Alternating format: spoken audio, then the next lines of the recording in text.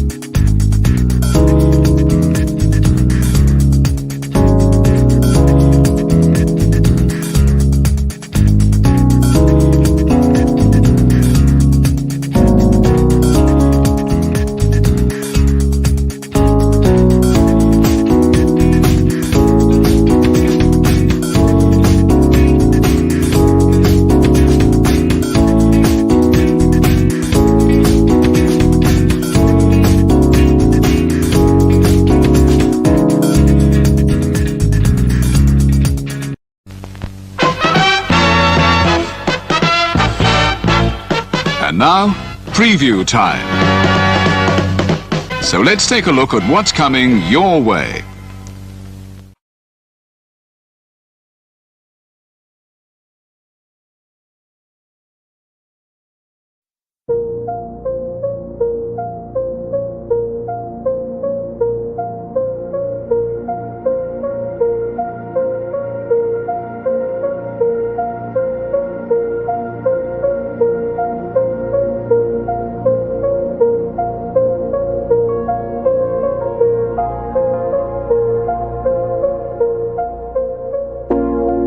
It's out of my hands, but I'm still in control. It's out of my hands. You can never take away the power of my soul.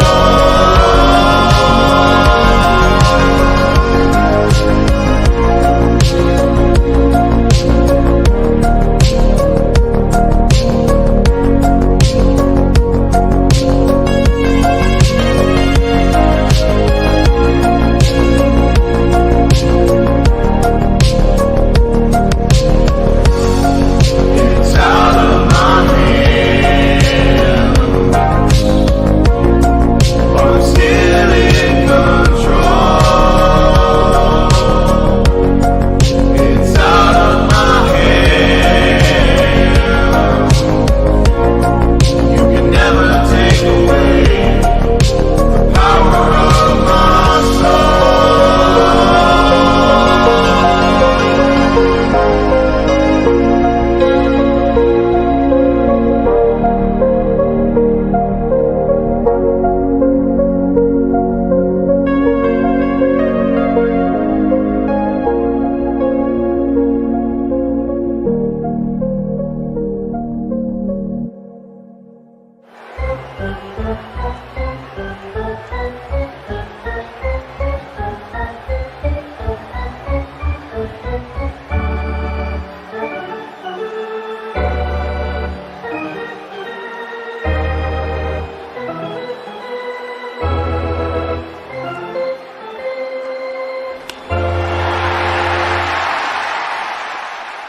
Scan the QR codes to see what's upcoming for FTW Productions and what's available on demand right now. Owen the Talkinator Studios series premiere of Owen and AJ Talks. Welcome to the FTW family, Zero Miller. Shared experiences re-airing on the new FTW main hub.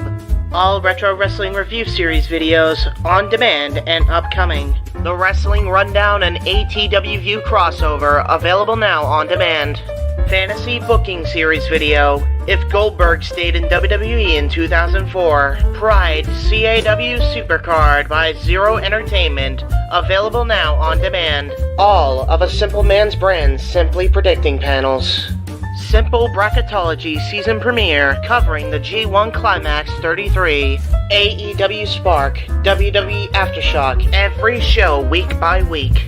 Indie Force episode 27, available now on demand. Jeff Meacham Network, all watch-along events. AEW Double or Nothing Go Home Week, Dynamite and Rampage watch parties. A Simple Take, WWE Simple Takes featuring Cassidy 18 Studios. Super Mario Bros. Z voice acting. Episode 3 coming soon. La Strada 1954 Watch-Along, available on demand. WYW Intro and Immortal Stream. Wrestling with Idiocy Episode 8, Fast Food and Restaurants discussion. Plugs have concluded. On to the video.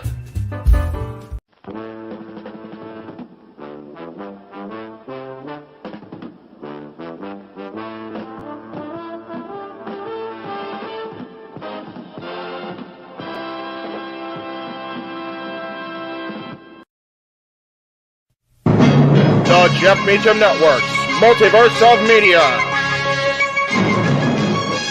For over 15 years, the recognized symbol of excellence and the standard bearer in coverage of sports and entertainment.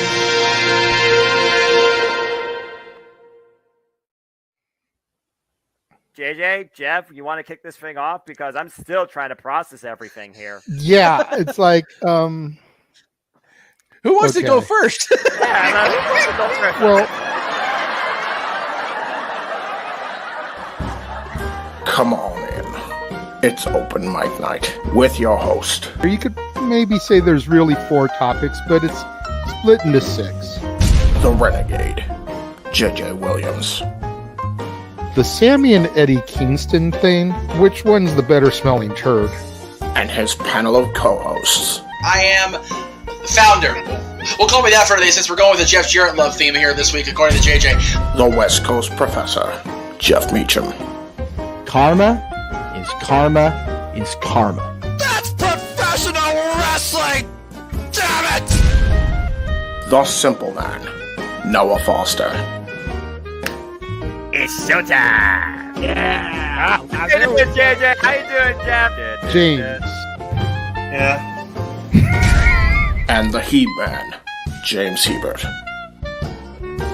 Imagine Bill Burr, Joe Rogan, Paul White, the Baldies. There you go. It sells God. itself. Get in there. Short his ass and shit the bed. He's not Amber Heard. Give it time, JJ. Give it time. Now, I'm sure Jeff has some stuff that Dumb move. Just don't pull this bullshit again. You get one. Tony needs to stop caring about the ratings. Bradshaw said as long as the ads are in place, we're not going to lose that third hour.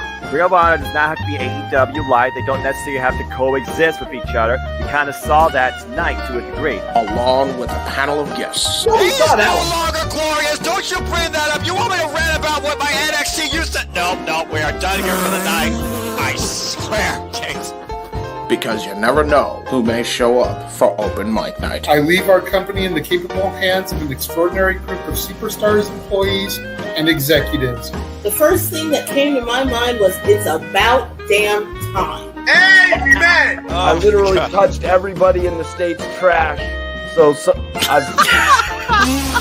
it's horrible, you guys. Peyton's new thing is Dennis the Menace, but it's funny because she calls it Dentist the Medicine. And that's great. When Elliot Taylor came out and did Born for Greatness live, I was popping my pussy, having a great time. I didn't care. I was having so much fun. Sit back, relax, and enjoy the show. Fuck Bill Belichick.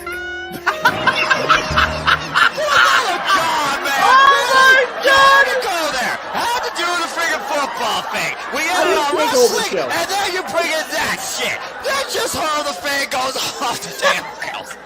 Brilliant, brilliant.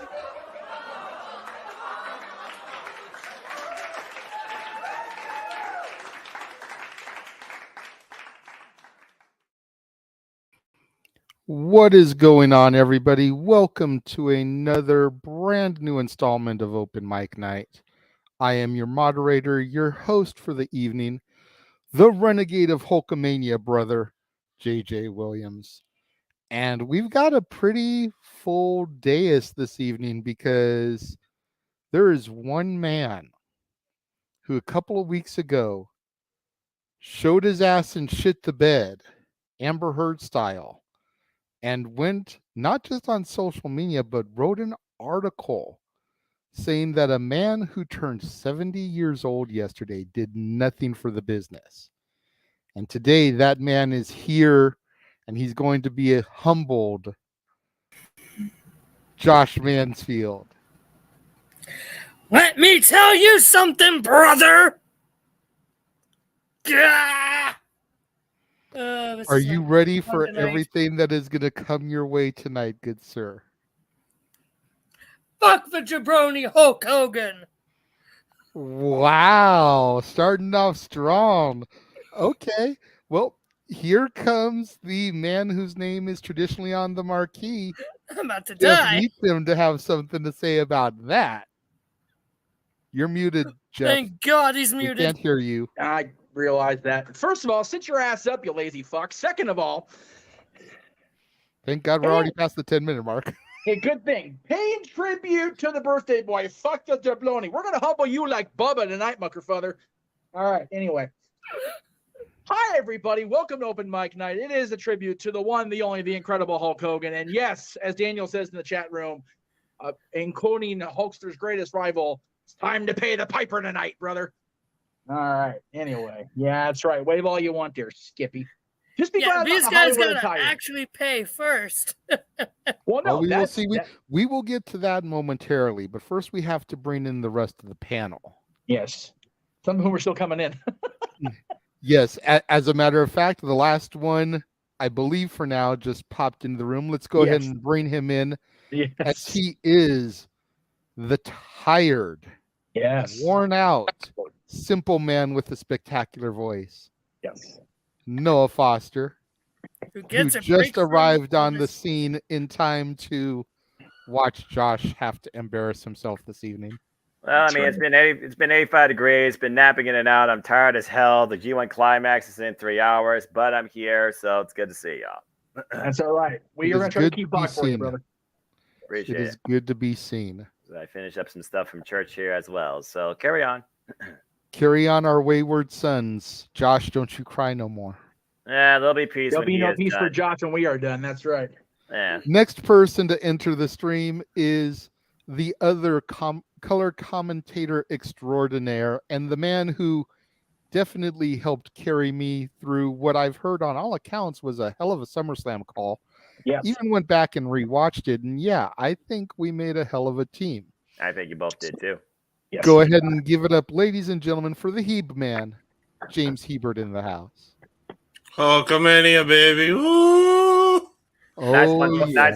nice one, Paul White. That was enthusiastic. I am feeling the sincerity and the love, brother. No, for real. I wish I actually would be more enthused if it wasn't for the fact that I just dealt with two different parties, both involving a pool, one involving a cookout, a lot of standing, a lot of walking, a lot of swimming, and very tired. Yeah, good times though, man. Sounds like you had some Great good time, times. yeah. Yes. I had a good time. I took a nap before I came on. It's all about them summer cookouts and barbecues as we get closer to the fact that the kids are already back in school because, screw us, right? So we can't do anything fun, mid-August or beyond. Right. Nah, exactly. the fun ends mid-August. It's back to serious matters for everybody. Because at least when we were youngins, it was back to school the Tuesday after Labor Day. by the letter, there was no wavering, man. And then I was talking about this the other day before we were anybody. The year after, like the fall after I graduated, because I graduated on June 8th. That fall was the first semester I remember starting before Labor Day, because I started my first semester of college late August. So it's only gotten earlier and earlier the last 20 years. So It really has. It's crazy. Bullshit. Agreed. But it doesn't end here, folks. We actually Oh, have I know. 3 more people to bring onto the dais this evening. Wow, brother. It's a full house. Yeah, all for this gentleman right here to watch him get humbled. That's right. First humbled, all the things. First and foremost of the other 3 we're going to bring in, we're going to dive into a galaxy far, far away. We're going to dip into the no DQ galaxy. Ooh. And we're going to bring in, once again, to Open Mic Night, the man who kind of nicknamed himself Mr. Reliable. Very Walter much is so. back in the house Hey, for his Walter. second week in a row. Hi, everybody. Welcome to Bash Josh Mans. Open mic night. Motherfucker. Entirely wrong, Walter. I don't know if it's necessarily Bash Josh Mansfield. I think Yes, it is. This is torture Josh Mansfield. This is a torture session. Okay.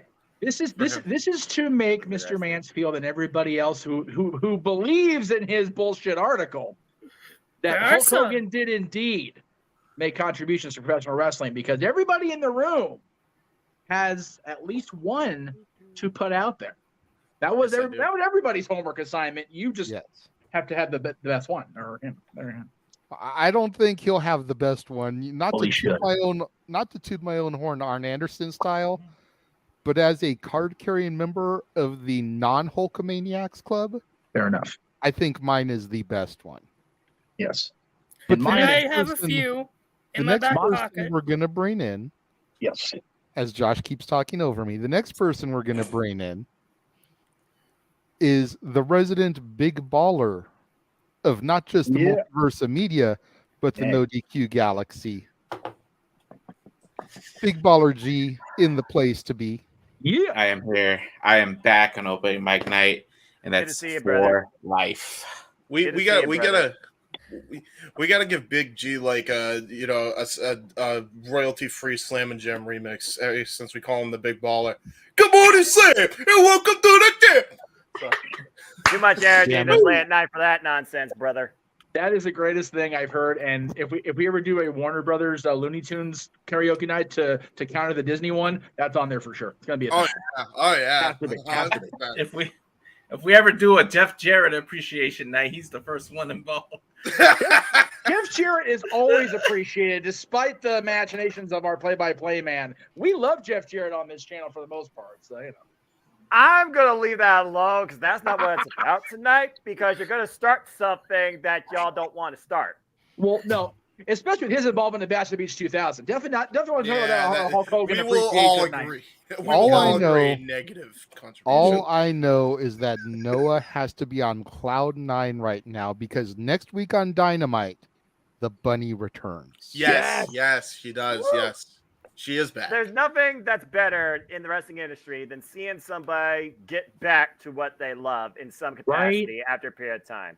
Because, again, this industry is equally challenging physically and mentally, and sometimes you reach a point of no return, and you don't know what to do with yourself. I'm glad to see people like Chris Statlander, like her, and I hope Dakota Kai, now that I know she's not wearing that knee brace, that's for you, Casey Flynn, are making the way back to the ring. Respect the people, not the characters, you one-dimensional idiots in the wrestling industry. Exactly. True that. I'll get back on topic. Real quick. Go ahead, James. I just want to say real quick, Dree, it's not brother, it's brother, dude, man. That's the correct. That's pretty accurate. Yeah, that's the last person that we're going to bring onto the dais for now. Because I'm sure we'll probably get at least one other person coming in later, as we tend to here in recent weeks.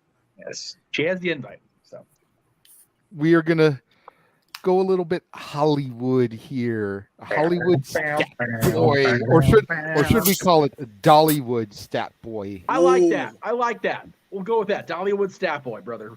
Let me tell you something, Josh Mansfield. Oh boy, it's a damn good thing the Lord has your soul, because the rest of your scrawny body is going to be chopped to pieces in the multiverse of media on open mic night for life. That's such a Hollywood promo. It's actually terrifying. Thank you.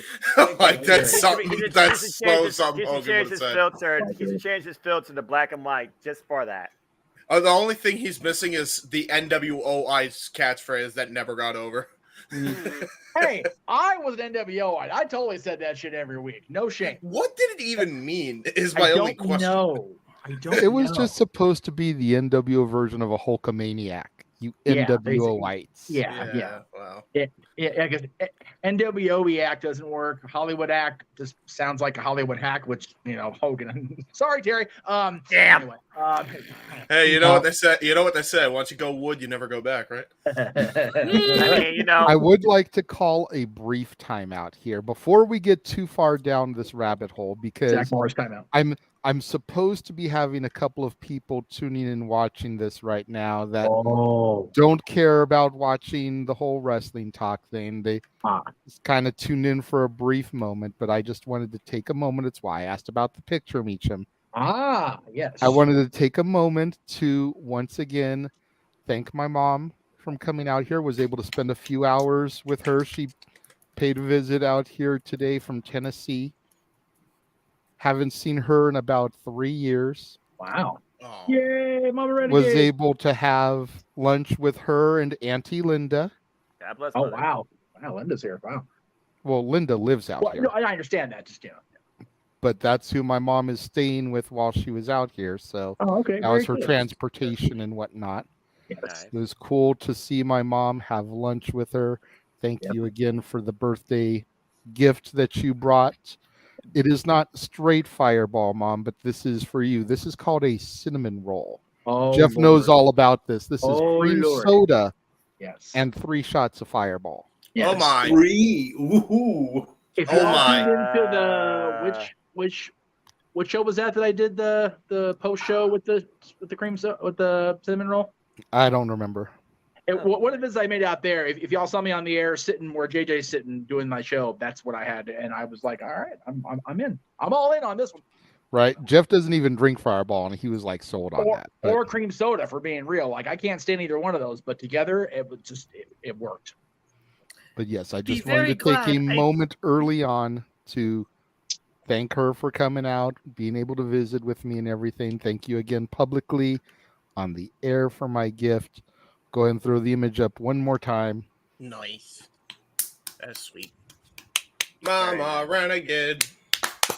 There you go. There you go. Mama Renegade chant.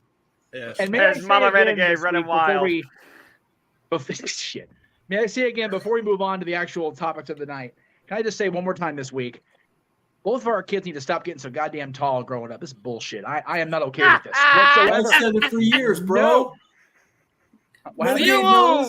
Every time I'm like, tell that kid to stop growing. Hashtag it. It's seriously, Dylan started. I know Natalie started school last week. Dylan this week, and I put that picture up, and it's just he's almost taller than the door. Hey, listen, Elon Musk's hashtag system does not stop science. Okay, I don't care. You know what though? However bad he screwed up Twitter, and however many Teslas have exploded, because that's the thing. Seeing the SpaceX thing go up from Vanguard the other night was pretty cool. I'm not gonna lie. Yeah, it is pretty dope. To be fair, he got a dub there. And, yeah, it had a big trail. It was. I watched from my backyard. It was such a clear night for once.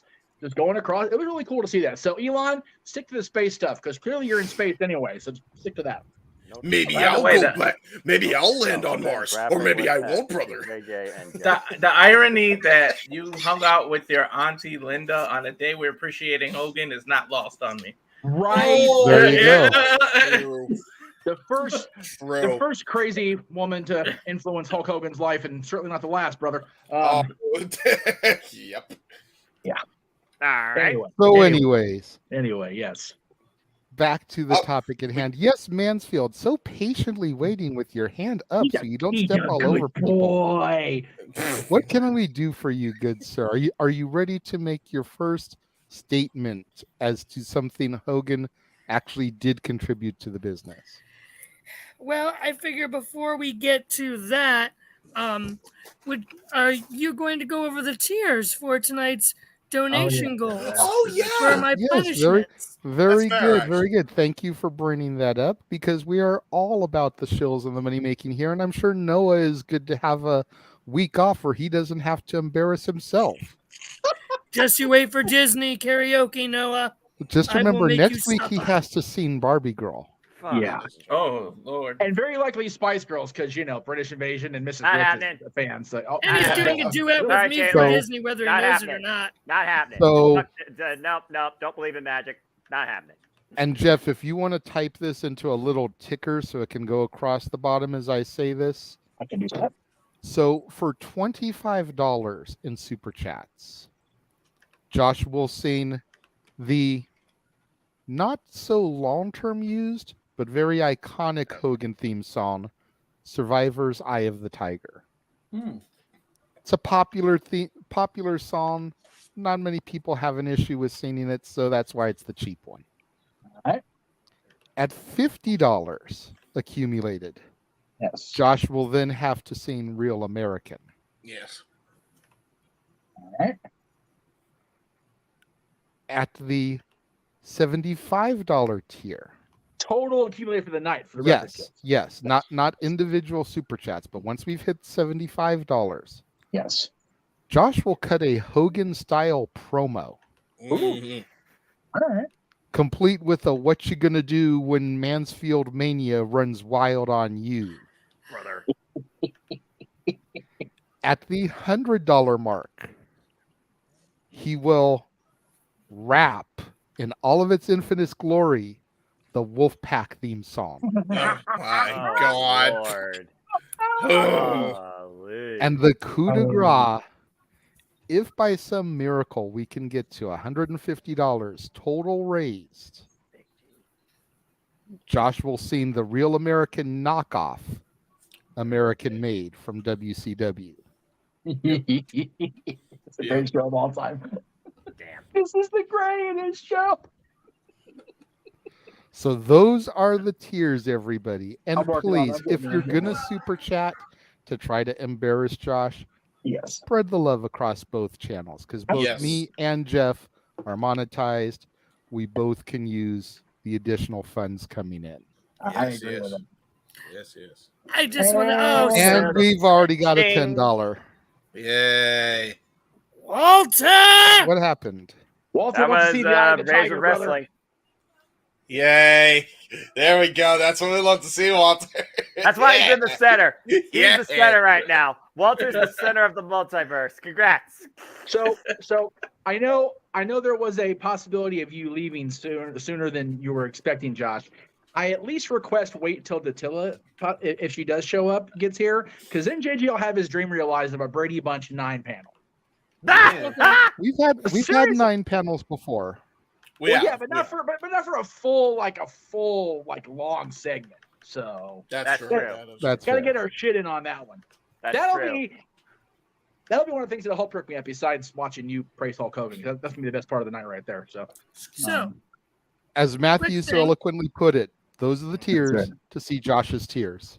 If you look closer, it's easy to trace with Josh's tears. That's what the wrong side we're talking about. First, I would like to thank everyone who is kindly saving their money to make Noah suffer for British Invasion karaoke and the Disney karaoke. That don't mean they won't thank make you you suffer. all from the bottom of my heart. Okay, so but before you do that, let me be counter clear. If he's the center square, if you know, you know, kids. Nope.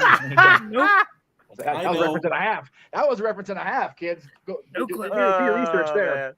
I got you, anyway. Jeff. I got you. Love you. I love you guys for that. So, if the allegedly cocaine-induced curly-haired wonders to be believed from our guest on Wednesday's Greg Sherry show, we'll also have Full Gear that night. So let's not get Noah too wound up on having to sing because he has to call a full pay-per-view. And Wait. Full Gear that night? Apparently so. November 18th is apparently the rumored innuendo. Yes. Woohoo! So you will have to have you follow up calling Full Gear, having to sing Disney songs. Yes, sir, Jay. Yes, sir, Jay.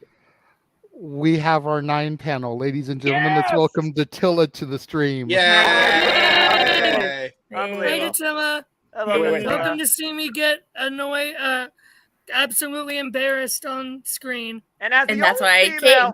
As the only female. As the only female. Big G, you stealer squealer. Wait a second, so I'm Alex? Why do I have to be Alex? I was about to say, why is JJ Alex? We're gonna fast throughout the night. Fuck me. Bunch. Stupid alcohol. Bunch. The Meat Bunch. We're the multiverse bunch. The multi bunch. And that's the way we all became the multi bunch. No, so here's the story about two California boys. Not copyright, damn it, not copyright.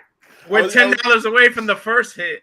That's right. We're $10 from that first tier, kids. Come on now. Keep Thank you, it going, Emmanuel. everyone. Keep it Don't. going.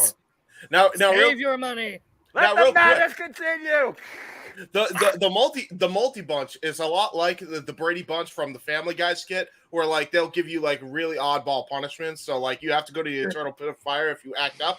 You know, that type of punishment. James, will you stop it? You're trying to start something here. James, take control of your show. I would just like to say that for once it's running the chaos and it's not my fault. I didn't do it. That's fair. Yes, you did. I saw you do it. That is fair. I was listening, guys. I was listening to what you guys said. I heard you guys mention my name, so I came. I was working on my speak her name and she shall appear. Yeah, say his name and he appears. Yeah. His name is Julia Umurora. Yes, pure motivation. His name is Noah Foster. No. More chaos there is, less I have to do crap. Yay. Yeah. Well, for now. I was just working on my Just the I was opening working on my shenanigans. sorry. Go ahead, Deville. What were you saying? I was just working on my thumbnails for YouTube, and like I was listening to you guys, and so I was like, you know what? I'll just join us. They're waiting for me. I don't want to keep them waiting. Let me see if I can get along the fishing pole to reel everybody in here so JJ can actually get this fucking thing under control. All right. Good luck with that. Hold on. Okay. I do have to say that this is awesome. I hope we get this kind of turnout next week for when we do the karaoke. That way we have 9 names on the wheel to try and embarrass each other. There you go. I think it would be unavailable next week. Just kidding. Yeah, see, look at you. JJ, imagine you have 9 panels of half dark squares trying to harmonize Bohemian Rhapsody. That would be awesome. That Under would be pressure. awesome. Except it would be so out of tune. It'd be so bad. Well, Noah, would that be It'll be real so life, off though, cue. or would that be just fantasy? that would be All I know is that will it's supposed to be reality. I will tell you what that will be. Delay of the stream. Right. We will all be out of sync. That'll Yeah, be no kidding. next week. Intentionally be the biggest cluster this side of the match game. Like for real, it's gonna be good shit. It's gonna be good stuff. Yeah, it's gonna be Daniel says he's entered the morphing grid instead There of you the go. Twilight Zone. Yes. And let me Speaking of just which- say again, before we get too much deeper, thank you to everybody. We have people watching on all the channels right now. Yeah. I love it. You love to Appreciate see it. You love to see it. Can I say something? Yes. Go. Since it is Power Month, we should all assign ourselves Ranger colors. I caught dibs on pink. Green. Damn I it. got blue. Well, see, Ah! hold on, time out, because Datilla actually came to me the other day saying that she needed to assign us our colors. Yes. Well, I don't know. You guys, well, like if we go based on Mighty Morphin, it's teenagers with attitude. So who's fearless and agile? It could be Sabretooth Tiger. Not it. Yeah, I was gonna say, I don't think any of us are fearless and or agile. I got one leg, so it ain't me. See, Mikey's lanky and spastic, and we can go with that. I had theories on who myself, James, Jeff, and Noah should be. Oh boy. As Good enough, the core 4, if you will. Go ahead. Oh, yeah, that's true. Okay. Because I think you guys could probably pick your own colors better since you guys all know each other more so than I know you guys. So I that's don't why know I what was- fits your personality. That's why I was going to suggest, because see, I know you wanted to go colors, but like if you really wanted to do this and have like a Zordon too, like I think Jeff should be Zordon. At the end of the day, he's the one that hold on, hear me out. He's the one that assembled us all together. Yes, he is. He is. So who's off of 5? I think that's going to have to be Stat Boy. Oh hell no! I'll have to be. Blue Ranger. I'll I'm be the the smart Black nerdy Ranger. one. Since Forget that. No, that's true. Billy is a smart one. He's a smart one. Well, So hold on, like I said, but we got to get the core 4 done first. Yes. okay. Before we start to bring Core in 4, the there's 5. extracurricular. No, there's Yes, core 4. but as far as that's the open mic open night. mic night group, Oh, okay. there's a Okay. core 4. Okay. That's us Well, two. And there's 4 men. Yeah, the 4 men. How about you? Well, excuse me. Wow, I had to sneeze a lot. Sorry. Because there's black, blue, red, and green. I mean, I was gonna completely go off the grid and just be like quantum power, but you know. Okay. JJ, as host and moderator, go ahead. Thank you.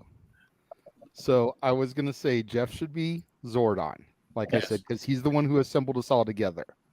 Yes. That still leaves 4 colors now. Yes. Green then. I feel like I should either be, and I'll let you as the Rangers enthusiast determine things. I feel like I should either be red as the host moderator, the leader of the group, or I should be green. And my theory is because of the lags and tech issues that I'm always having. You think about when Tommy was losing his powers before white light.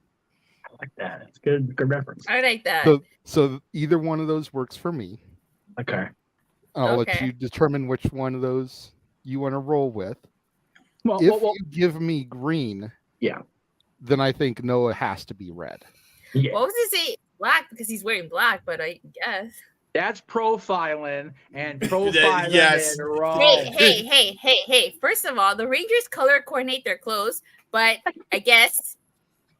Well, you have to figure today. Well, we there's had too many a theme reds that for we were that. going. Yeah. Yeah. Well, today's an episode of Forever Red, so you know. Today's whole thing is messing with Josh because of the Hulkamania thing, and we're going like 25 ways down a Power Ranger rabbit hole instead of that. But we haven't even gotten to the first topic yet. Or a topic. This is gonna be a long. Okay, we'll talk Ranger colors later because now we'll be here all night. So let's go to our first topic. I could be blue. I like Daniel here. Josh is green with evil. That's fair. That's fair. Good choice. Green's my favorite color. I don't really watch Power Rangers. I did when I was a kid, but I forget which version it was. But green's my favorite color, so I'll take it. You still are a kid, so you probably watch Dino Thunder or something. I'm 26, James. Dino Thunder's an awesome season. Don't write. I agree. I'm just saying. Now, granted, I'll make Jeff go get his Ovaltine later, but still. I do appreciate Walter's chat about that. The guy that played Zach was named Walter, so by default we should just have him be the Black Ranger. That's fair. Anyway. Real quick. JJ. Before JJ goes on to the next topic, let me say my first thing. Yes. Of my homework assignment. That's right.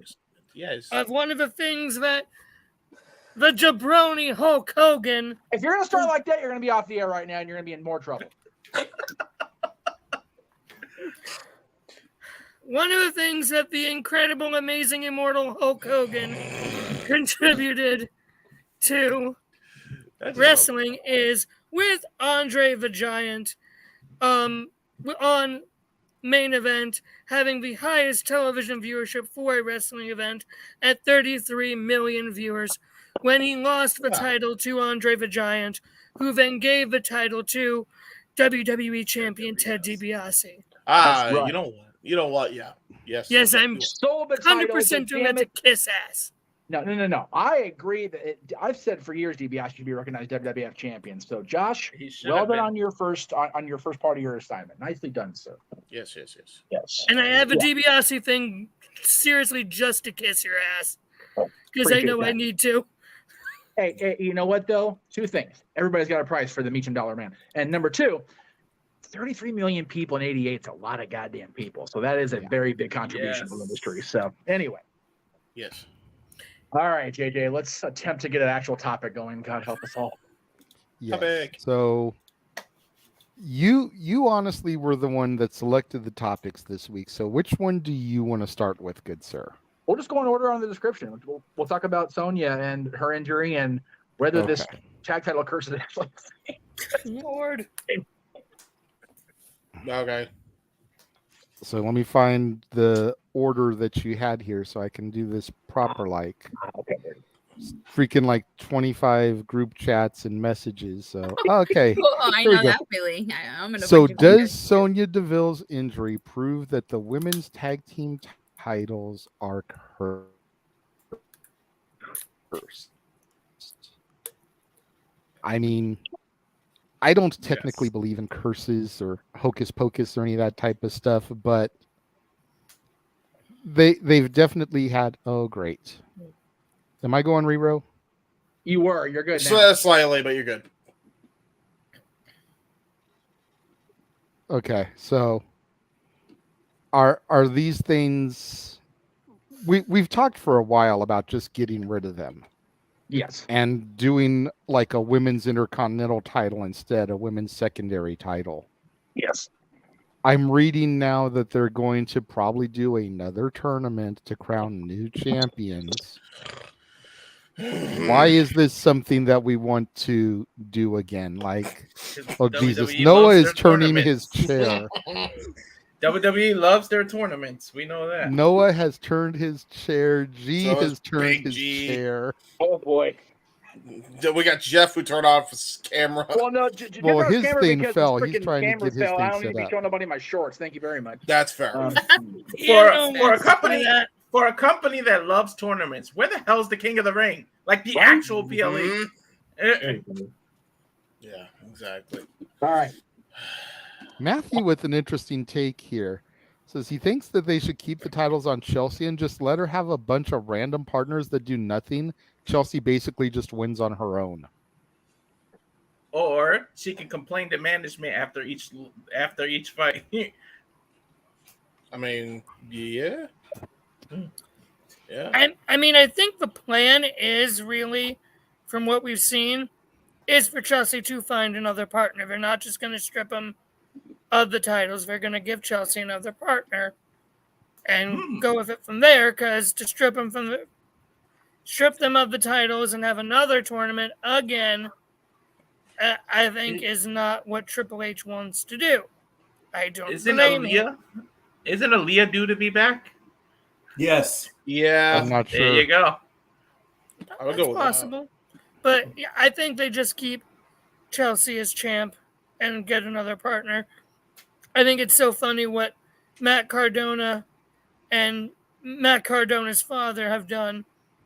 If you've seen Chelsea's Twitter, with both of them saying they should be Chelsea's new tag partner. That's funny. My favorite's Kathy Kelly. Oh crap! What was that? Noah has the sunglasses. Oh, here we go. I wear my sunglasses at night. Yes. Make him pay for it. It's gonna quit singing. Make him pay for it. This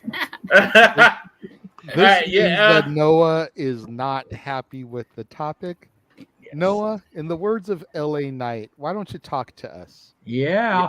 Yeah. How many times you want to keep opening the same fucking wound when we talk about that women's tag team wrestling doesn't give a shit iota of matter in any company that's not named Impact Wrestling? I don't believe in curses because Danhausen is not part of WWE. He might as well be at this point. For the love of Pete, how many times are you going to try and recreate the wheel when you realize that the circle worked for a reason and the square and the triangle and the diamond and the rhombus didn't work? It's not rocket science, and yet you have the biggest wallet and the smallest brain. Wow, you really are something, WWE. Give me a fucking break. At this point, injuries are injuries. It's the nature of the beast. But you don't have a tag division to begin with. Hell, you had a chance with friggin' Isla Dawn and Alba Fire, but you fucked that up because you wanted to give Ronda Rousey one last little shining token, and now she's probably gone out of the company. Whether or not that's her own choice or corporate BS, who the fuck knows? I don't give a damn about women's tag team wrestling unless you put the name Impact Wrestling in front of it. That's why there's a fatal four-way with 4 actual tag teams. And get this, 2 of them are actually former Impact Knockouts tag team champions. One of them has the chance to be, and it's actually a united faction built up by storytelling. When WWE learns to do that, then maybe I'll actually give a shit to talk to you more about women's tag team wrestling associated with WWE. Till then, don't give a fuck. Dang, no, tell them how you really feel. I agree. Honestly, I agree. I think you did. Can I piggyback off what he said? Because I got something. I knew this was going to be a hot button topic. I was hemming and hawing about discussing it, but Jeff thought it was something we really needed to discuss. So, floor is yours, James. Well, let's talk. Let me talk to you also. Yeah. I genuinely want to know why like if you believe in these curses, typically how this typically happens, if you believe in the superstition, right? Tinfoil, whatever you want to call it. It typically tends and starts from the top of the people that have been booking the division like shit for years that obviously don't give a single rat's ass about what they're doing. I don't know, just a thought. I mean, Noah, how many times have I booked the women's tag team division at nauseum, way better than the Fed? Well, I'm not retired yet, so not enough. Yeah, exactly. But enough to be in the double digits, correct? At least. Yeah, exactly. So it ain't hard. It is not hard. It's never been hard to book, as this man said. It's hard to finance. You don't have a finance problem. You just don't have a I don't give a rat's ass problem. Never have. This division might as well be like it's an inconvenience to you. It was back when you first launched it back in the 1980s during the rock and wrestling area. You didn't want anything to do with it then. You don't want anything to do with it now. And the only person that actually gave a single iota of an F, and even she got trampled on, was Stephanie McMahon, and she's gone. So whatever credibility they could have gotten, that's gone. Because there's a person that actually would have cared. She's no longer there. So now we're in a situation where Triple H doesn't know what the heck he's doing, and it's obvious because when he had the full creative license, he still screwed it up. Damage Control still hasn't been able to get over. You got, the possible reuniting, the possible return of Kairi Sane. Nobody's even thinking about making a faction or adding them to Damage Control to join up with Io Sky, their brethren over there. I mean, Jesus, man, why do you just don't care? Like, you have women there that you could easily team up and actually do something with that isn't just, okay, well, it's a main eventer. We'll put the main eventers in a random tag team, throw them together, and then split them up right after because it's like the women's tag division in WWE is like Shawn Michaels was at the NXT tag team division. They can't last long, and he breaks them up within like 2 or 3 weeks. I mean, let's call a spade a spade. I know it's your NXT, JJ, but even you have to admit that's pretty accurate. I mean, that's essentially the women's tag team division. They just break up any team, even when they get a little bit of steam going, which is why I think a lot of people, the pop got big in the UK, but like a lot of people are just like, wait, why this quick? So it's, this is a repercussion if you believe in curses, which I don't typically. Right. If you believe that there is a curse, then maybe you should take a look at your own mirror. It's like, okay, what the hell did I do to screw this up? Because typically it falls on the feet of the people who don't give a crap to begin with. Oh, wow. That's it. That's all I got. And Noah and I are like big proprietors of women's tag team wrestling, for the record. So this is a little bit of a pet peeve for us. Just figured I'd put that out there. Yes, go ahead, Datella. Well, I think that those tag titles have bad juju, and if you're Latino, you would know to do an egg cleanse on those titles just to rid them of their bad juju. Yeah, yeah, true. So they need a good old-fashioned egg cleanse. Number one. Number two, to kind of piggyback off what Noah and James said, WWE doesn't give a shit about their women's tag team division. They don't. And it's so funny because if you look at back in the day, they actually did have women's tag teams. They had Cool, they had the Bella Twins. They had these random women teaming together when they didn't even have a tag team division. And now it's like they're struggling to have women team together. That's so odd. But it goes back to what James said. Nobody gives a shit about them. Nobody in WWE management gives a shit. I mean, Noah brought it up. Look at Impact Wrestling. You have a fatal 4-way for the Knockouts tag titles with 4 actual teams. I think back to the Iconics You know, when they were still in WWE, they were a legit tag team. And what did WWE do? They split them up for no reason. And then you have Peyton Royce teaming with Lacey Evans. Yeah. How can you do a tournament again when there's not enough women's tag teams? Yep. So, okay. Anybody else have anything else that they would like to add on this topic? Go ahead, Walter. Yeah, the main problem is when it's painfully obvious that WWE themselves don't care. Why the hell should we? Like, It's obviously like you don't want us to care about it, so why put it on TV? And it is a little coincidental that Sasha Banks left, became Miss Monet, whatever her name is, and then she got hurt going to another company. So she thought she could escape it, but nope, it caught up to her. Everybody that's ever held that title has actually had some form of juju. That's the sad part. Not Trinity. Trinity hasn't yet. Not yet. Yeah, Trinity hasn't yet. And to be fair, both Billy and Peyton, or Cassie and Jesse, ended up. They didn't have bad juju. They just got pregnant and were able to have different lives outside of wrestling. So it wasn't bad. That was just outside of wrestling stuff. That's good. That's a good thing.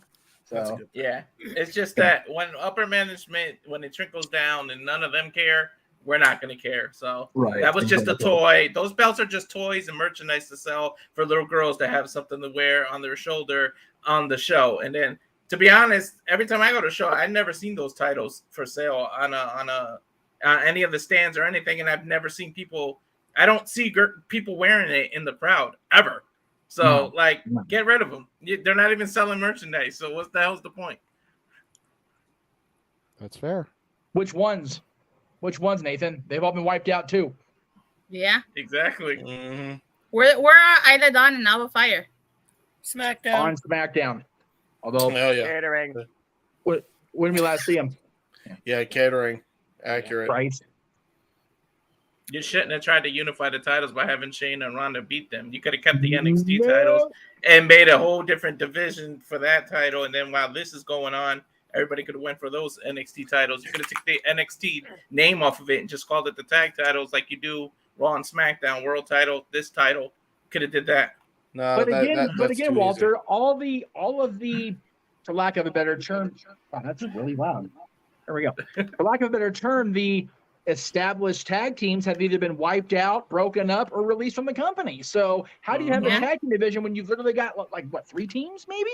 Yeah. If that. James has been 100% on point from the very beginning when they started these tag titles with Bayley and Sasha, I believe it was, back in 2019. Mm-hmm. They have been not cursed. They have been not given a shit about from Jump Street.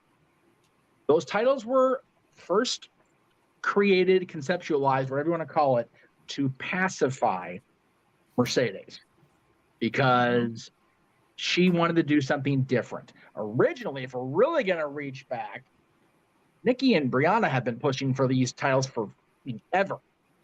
And now they're both gone from the company. Definitely not going to come back in a full-time capacity, not with Nicole's neck the way it is. Bree seems very happy doing her own thing. They're both happy doing the podcast thing and selling the wine. So if you're going to bring those titles in for a pair that's not even with the company anymore, and every single fan I talk to is in the same camp as Mr. Foster down there, is I'm going to watch Impact Wrestling for proper women's tag team wrestling. Why even bother perpetuating it?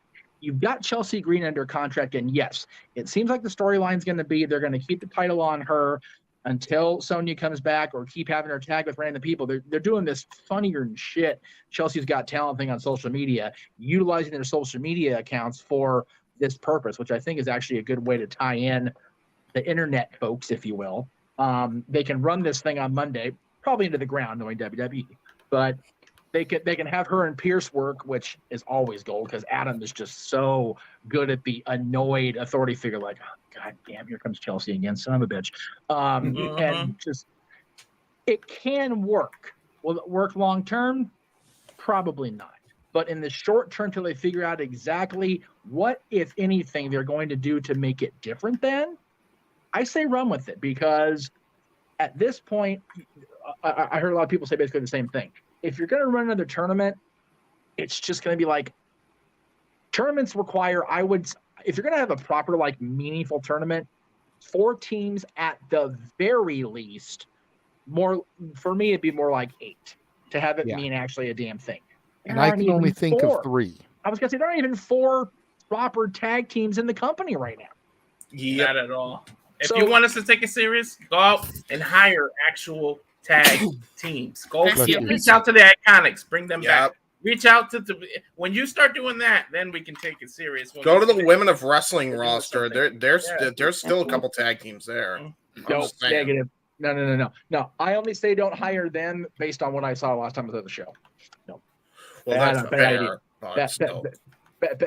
Like the one. This is going to probably sound a lot more clickbaity than I mean it to, but the one talent I've seen on both the shows I've been to in the very recent past that I already know works on mainstream television is Harley Cameron, and she's not even really wrestling full time in AEW yet because she was at the WWE show, but she's got something that AEW hasn't unlocked yet, and it's going to be beautiful to watch when it does happen on television. But everybody else on either roster has either already been there, and I wouldn't go to WWE if I was that person. A lot of them work for TNA, or God, TNA, listen to me, Impact anyway. So, I appreciate the enthusiasm of getting quality talent, but you're not going to find quality talent on those 2 rosters, UWW or WOW, that either aren't already there in Impact or were already in WWE and couldn't hang. Or in AEW too, even. Or in AEW, yeah, because you've got Ashley D'Amboise, who is on the UWW roster, so who I think is way underrated. And then there's people like, tend to, perform on AEW Dark and run their damn mouths who can't, hold the job. Lufisto. Yeah. Is it cursed? No. Is it ungodly, horribly booked? No doubt about it. Is it salvageable? Yes. At this point, I would say no. Okay. And only because they don't have the teams. They would need to seriously take a step back and repackage the entirety of their women's division. Yep. Because they have women. They have women that they could make teams out of. Yep. But they have to build those stories to make it believable. Some people, they have to wait till they come back from injuries or pregnancies. I still think a team between Liv and Alexa would be amazing. Not for nothing. Can we get a solo shot of freaking Mikey here? Can we have you put that in all caps, Stat Boy, so you can talk to the people and creative in the back? Let's see. Look at this. Bailey and Io already a team. Raquel and Shotzi, if both of them can stay healthy at one given time or another. Chelsea and Shayna, again, if Shayna's willing to work with others. Scarlett and Valhalla, maybe. Maxine and Zelina, no. I don't mind that one so much. Bianca and Charlotte, that's what, and then Becky and Rhea. Those last 2 teams are one of those, you put them in the tournament just to have the spots filled, but they are strange bedfellows and would make for fun stuff to watch. Watch the teams implode. But again, Mikey, while beautifully illustrating that it can be done, also illustrates the fact that once you pass a tournament, there's no division. Yeah, you just showed how weak the roster is in the division. That's fair. If you make it to tag teams, it's a weak ass roster. That amount of talent on a roster, on a women's roster in 2023, hell yeah, take my damn money, but not for a tag title. Yeah, exactly. And WWE's so petty. No, it's not. WWE is usually petty. I'm so shocked that after Naomi and Sasha left, they didn't make these titles so important just to stick it in their face and took it serious. Like, they're usually really petty. Like, it shocks me. Well, but again, that's the booking philosophy is changing despite what some sources would have you believe. So, I really think that if Hunter is still the primary person in charge of creative, I've never seen a bigger advocate of women's wrestling in a mainstream platform more than Paul Levesque. Period. He believes. Let's not do that. God damn phone. One technology piece works there. I'm begging you. Before I go to you, James, Josh has been patiently waiting to. Oh, that's speak why I for was me. raising my hand for them. Actually, I was raising it for Big G, who had to stand up for a while before Josh ever did. Okay, then go ahead, G, and then we'll go to Josh. I mean, yeah. So, like you said, we said 2019 the women's tag titles got introduced. I think we've had 19 reigns so far between all these makeshift tag teams, and we had the Iconics, we had Bayley and Sasha twice, and I believe the strongest it could have been was during the pandemic era when Bayley and Sasha had it during the pandemic era. And then recently, they brought up Al the Fire, Isla Dawn. They brought up Kaden Katana. Another tag team, if she sticks around long enough, would be Trish and Zoe. Yeah, I forgot about that. Like we've all said, the tag titles, at least in the women's division, doesn't mean diddly squat in the WWE, and I fully agree with that. And seeing Shayna as a 3-time women's tag champ, I figured with her they could have done a lot more with her as a tag champ. Twice with Nia Jax, nothing against Nia, and one recently with Ronda Rousey. And like Noah said, pretty much they put it on Ronda Rousey just to say, here you go, here's one last big thing before you leave our company for good. And we don't want to see you ever again because you're not the baddest bitch on the planet anymore. It's fucking Shayna Baszler, people. Get that shit straight. Anyways, but yeah, and then you got like Tegan Knox, who's been there for a while. I believe Indy Hartwell is healthy again. You got Indy and Candice, who haven't done diddly squat shit since they've been there. It just frustrates me. Like you said, Jeff, you have the financing, but apparently it's hard to fucking book shit. So that's the thing. Wrestling is usually not hard to book just to finance, but there's so many people on this roster. You know what really grinds my gears? I'm taking something from Family Guy for Peter Griffin. Instead of this filler bullshit with the Bloodline and Cody Rhodes every Friday and Monday. Oh, this is what you missed on Friday with the Bloodline. This is what you missed on Raw with Cody Rhodes and Brock Lesnar. I'm so glad somebody said it besides me. You use the freaking time to actually build a freaking women's division. But they're not the Bloodline, G. Oh, so it doesn't matter. You know what? At this point, fuck the Bloodline storyline. Whoa! Whoa, now, hey now, hold on a minute now. I need alcohol now. I don't blame them. The Bloodline didn't do anything for the business. To be fair, they might be backing away from it because of over the storyline. I am so I think Sheamus said put out a tweeter or something saying, you have all these other people that are begging for TV time, but your main focus is the Bloodline. We've had the Bloodline for 3 years now.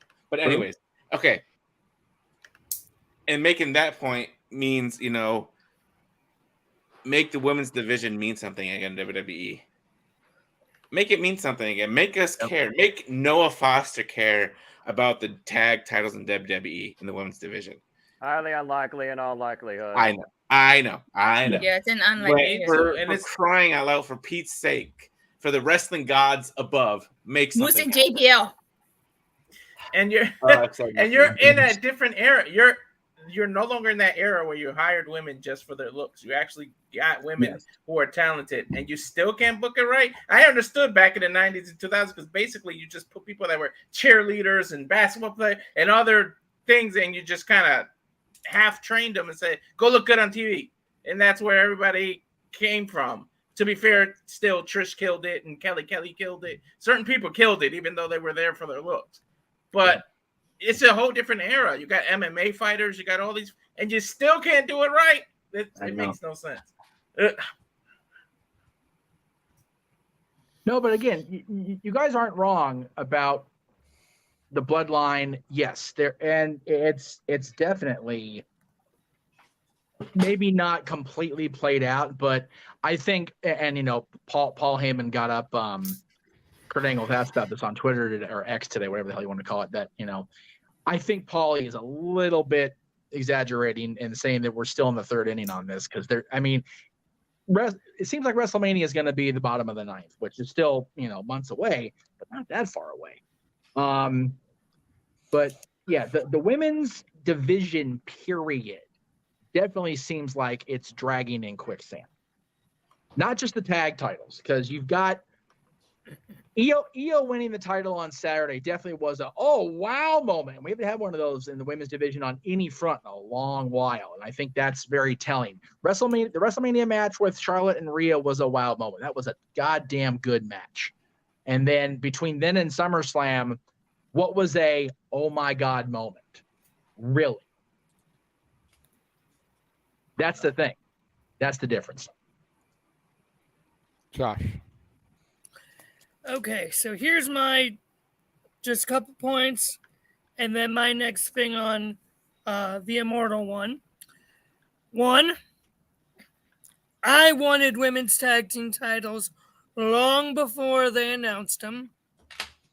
Two, they were announced by Vince McMahon dressed as Santa Claus in a thing on WWE's YouTube channel. I forgot. Need I say more of how they were officially announced? I remember that. Wow. Yeah.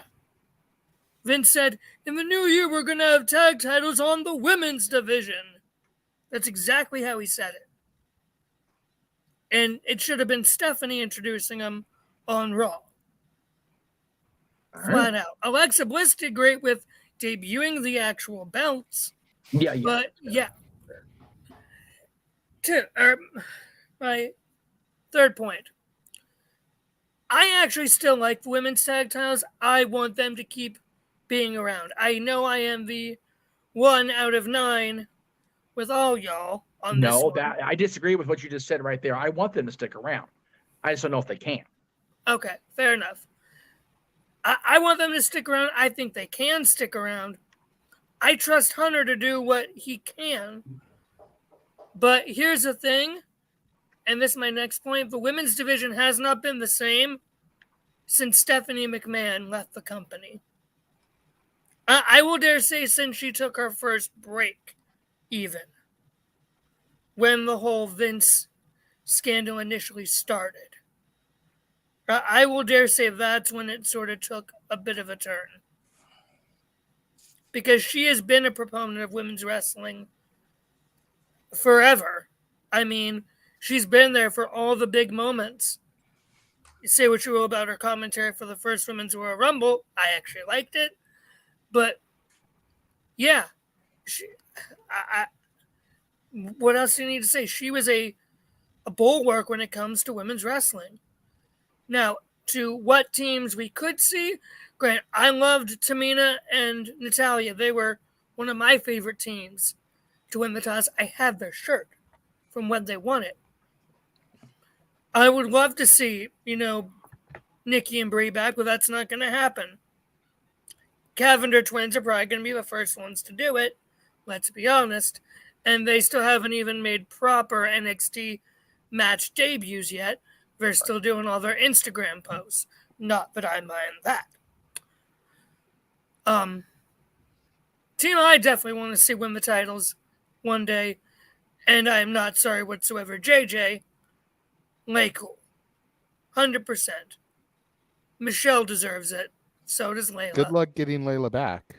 Right? Fair enough. Or I will even say Divas of Doom. Since they never did anything with Beth and Rhea like they should have. You keep trying to rebook teams from 15 years ago. It's not going to happen. I know. We need fresh talent. Maybe Kabuki Warriors. Kabuki Warriors can return if you're going to bring back Kairi Sane, and then maybe that. Just for clarification, there have already been 23 reigns in 4 years. Wow. Okay, Bayley and Sasha were, in trouble the minute they lost the titles because Sasha was all butthurt about that. Iconics, lost it within. Granted, they were champions for 4 months, but they weren't booked very well as champions, at least for my money. Alexa and Nikki twice, I believe. Yeah.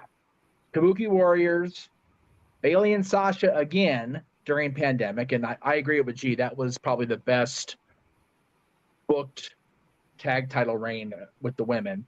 Nia and Shayna. Did anybody really want to see Nia Jax as a tag champion after her indirectly, however you want to put it, being the cause of Ronda Rousey leaving the first time? No. Asuka and Charlotte. Seriously, what the fuck was that? Like, why liked that even? What? That was more like a Shawn Stone Cold type thing. Right, exactly. Yeah. And that Shawn and Stone Cold worked. I'll even that kind of works sometimes. I didn't like it with our Asuka and Charlotte. And went back to the Nia and Shayna. Natalie and Tamina again. I was happy as hell for Tamina. She had grown by leaps and bounds at that point, so I was okay with that. Nikki and Rhea. I liked it, but I thought it was obviously more of a let's get Nikki to the point where she can turn. That's what that was. That's why it was short. Carmella and Zelina, I think, really had potential as a team, but again, they were champions from Survivor Series time until WrestleMania. And then freaking Naomi and Sasha won it. We all saw how well that went. And from that moment, it has been just a train wreck. The last 10 reigns have been in that period of time. So a year plus, a little over a year, have been 10 different reigns because of the post Naomi and Sasha bullshit. Sweet fuck. Right? So, wow. Yeah, it's just a mess. And is it salvageable? I'll agree with JJ. If we sit here and look at it right now, no, it's not. But with a little bit of, let's hear Guns N' Roses, patience, yes. Since Josh is talking about reuniting teams, you should just reunite Emma and Dana Brooke. I thought about that. It looks like they're going somewhere with this Dana thing on NXT. So if that doesn't pan out, which, who knows at this point with NXT's booking, it's good, but a lot of it's also kind of maybe because Emma's not doing shit right now anyway. At this point, you might as well bring Matt Cardona back and let him and Chelsea Green make a mockery of it and let them be the champs. Woo, woo, woo. You know it. Hey, as you all were talking, JJ, I would appreciate it if you share my screen because I just did this in about 2 minutes. Is Noah still there? Or is that just a picture? There you go. Done. He's still there. He's still there. There it is. Everybody, take a look. Take notes. Done. I said Aaliyah. Yep. Done. Any questions? Any questions? Do you want to take over my job? Because you're doing a damn good job of it. I'll tell you that right now. Yeah. You gave me the idea, so credit to you. But yeah, it's not hard. And notice, every team is a part of a faction that already has an established name or actually has a goddamn name with the exception of this one. Because you don't need a tag team name, and that makes them stand out. And they're veterans. Oh my God, what a concept! Okay. James, first of all, Sanka, decaf, cool. The problem with Trish and Lita is there's beef there right now because Trish took Lita out to team with Zoe. Right, now. Well, okay. I know. Where is Lita? Sheesh. She had a booking. I forgot what. Nothing to do with wrestling. I forgot what it was, but they had to get her off TV for it. That's why anyway, she never came back. That was the point. Yeah. She was done with the storyline when they did the kayfabe injury angle. She's not coming back for any of the rest of it. And I'm not watch her come back next week in Canada. Right, I know, right? Just to drop Trish and help Becky win, and off we go to the race with those two. And to disprove Josh's theory. What's again? Yeah, exactly. I don't think it's hard when to get to what I just laid out either, because yes, Lita had her thing, whatever the kayfabe thing. You can bring her back, and then have both Lita and Trish. You could turn Lita heel easy. It's not like she hasn't been before. Right. And have Lita and Trish turn on Zoe, which leads Zoe to find refuge in the LWO to join up with Selena Vega. That would still work out. I'm just saying. I think she's people. She is Latina, right? Zoe Stark. I think she is. I don't know. Think honestly. so. I don't think so. She nope. I don't know. The way she is just, I don't know, screams it to me. I don't know. If she isn't, I apologize, but that's like the only blemish I have. It's still better than whatever WWE came up with. This is fair. Or at least do some segments where women are looking for a partner. Hey, look, I really want to win this tag team titles. Can you team up? Let's enter this tournament. Beat that. Do something to make the girls look like they care. But that's what they're doing with Chelsea on social media, because the apparent storyline is that Chelsea's going to be allowed to hold it, and she's having to hold her own tryouts. And there's a hashtag on Twitter, hashtag Chelsea's Got Talent instead of America's Got Talent, because she's Canadian and can't do that.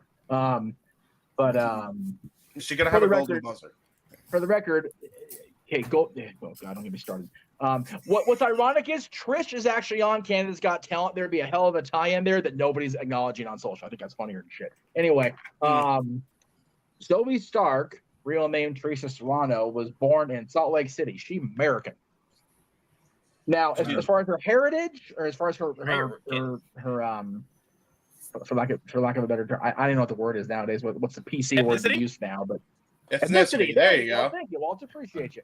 I don't see anything about her ethnicity. So I mean, born in Salt Lake City, built from Vegas. It's never take a DNA test. 23 and me it, and then you'll be fine. Let's just double check. If she has it, then she could be in the LWO. If you want to get close enough to get a DNA sample without having your head shit kicked off, be my guest, brother. Noah, did you? What are you guys talking about? Noah, did you see that? I know you have sunglasses on, so it might be hard to see. Did you see what I just laid out? He is so over this whole damn women's championship thing. Like he's over it. He's over it. And to be fair, we're an hour and 13 in. We've done one topic. So that's we were trying hard to get off the air by 11 for Noah to watch the G1. So I don't know if that's a thing today. Anyway, I'm done. I have my soapbox. Hey! Let JJ say who's going next, because the poor bastard's trying to host and moderate this thing. He's just not being allowed to. Yeah, true. Go ahead, Josh.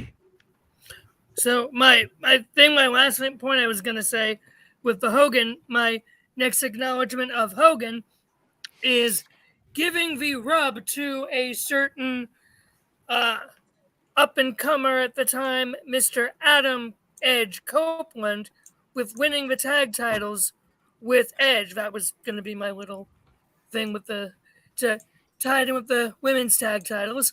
Hogan winning the tag titles with Edge. And not only that, on the 4th of July was Real American playing for Hogan. So there you go. Yes.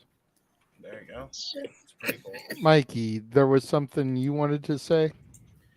I was just going to say that I don't think the word curse, pretty much, unless you believe in it, that's over and done with. I mean, it's a lot of coincidences that unfortunately, again, people get injured.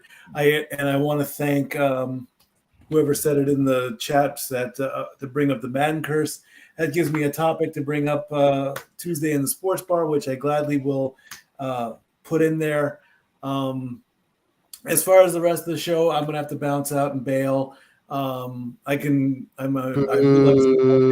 well, I know. Priority over passion. Got to go to work in the morning. So let me just quickly say, check out the sports bar this week. We're doing the draft for fantasy football. We have 5 teams in. I do need maybe another team to even it out. I'll go maybe as high as 9 or 10 teams. So if you want to do that, just drop a note on the socials, and hopefully I'll see you all on Tuesday. Okay, cool.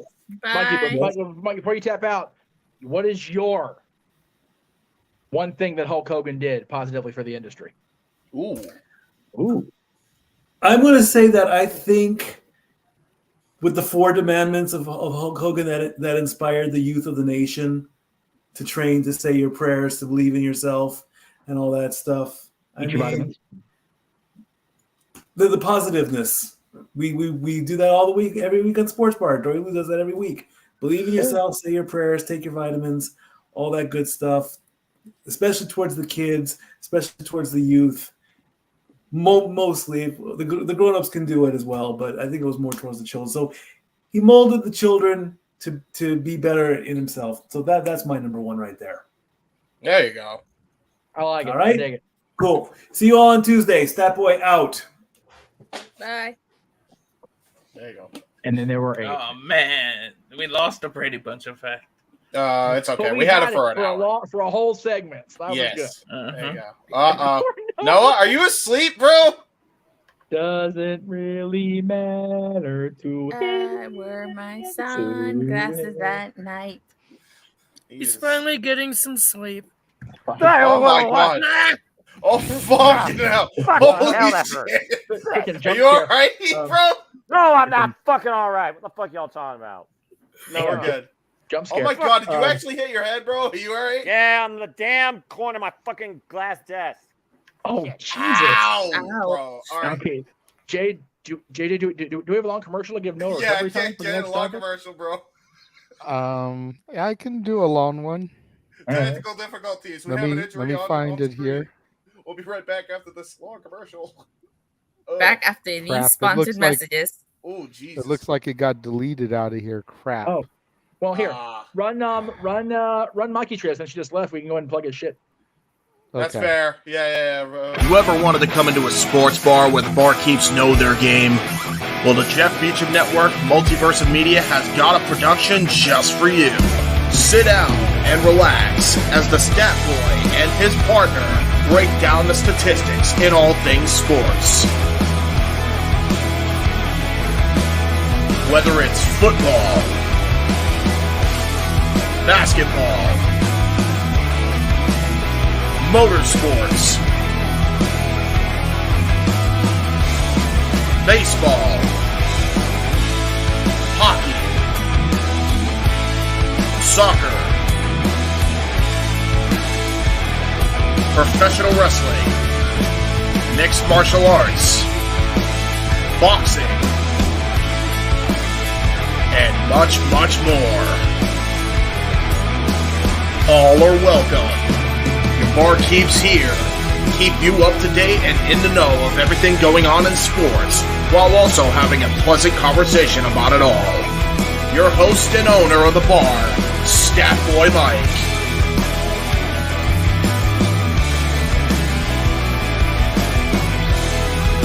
His partner in crime, Dory Lou. And a host of other guests coming in. The food's hot, the seats are warm, the drinks are ice cold, and the sports talk is plentiful. Casa de 18 Studios presents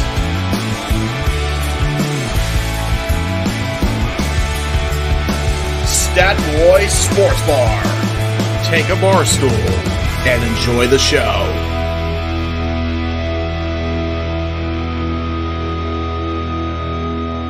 That is the new intro done by yours truly for Stat Boy Sports Bar, which you could check out every Tuesday. That's all me. I did that. That was cool. Cool. There you go. All right. Noah, you good, bro? All right, just please do as I said in the private chat. Let's just keep going. That's fair. That's fair. Thank you. Okay. Well, this is good. Everyone, don't forget that if you want Josh to embarrass himself and sing one of the songs scrolling across the bottom, those are the goals that we need to get through total across both channels. We are currently at $15, so we only need $10 more to get him to sing Eye of the Tiger, which is the first tier on the step ladder, if you will. Here, indeed. All right. Yeah, come so on, the people, next, bring in that money. Mm-hmm. You want to see me embarrass myself? Fair. so the next topic has to do with this week's SmackDown. Ooh. Regarding the Usos. Yes. Will this flare up with the Usos stretch to the city of brotherly love? Ooh. Yeah. I think that's the end game here. With the way that Jay bounced out and said that he was leaving the WWE. Right. I feel like Payback is too soon for him to return.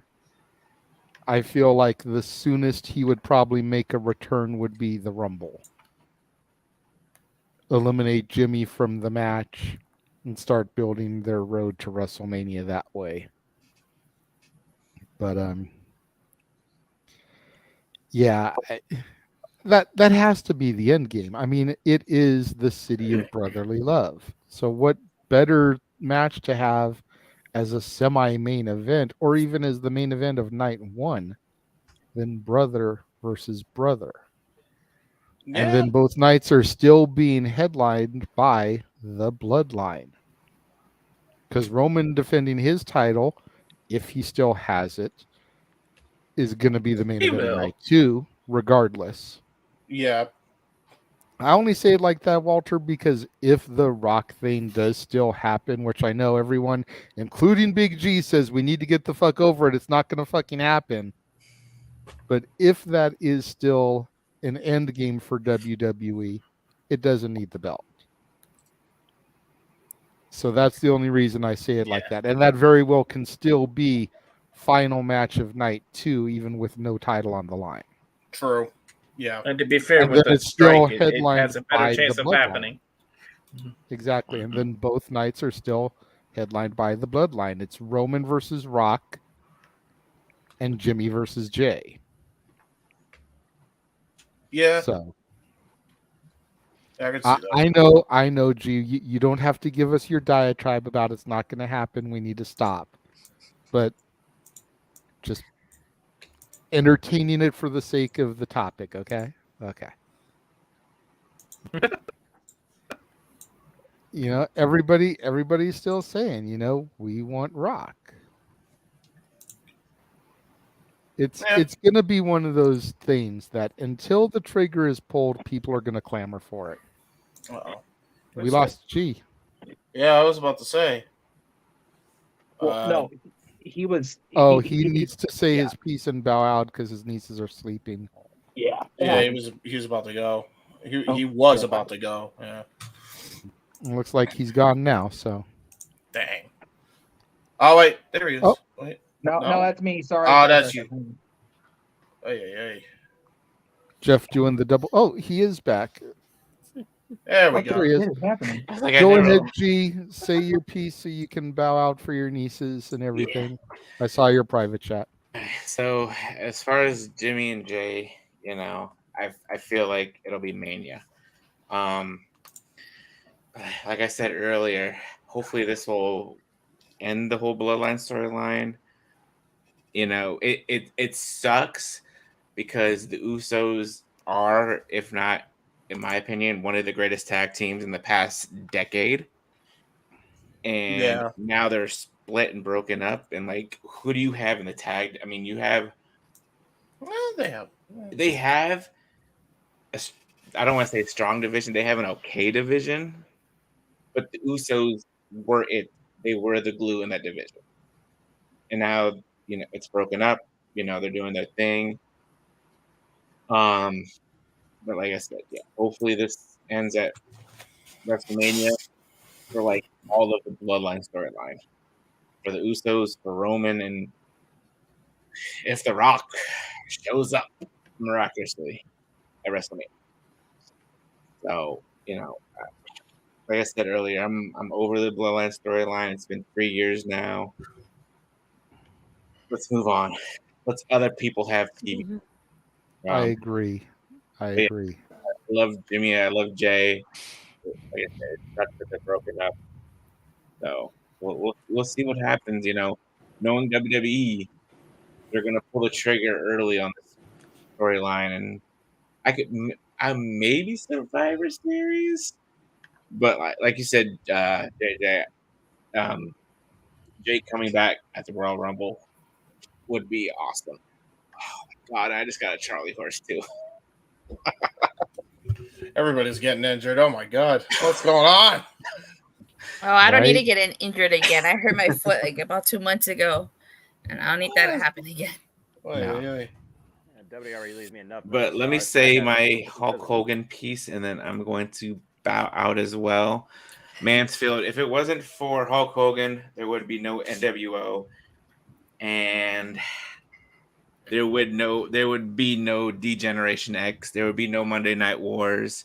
There would be none of that. So thank you, Hulk Hogan, for the NWO, and Big Baller G is out for life. Okay. Oh, for life? What? No, I'm kidding. I was about to say, you're always happy to be here. We For, need that positivity. for the night. For the night. There you go. So maybe I will make an For appearance now. next week, Saturday. We shall see. Well, we hope you will. That way you can join us for the British Invasion karaoke night. In the Sign me up words for some Spice Girls. I'll be singing all night long. Okay. in the words of the Beatles, a splendid time is guaranteed for all. I am out. Oh, Jeff, if you want to throw my plugs before I leave too.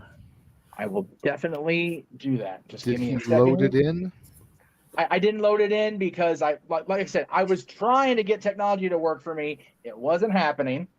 So let me.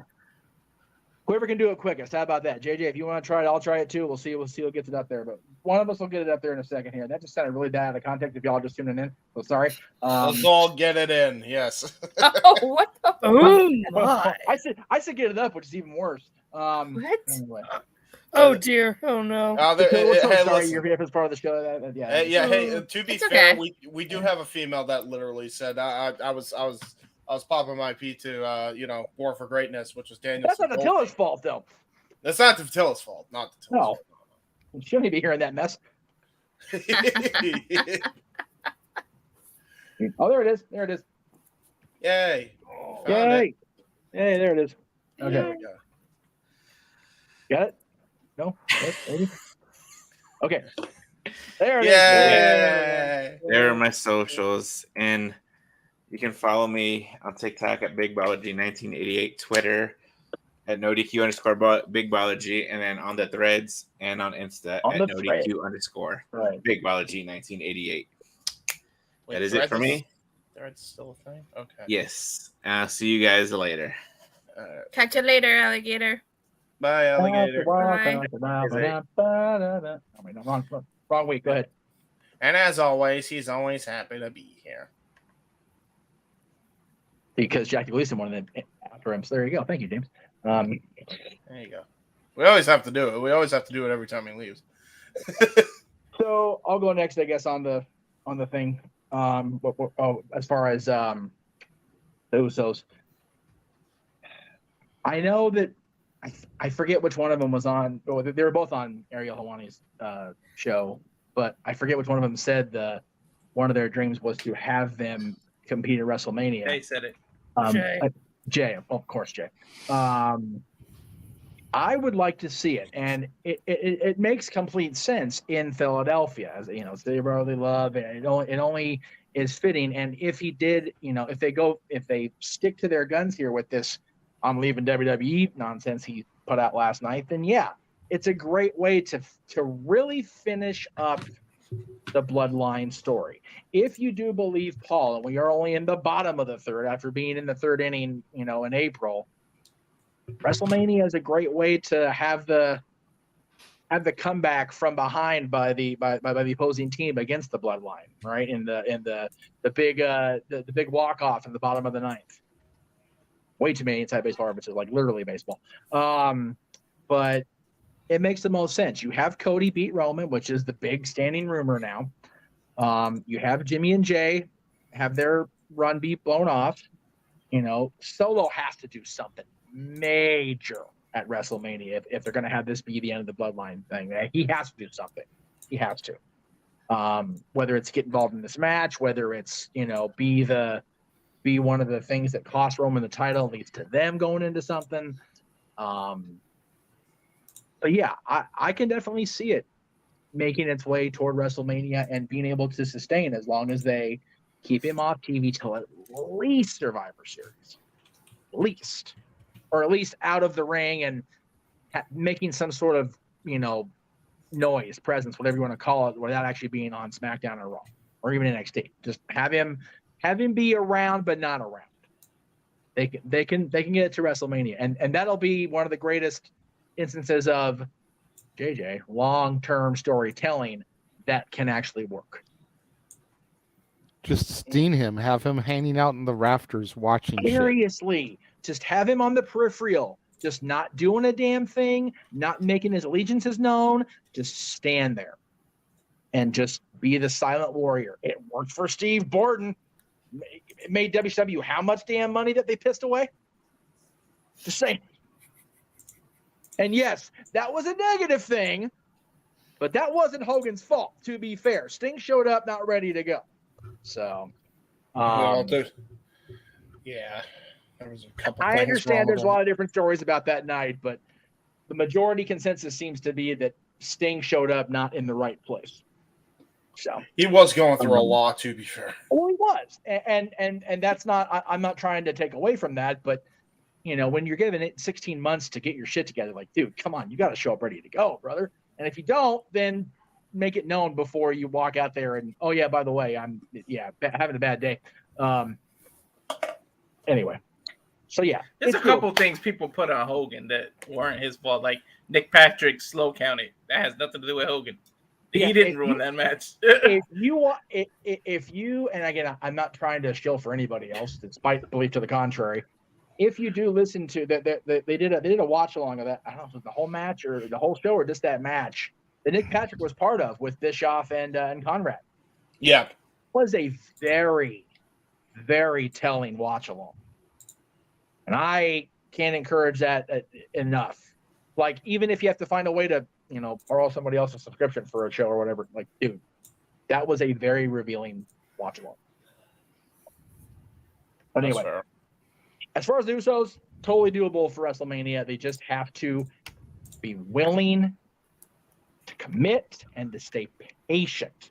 Yeah, that is the biggest deterrent to any storyline in WWE history, is the lack of patience, be it Vince, be it Hunter, be it the participants. They're not willing to, okay, we're going to do this. Think about what would have happened if Sting and Hogan had been blown off at Starrcade 96. The NWO was just completely already less than 6 months in. Mm-hmm. Completely like, why did we bother? But instead, they made money hand over fist all through 97. Even did so in 98 when they started to fall off the radar there, or fall off the cliff. They were still making money like it was freaking Monopoly. It was just,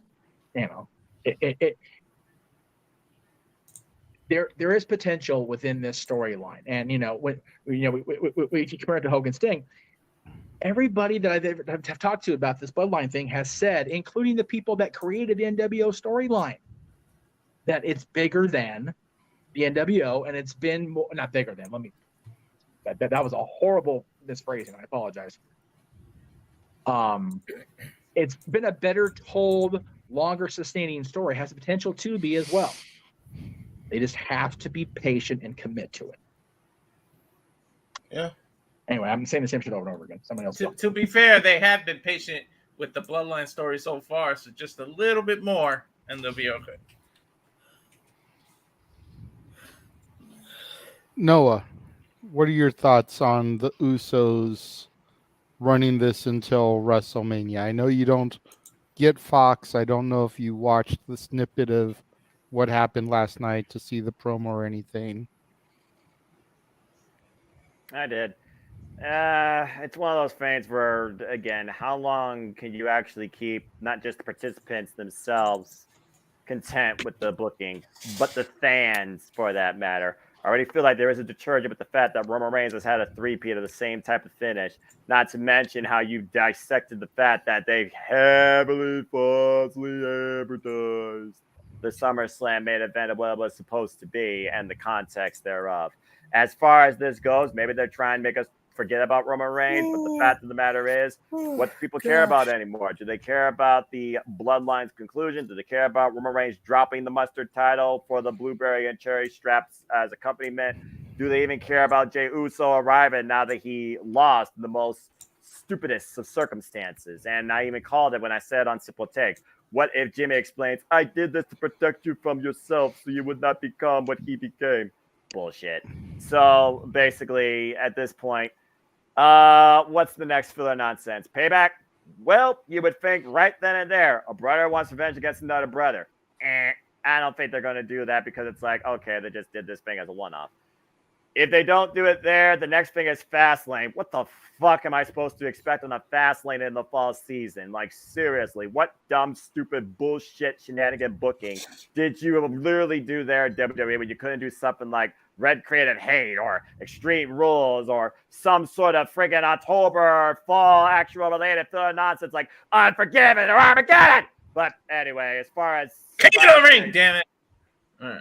Dead, but you digress. Anyway, maybe potential's there, but at this point, I don't really know. I'm over the whole thing at this point because the bottom line is this: if they don't conclude this thing by WrestleMania, where Cody finishes the story, why the fuck does anyone care about anything else that happens in the storyline with the freaking additional participants? Because at this point, I think that's all people are caring about.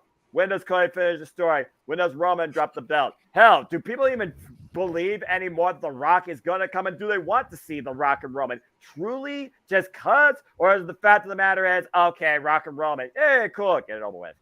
At this point, people are holding out for a change. I feel like they need to grasp that more with the fans versus than grasping out for Jimmy versus Jay.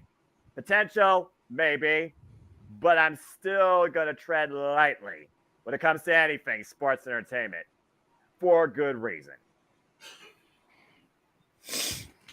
Fair enough. So before the next person speaks, it does need to be addressed. Big G did super chat another $10. Thank you, Big G. Said that since he's gone for the night. There we go. Said that since he's gone for the night, let's go ahead and ruin Josh's night. So Josh now is going to have to see Eye of the Tiger. I don't think Datilla's actually been here before when someone has had to sing, so I apologize for your ears in advance. Actually, no. Josh is a good singer. We can't disrespect him that much. I am the singer of the group. Well, yeah, but it's a song that leans heavy on the music behind it, and it's gonna be done a cappella, which is gonna be interesting. That is fair. That's fair. And you even admitted that you're not that familiar with the lyrics in the song, so you only know I the literally refrain. just listened to it while we were running the intro. And I have it pulled up too, so I can listen a bit while I try to do it.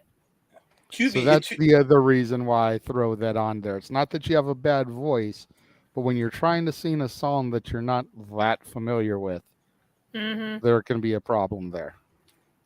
What do you think of the song, at least, Josh? What do you think? Let's finish the topic at hand. That's fair. That's fair. Sorry. And then we can do the song before we go to commercial. Does anybody else have anything that they would like to add regarding the Usos and the road to WrestleMania, as it were? Datilla, you've been pretty quiet throughout this topic. I do agree. I think that Jay quitting WWE is a way to write him off and keep him off TV till WrestleMania season. For me, what would have added the cherry on top is if he blew a kiss goodbye and then jumped over that barricade. Instead of piecing out, he should have just blown a kiss goodbye. I would have marked out for that. And then thrown up the X just as a little ha-ha. Yeah. Yeah, definitely. That would have been amazing if he did that. Because, he did jump the barricade and ran out of that arena as fast as he could. So, as far as the Bloodline storyline is concerned, I do agree with Noah. This has to end at WrestleMania 40. After WrestleMania 40, I don't know what more you can do to extend it. It's kind of like, I guess an analogy.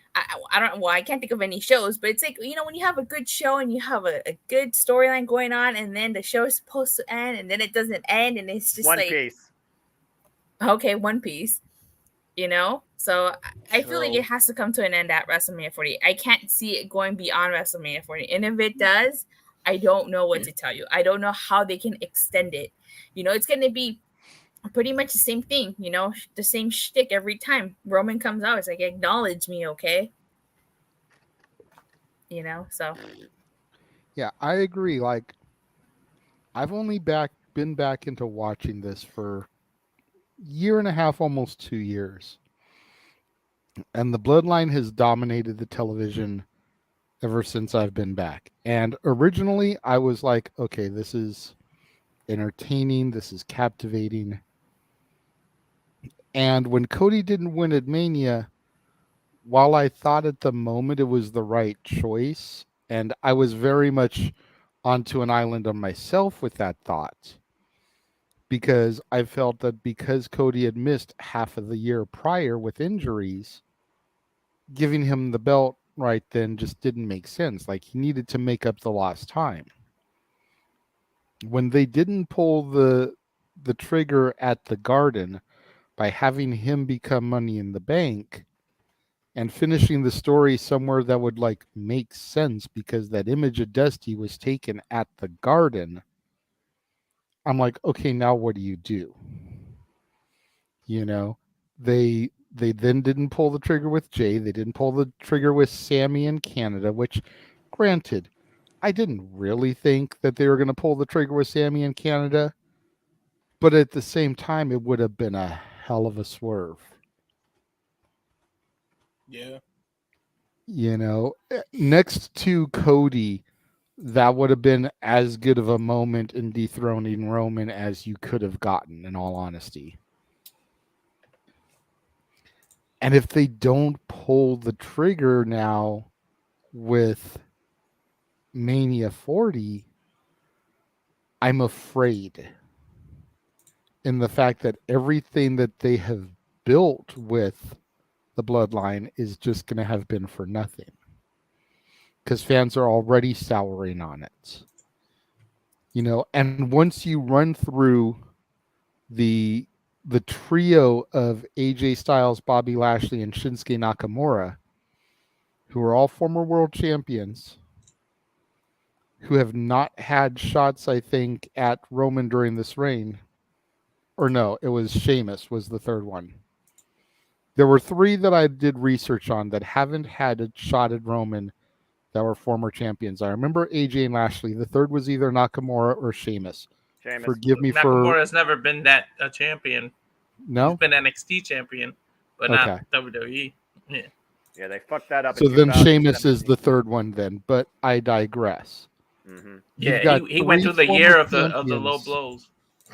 You've got 3 former champions that could be challenging Roman, at least to get to Mania, mini programs, all of whom have factions.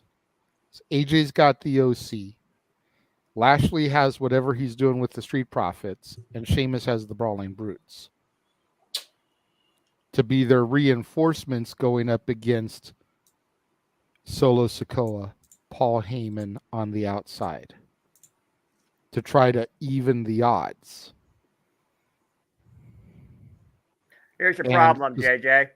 Brawling Brutes are likely going to feud with Bobby Lashley and Street Profits after the way that the Street Profits finally decided to make money for themselves versus make money for others. And as far as your third one, AJ Styles is in a never-ending story with Karrion Kross. I know, but I'm just saying, I think they seem to have ended that on Monday. Friday. There's legitimate challengers there, though. Everyone always says, well, Sheamus has beaten everybody, or Roman has beaten everybody. Here's 3 former champions he hasn't beaten on this journey yet.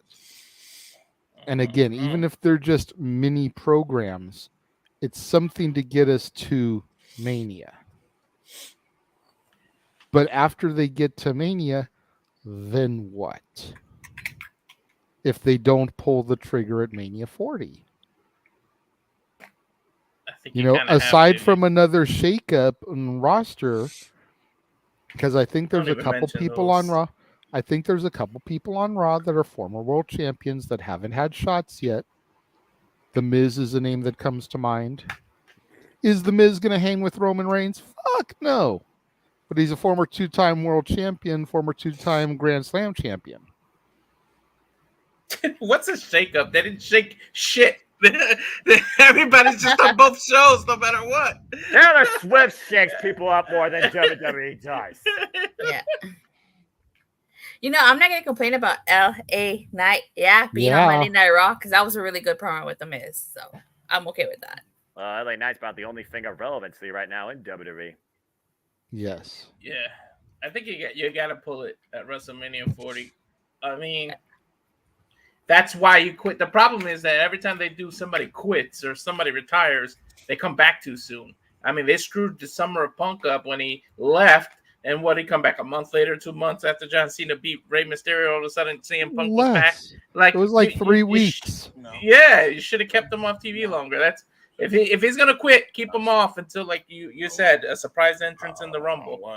I would go as far as to start teasing like he's taking bookings or something on social media. I would tease the hell out of that. Yeah, if I was them. But you got to do it, because then what else? I mean, the ultimate swerve that I think that I would love is Paul Heyman goes with Solo, and Solo's like the big boss now, and it's like Solo, because I think the ultimate end is to get Roman that big babyface pop that Vince always wanted, and so now that's the way to switch it. You make Paul Heyman go with Solo, and then when Roman comes back after some time off, suddenly he's a face and everybody loves him.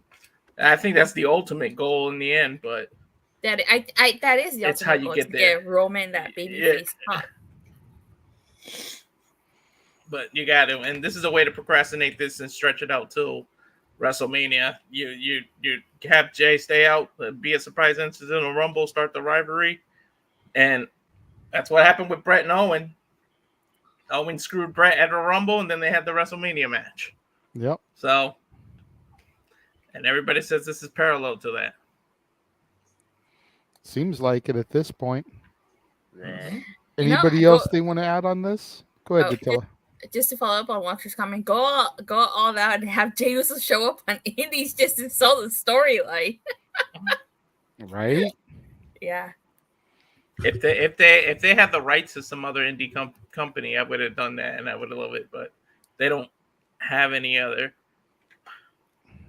Yeah. Yeah, closest they could do is have them show up on NXT. But that's so WWE. He said he quit. I know. Bloodline, SmackDown, and WWE. I know. I'm just saying that's like the closest they have to an indie is NXT. It's not like he can show up at Pro Wrestling Guerrilla or something, you know. Yeah.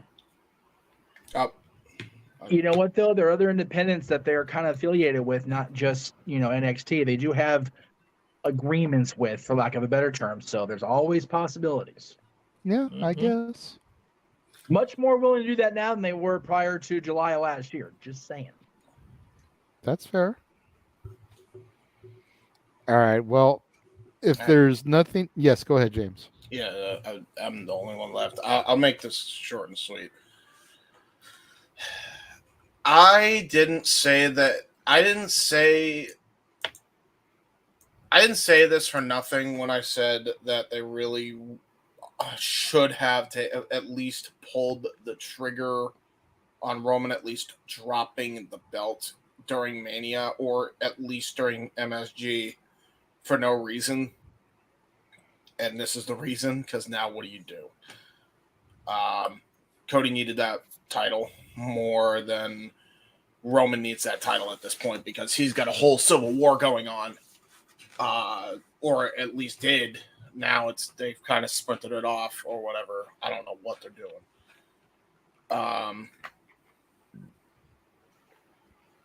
Seems a bit early. I am intrigued that it's like Jimmy's doing it to protect Jay type thing, even though in reality it feels like there was more jealousy there. And I think they're going to tell that story eventually.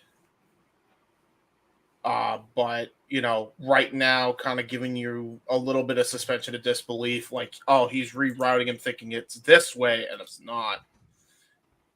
cool, but like, I don't know what more you could do with this story at this point. Like, I'm kind of agree that it's like, you know, we all want LA Knight, we all want LA Knight to succeed and other people to succeed on the roster, but why isn't it happening? Because they have all their eggs in the bloodline basket. Yeah, that's the problem. big issue. And it's like, you need to. It's the same thing that we criticized Tony for months before he finally actually did it. You need to delegate your writing. You need to give certain people jobs to write and book certain divisions, talent, whatever, to actually give a crap about certain sections. For example, women's tag division. Just the women's division in general. Women's division in general, yeah. Like, because if your name right now isn't Rhea Ripley, Charlotte Flair, or Bianca Belair, you aren't getting TV time. And even then, the only exception of that rule is Asuka, and she was there only for a hot second. She was only there because she was champion. If she hadn't been champion, she wouldn't have been there. Yeah, exactly.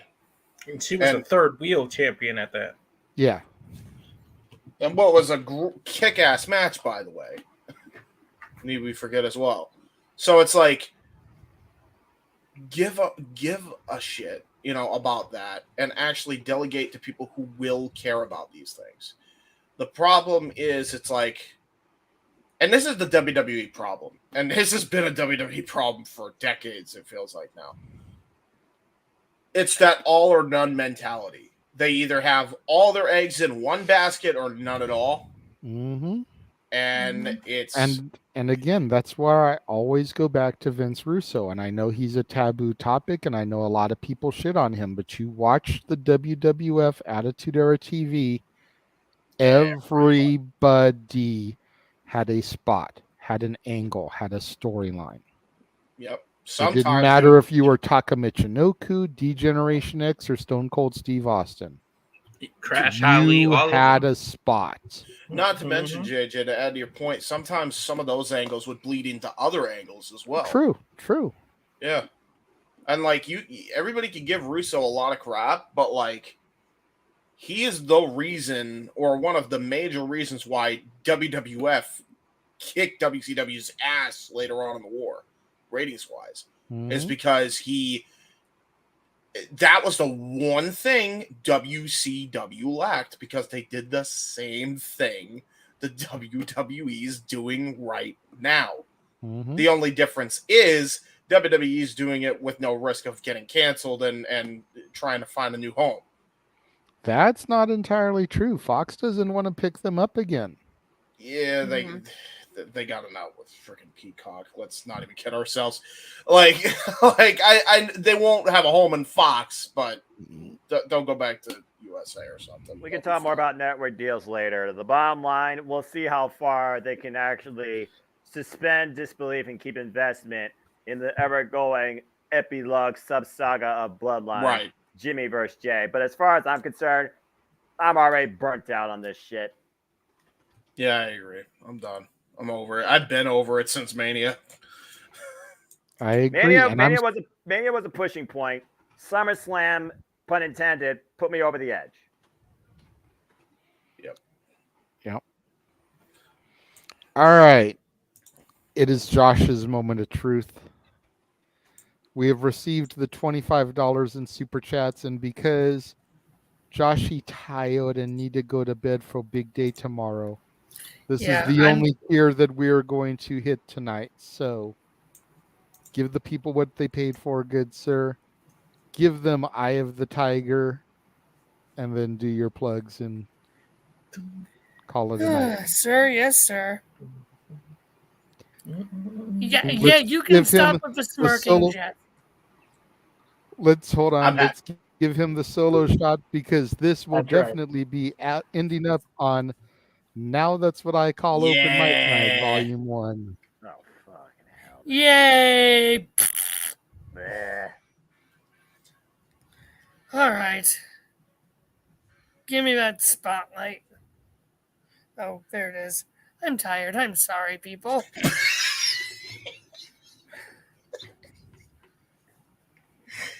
All right.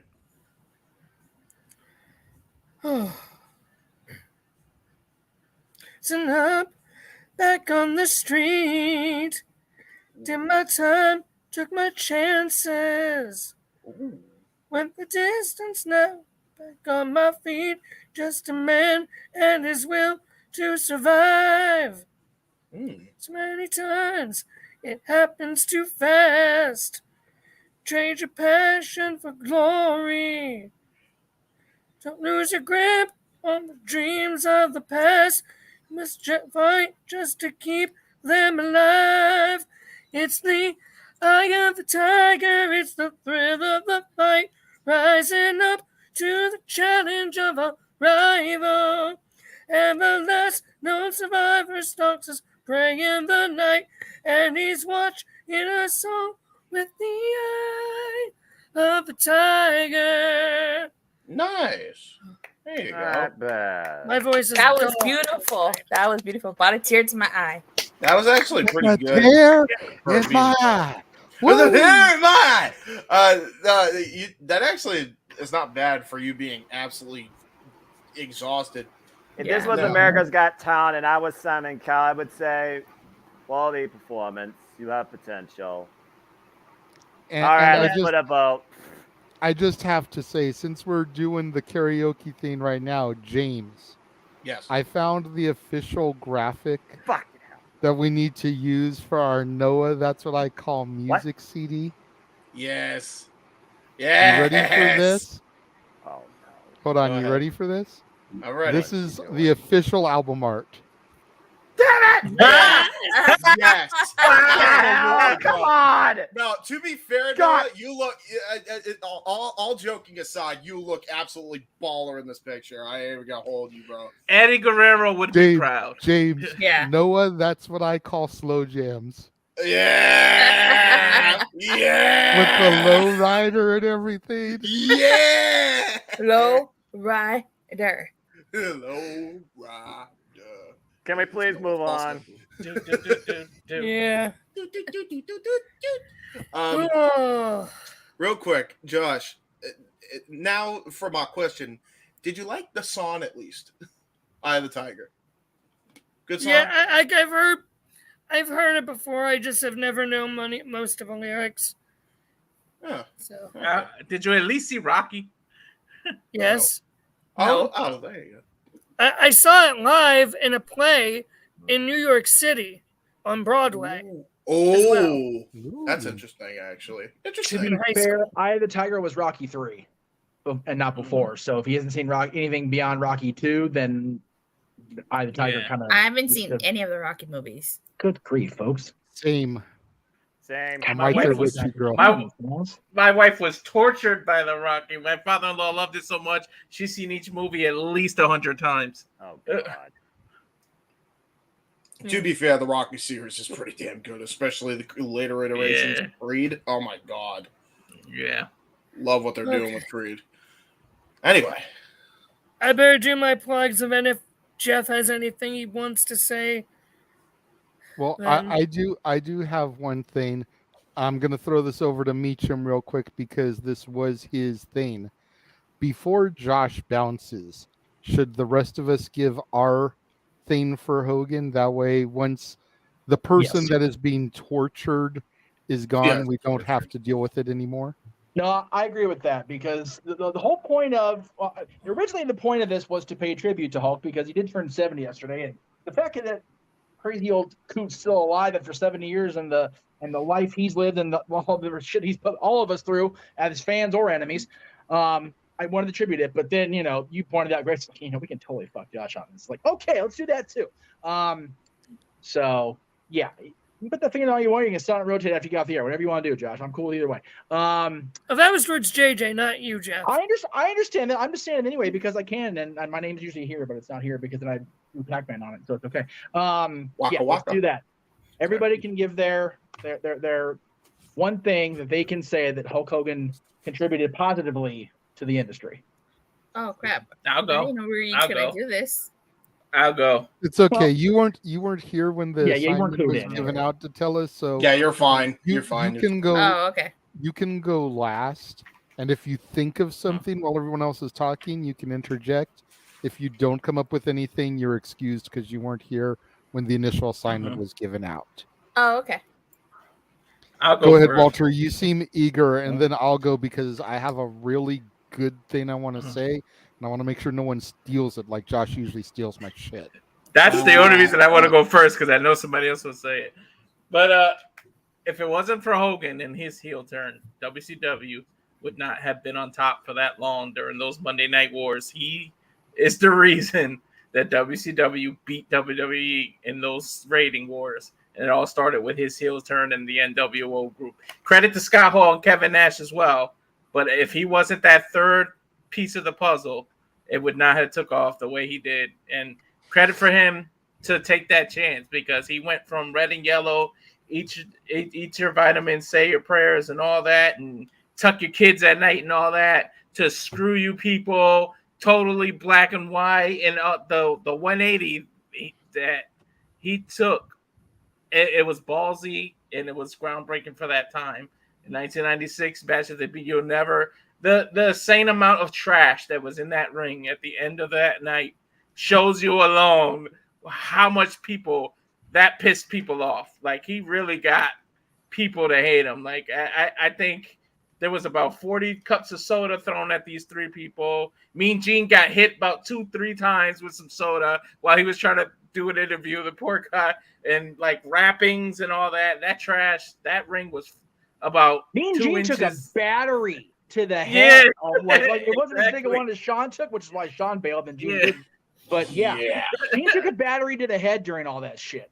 Yeah, there was about an inch of trash in the ring, like literally. Bro, it was awful. It was great though. Great TV. Great TV. It was great. And if it wasn't for that, WCW wouldn't have went on that 72-week run, whatever the heck the number is. 82? Is it 82? 88. 83. 88. It was 83. It's the name of Eric Bischoff's podcast. Oh. Yeah. Oh, yeah. 83. All right, who's next? Because I'm going next to last. I'm gonna go. JJ was gonna go just because normally I would want to go last because being the host and everything, but I really don't want my shit to get stolen. I keep flashing back to when we discussed the women's division and Josh totally scooped me on Stephanie's exit and everything. I was like, you know what, Mansfield? Fuck you. But yeah, so and like I said, it plays into why I'm wearing what I'm wearing, and I'm not wearing Hogan because I don't have Hogan. You can't really see it. It's a shirt of the Beatles. Oh, okay. John Lennon once famously said that if you were to rename rock and roll music, you could call it Chuck Berry. Yeah. If you were to rename sports entertainment, you could call it fucking Hulk Hogan. Yeah. True. Sports entertainment in the form we know it as today would not exist without Terry Hulk Hogan Bollea. And Noah, I know that's not professional wrestling, damn it. It's sports entertainment. What? But Darn God it. damn it, as Jeff has pointed out multiple times, if you became a fan after 1983, you became a fan of sports entertainment, not pro wrestling. Yeah, you gotta start somewhere. So, all right. So there is my thing. If you were to rename rock and roll, you would call it Chuck Berry. If you were to rename sports entertainment, you would call it Hulk Hogan. Yeah. Thank you. Very nicely said. Thank you. How did you Am I look at that gimmick? am I the last one on deck now? Or is Well, Noah no, still we have to still go? got Noah and Noah. James. So. Okay. All right. Yeah, I got All right, some Core stuff. 4. Your Well, things. I actually wanted to say, Josh, did you have like anything else that you wrote down on your end of things? Because I'm curious on yours. That's fair. I actually did have a lot of things on my list. Go for it, brother. Rattle them might off. as well. Let the rest of the core 4 go. Yeah. Actually, yeah. That smart. way, if something that one of them says is on Josh's list, He's you off can the just hook. scratch it off. So I'll go next, I guess, and then Noah, you can go after me. I think there's a few Hogan moments that I like fondly look back on. Yeah. I really, really enjoyed. Like, there's a couple things that I like look at, and I'm like, yeah, I like Hogan personally, and I also can admit, like, he did, like, as far as like what he did personally, and then other stuff that it's like, ooh, okay, yeah, that was good for business. Walter already mentioned the WCW heel turn. You know, that was like one of my all-time favorite moments, only because it's like on TV. That was like perfectly done because Hogan was already getting booed. Right. And then it just reinforced him getting booed and him getting hated on because not only did he attack his own best friend to turn, but he attacked a man that a lot of the WCW faithful had already respected from the other side. Right. In Macho Man. No, So I agree. it was perfectly done. Like they couldn't have worked it any better if they tried. Yeah. I don't think them having the Sting as a backup plan would have been near as effective. Like, by a lot. It wouldn't even be close. I love that they went with Hogan ultimately. Yep. But as far as stuff I personally like that I think he contributed to my childhood and my fandom of wrestling, I always look back fondly at his match with Vince in 19. Like, it's one of my favorite matches of all time. One of my favorite matches of all time.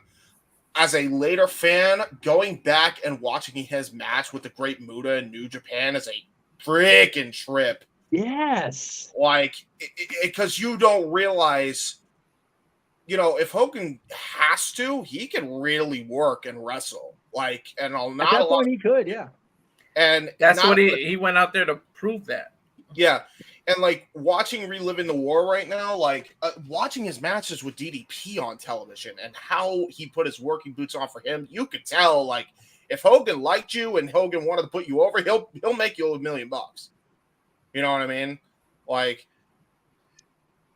and then I think the one other positive that I can say, and then I'll wrap it up with this because I know not a lot of people would go back to this, but for me, despite everything, I think going back to the SmackDown that he was on and that crowd giving that nonstop standing ovation was one of the coolest things ever. Because it was the first time it ever happened. It was just, I don't know if anybody, I don't know if, I know Jeff will recommend it. No, this is a SmackDown. This is a SmackDown, like I think 4 months after this.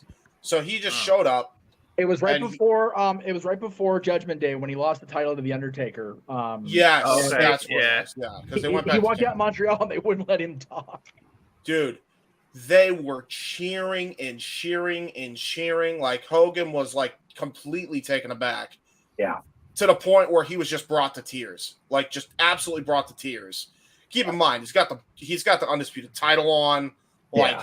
The crowd's going ballistic for him. Like, even you would have thought you were at a WrestleMania 18 with the way they were just reacting to him, but this is like a promo seg. And he was supposed to talk. And he was supposed to talk for a lot longer, but the crowd just cheered and cheered and cheered. And it kept building. Like, it actually started getting louder and louder and louder. And he just couldn't believe it. And it was like the start of so much of that in Canada. Like when they take a liking to you, they make you one of their own. Like people have experienced that, but that all really started on television with Hogan. And that's like a big like sticking point for me, even though, you know, people could be like, well, it does look good now with everything that came out to him. And it's like, it's still cool. It's still cool, no. Damn it. It was definitely a good thing that SmackDown was pre-taped because, man, that was a major edit between Tuesday and Thursday. Okay. Yeah. We didn't get the shit on the air here. So. Yeah. He was actually getting booed and then like put in the vacuum cleaner sound effect that entire time. No, I'm kidding. Yeah, no. I mean, as far as the length of the cheering time, it was like, oh shit, we gotta. Like, yeah, because they went longer, right? It actually went way longer than what was on TV. I forget which DVD it was on, but that segment was for like at least 15 minutes, and I've never heard an ovation like that. Yeah, it was wonderful, and granted, that's not a contribution thing necessarily. That was just a no for me personal contribution. Yeah, you're right. That's fair. Yeah, so there's my contribution. to that. Noah, you go next. All right. Well, I like the fact you kind of went with New Japan Pro Wrestling. When we talk about this term Forbidden Door and really what it means and what it extends to, what AEW and WWE have done, but really Hulk Hogan to a degree, he kind of was one of the first foundations of that door being built. You talked about his feuds with Great Muta. I mean, Andre the Giant and him even had time over in Japan. But I'm actually going to go back to one of the immortals of New Japan Pro Wrestling with the very founder himself, Antonio Inoki. When he used to work with Antonio Inoki, and they had this dream type match where the term Ichiban was really established about number one. That was definitely a pinnacle moment. And with the fact that we are just under an hour away from G1 Climax, another thing I will take away, while I've been a fan since 1992, and you all talk about after 1983, you were a fan of sports entertainment, blah, blah, blah. But it was 1987 that he, of course, was part of what became pretty much the establishment of the G1 Climax, not only in winning the IWGP Heavyweight Championship or such thing of, but basically it was basically a predeterminer to what the G1 is now, where that guy constantly is a winner and he defends his championship as G1 champion, but also he has the right to, of course, go on to the bigger stage and challenge for the title. So rather or not the title itself versus a title shot by winning against the G1 champion itself. So I think just in general, Hulk Hogan's contributions to the growth and the outreach of pro wrestling through New Japan and beyond is definitely something that I can appreciate still today, despite all the political controversy you might have with Inokiism and his mentality about bridging the worlds of professional wrestling and combat sports, seeing which one was the strongest of them all. Yeah, he's made a lot of mistakes, just like Hulk Hogan, but we're all human. We all do. But the bottom line, if Hulk Hogan and Antonio Inoki didn't do those type of competitions against each other, you very well might not have the G1 of New Japan as you know it today. Great point. Oh, my God. Yeah, like, not a lot of people know that, Noah, and I'm glad you educated a lot of people on that, because a lot of people just think Hulk Hogan, like, contributed to just here in America, but like not a lot of people even understand like his impact on what the G1 is today. And I'm glad you just kind of gave a little history lesson there. So good, great astute observation. I was completely taken aback from that. All right, before Josh gives the other things that he had written down, Datilla, did you have anything you wanted to add? Oh wow, you guys all said like a lot of stuff. Oh crap, I've been trying to find one that he did that hasn't been said so far. Yeah, you guys said almost everything. And so. you want to say Impact? No, I'm kidding. I actually was not watching Impact at that time. No, I agree. You're better off for it. You're a wise girl. We're talking about the positives, not the negatives. Positive. Yeah, positive. Even Joe Hendry could not get you to believe in the 2010 Impact Wrestling product. No. Accurate. Weirdly enough, that's when I started watching Impact. I feel so bad for you, Josh. I'm sorry. Right. Dude, yeah, I wouldn't even watch Impact for like 3 years. On January 4th, 2010. And then the bell rang. I watched TNA since the beginning. It used to be only on pay-per-view. It was weird. There were women dancing in cages. I love that era. Was like weird. It was weird, but I watched TNA. Yeah. The only reason I hate to admit this, but the only reason I watched this because I had what's called, for you older folks, a scrambler. So I had all channels unlocked, and I just one day was like, "What the hell wrestling is this?" And I used to just watch it. Dude, I can only giggle internally at that because that was what I had the channel on the night Hogan turned heel. I wasn't watching that show because I couldn't afford the pay-per-view, but I heard the promo and went, "Oh God, the hell!"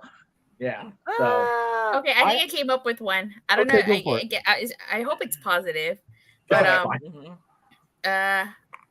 Hulk Hogan was one of the first wrestlers to try to go Hollywood. I mean, I know Andre the Giant did some movies too. But Hulk Hogan, I mean, who's seen Suburban Commando or Mr. Nanny? Brother, absolutely. You know, so I've reviewed them on my wasn't he channel. a villain in one of the Rocky movies too? So it's like Thunderlips in the flesh, baby. Yes. So so he kind of opened that door, you know. Very I mean, much did. his Hollywood career didn't take off like Batista, John Cena, and The Rock, but he certainly was one of the first.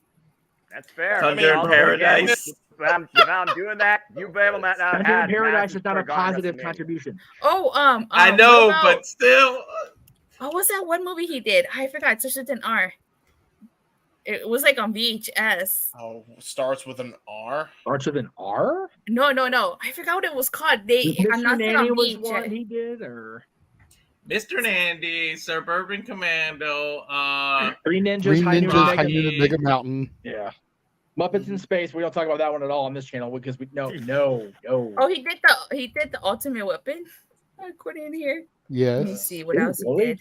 Hey, No Holds Barred. There you go. I don't know why I said start with an I. That No was a Holds Barred. starring vehicle that Vince gave him, and it is what it is. But without that, there's no zoom. So you know. Yeah. Who can forget his cameo in the Gremlins too? I can. Please. No. Listen, you know what? His There's a way cameo in Muppets from Space is better than his cameo on Gremlins 2. I can help you out. Undertaker has a cameo in Suburban Commando. You know what? Sorry, James. Well, Walter makes a good point, and Emmanuel brought up the fact that Undertaker kind of was made, by winning the title from Hogan. Undertaker was still working for WCW when the production team with Suburban Commando hired him to be one of the, like a better term, the hitman in Suburban Commando. And yeah, the voice thing was what it was. If you've not seen that movie, go watch it. Just to hear that voice out of Mark Calloway's mouth is worth every bit of the shit show that is that movie, right? But it's about as great as watching the original dubbed version of Hercules in New York with Arnold Schwarzenegger. Yes. You've got Big Bad Arnold, get in the chopper. But you watch him talk and it's like, I'll teach you how to throw the discus.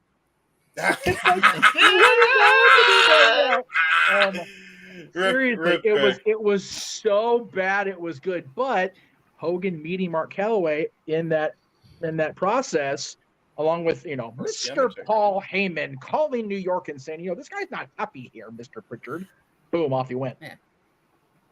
So that's my one thing that I had to say. I love it. I dig it.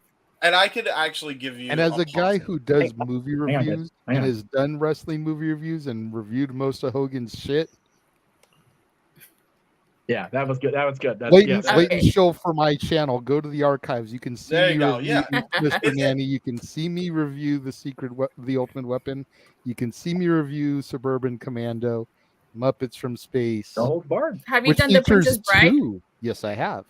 Muppets from Space has 2 former WCW champions because it's got Hollywood Hogan and David Arquette.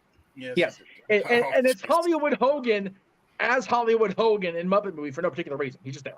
And he he does is he comes in, cuts a Hogan promo, and then he's gone. That's right.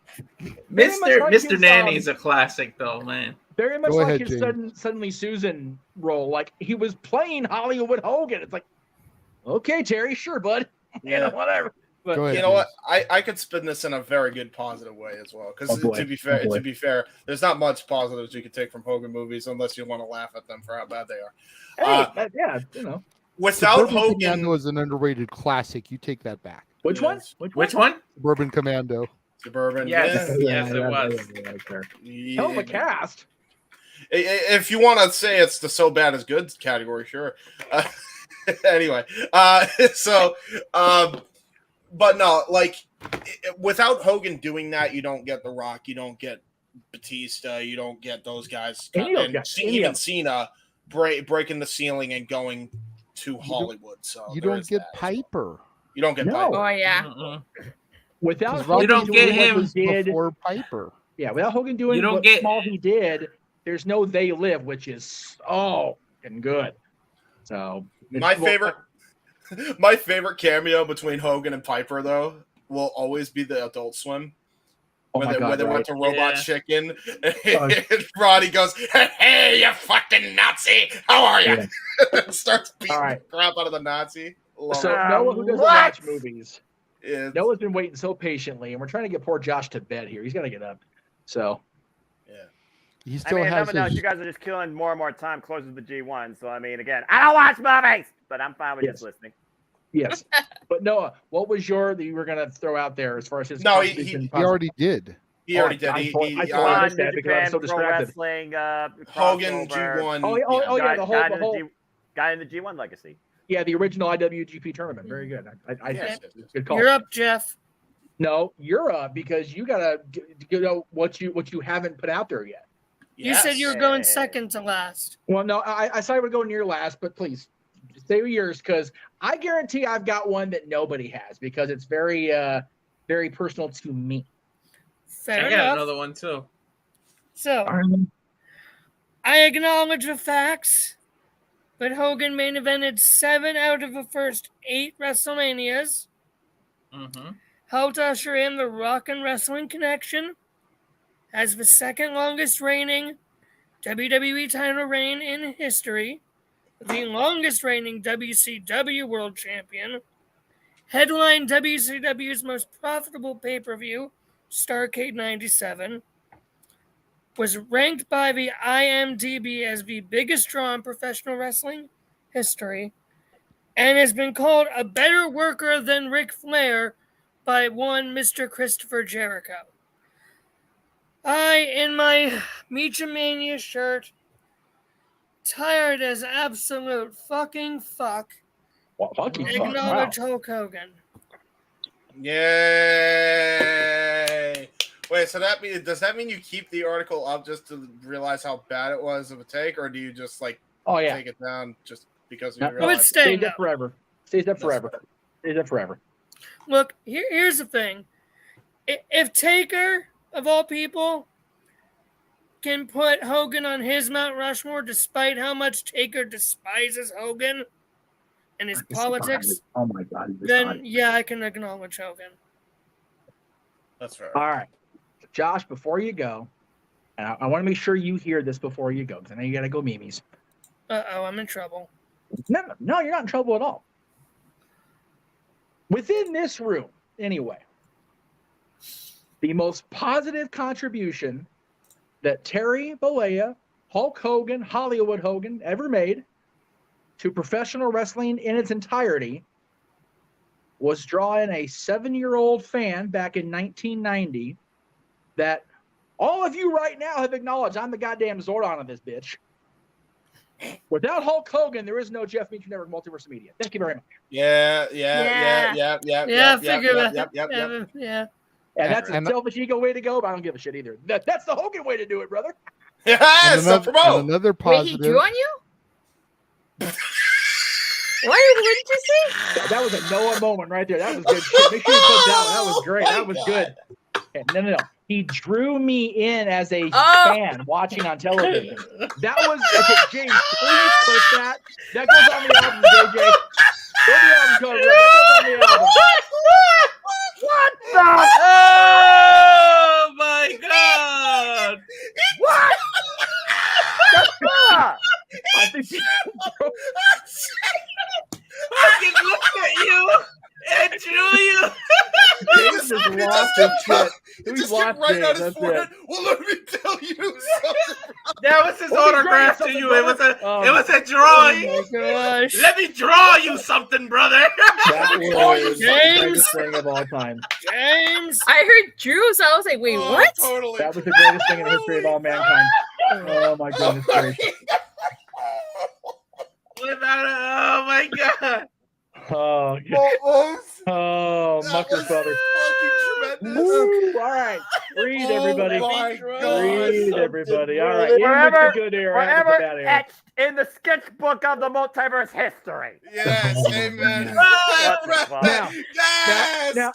I will say, I have very rarely considered any other tattoo than the one I already have. But if I were to encounter the Hulkster again, I definitely have him autograph my arm and then tattoo that for the record. Hey, well, then he'd draw on you. So he would draw on me, and until his clip would be totally And then he valid. drew you, and he drew you. That's right. He drew you in, and he drew on you. He drew on you. If Terry, if you're watching, if you want to draw a caricature of me, I will gladly take that and put it on my office wall. That's cool, brother. I appreciate it. It's got to be. I think that's Jerry the. style. But that's Jerry the King Lawler's department to be drawing. I just made him fall and his camera go away. There goes the camera. Jesus Christ. Oh my God. JJ, please go to commercial. Wait, is there anything else Jeff wants to say before I do my plugs and head out? I just feel so bad. JJ's trying so hard to be fair. WrestleMania, to shit and man. actually be a proper. God damn it! I broke my head. I'm sorry. I'm sorry, JJ. Congratulations. That's you just. Please don't be sorry for that. That's one of the better ones we've had, to be honest with you. Yeah, you just broke the internet. Part of the family. You don't need to be sorry. You're part of the family. It's okay, Jeff. Go ahead. No. Please. Yeah. I said she broke it. No, JJ, go ahead. JJ, go ahead, not Walter. Go ahead with your plugs, Josh. Oh, ladies and gentlemen, boys and girls, Hulkamaniacs of all ages, you can find me on the Twitter at CatholicJosh122, Instagram, Malamangram, and find my articles like the Hulk Hogan one. That is the whole reason I've been put through this shit tonight. Over on NoDQ.com. Yeah. Oh, my goodness. I am exhausted. I am tired. But thank you all. And what you gonna do, brother? When Mansfield Mania and fuck Bill Belichick run wild on you. Ow, there you go. Yeah, I agree with that. And you can't go Twitter anymore. It's just X.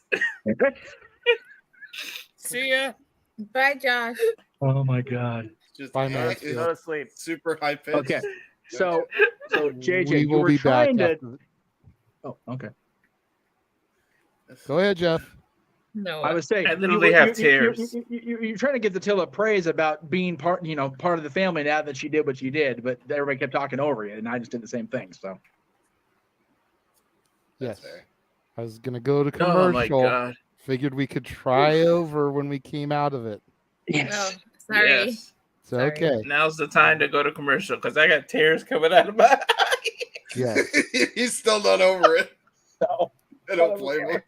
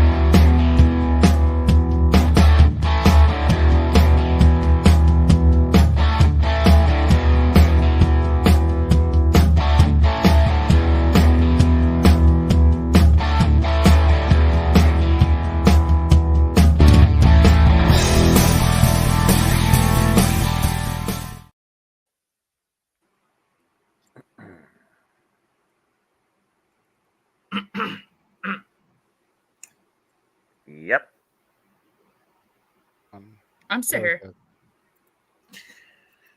It's like I saw the your music Usual started playing Suspects. again. I saw your Usual Suspects thing, and I love that movie. I love that it's. Has everybody seen it here? Before I No, ruin something. I actually haven't seen The Usual Suspects. Damn it! All right. I don't watch wanna spoil movies. something. I was gonna make a comment, but You, is it like a reference? I know the ending. I know how it ends. If that's what you're worried no, about. I was gonna say it's one of the few movies where bad guys win, and I love that about it. Yeah. See, I'm aware. I know the ending. You got No Country for Old Men. I'm trying to think of ones that bad guys win now off the top of my Primal Fair, No Country for Old Men, and not Endgame, Infinity War, Usual Suspects. Damn. See, it's not a lot. Silence of the Lamb, I guess. You're on mute, Jeff. Are you going off about something? I was trying to make a point, but my dumb ass can't figure out fucking technology tonight. I was saying, to be fair, Infinity War was part of the arc of the Infinity Saga. You knew that was going to end better. So yeah. But in the moment, absolutely. Yeah. All right, let me try this again. Whew. All right. So Empire Strikes Back, technically. Sinister Six. What about? I'm going to say it on the air since people can't seem to understand it. I'm going to sound like a dick right now. Please let JJ talk. Fuck. Thank you. Sorry, I just got back in. So what I was trying to say prior to the commercial was, Datilla, you are part of the family now officially with that clip-worthy moment.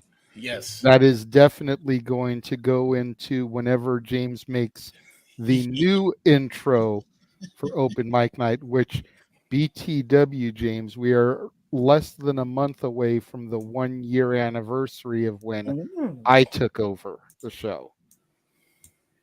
That's fair. We started using that song that's in the trailer and everything, so might be a good time to try and update and add some stuff. That's fair. That's fair. We'll probably figure that out. I mean, definitely want to keep some of stuff that's on there, but like Datilla's been on with us now for about a month, give or take. Really? It's been a month? Oh, wow. Give or take. It's at least been the last 3 weeks, if not a little bit more than. Yep. Yeah, true. We've definitely got some clip-worthy stuff from Mikey now instead of just the still shot of him. The still shot is pretty funny where he's just like there, like just kind of shaking his head in disapproval. It is funny. We've had a few more things that we can add to the intro. Mm-hmm. Walter's been on now for a couple of weeks. I'm sure we can find something from Walter to throw in there. Oh yeah. Mm-hmm. And don't forget to remind Tribalists what they need to do. Yes. True that. All right. So what is our next topic now? Well, I was going to ask you because we've got 2 left that I put up there, and I know Noah really wants to be able to focus on the G1 here coming up at the top of the hour. So we have an AEW topic that ties into All In and its ticket sales, and we have a WWE topic that talks about SummerSlam's numbers and whether it's indicative of the product improving. So I would say whatever Noah feels more passionately about talking about, that way he can focus on New Japan at 11 o'clock.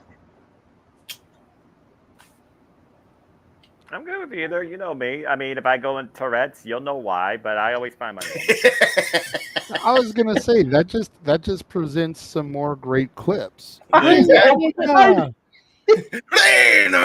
up Chico. Hey, hold on now. First off, Okada and Naito is not to the main event, okay? So I'm not going that long. I know that for a fact. I want so bad when I go to the park in a couple weeks to show that to Tinkerbell and Pixie Hollow and just have her be like, what the fuck?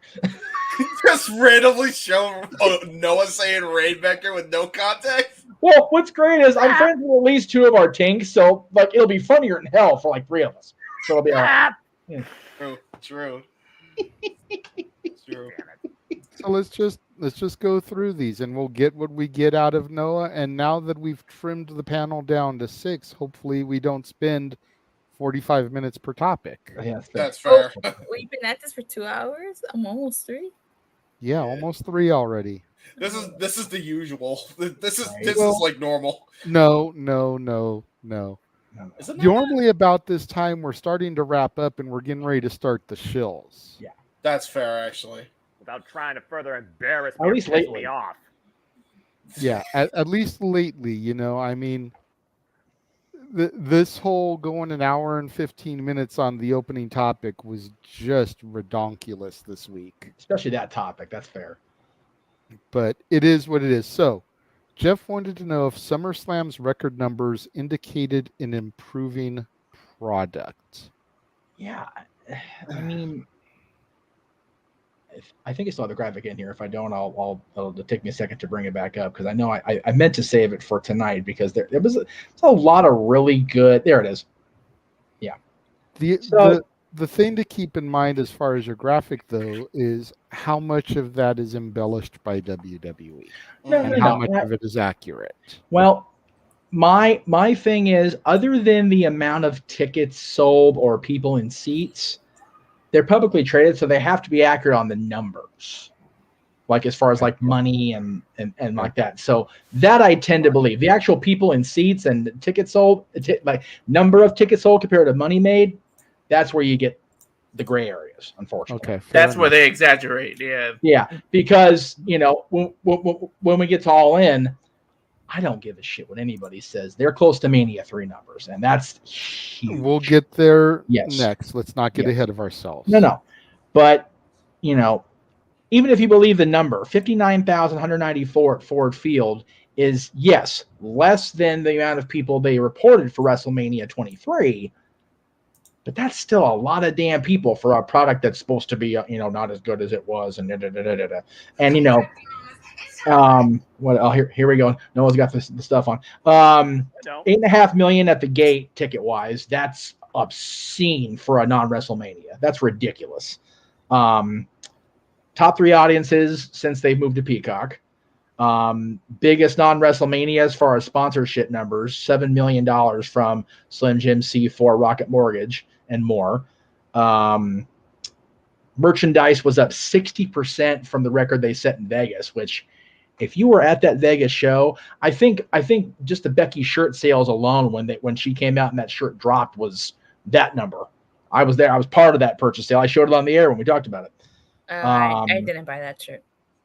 It's crazy how until you were in Vegas with me. Like I don't think there was a single person that didn't buy some sort of merchandise in Allegiant Stadium. It was ridiculous. I didn't. I didn't buy anything. Okay, so yeah, but you're the only one. Yeah, you're the only one out of all of us. So shame on you for that. I bought something at the SummerSlam store though. Okay, so we'll count that because I'm sure they did too. The on location packages, which for people that don't understand the translation, the really ridiculously high priced VIP ticket shit was up 47% just from last year alone, which is, again, people are just spending money to watch this stuff, but it's bad product. 230 million social views and 4 million hours of video consumed between the actual show and the lead up to it, which was up 26% from last year, just on the social media side alone. This was the biggest show in WWE history that wasn't named WrestleMania when it comes to the numbers. That's just the long and short of it. Everything is up across the board. I'm sure if Virgil got his hands on these figures, he'd probably ram it down our throats how it's Roman Reigns' responsibility that all this happened. And he's not entirely wrong, to be fair. Yes, the entirety of the roster that was on that show, they all had great matches, but it's the Roman Reigns bloodline storyline that's been carrying the company for 3 years. It's what got me to SummerSlam because he was facing John 2 years ago. So,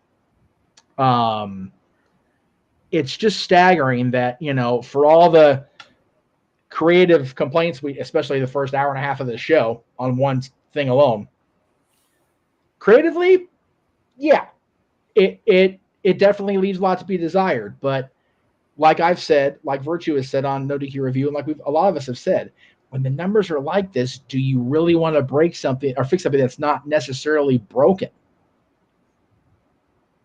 So that was my point as far as this topic goes. Is the product getting better, or is it, or for the counterpoint argument for the rest of the room, is it just more people being accepting of the status quo? It's fair. I'm wondering if it's starting to get to be more people being accepting of the status quo. We all, well, most of us probably tuned into the No DQ Review last week, and we saw that moderator go on his diatribe about the main event. Yes. Whew. Yet when it comes to, he in the internet wrestling journalism world who rates matches, that glorious match only got 2 3/4 stars. Right? The match of the night, as Virtue called it. And again, I think that phrasing is very subjective. Meltzer's an idiot, though. Well, okay. Well, yeah, okay. Was it the technical masterpiece of the night? Absolutely not. Was it the best told story is the point that other folks are trying to make. And I don't even think that's the case either. No, because I think at the end of the day, it was too predictable. Yeah. Yep. That match fell flat for me more than it should have. Yep. What match are you talking about? The main event, Roman and Jay. Oh, yeah, that match fell flat. Yeah. I think it had a lot of potential. And Jay didn't even have to win the match.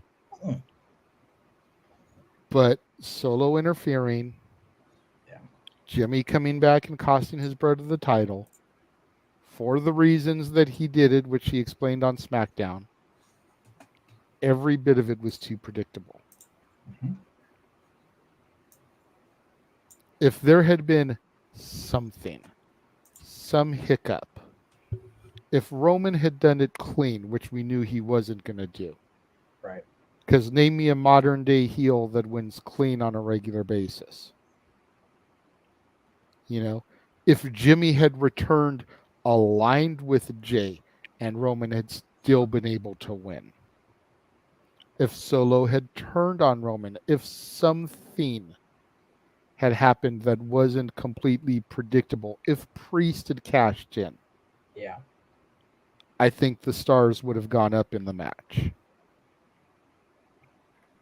But it's 3+ years of predictability, and that's where the problem lies with the Bloodline story.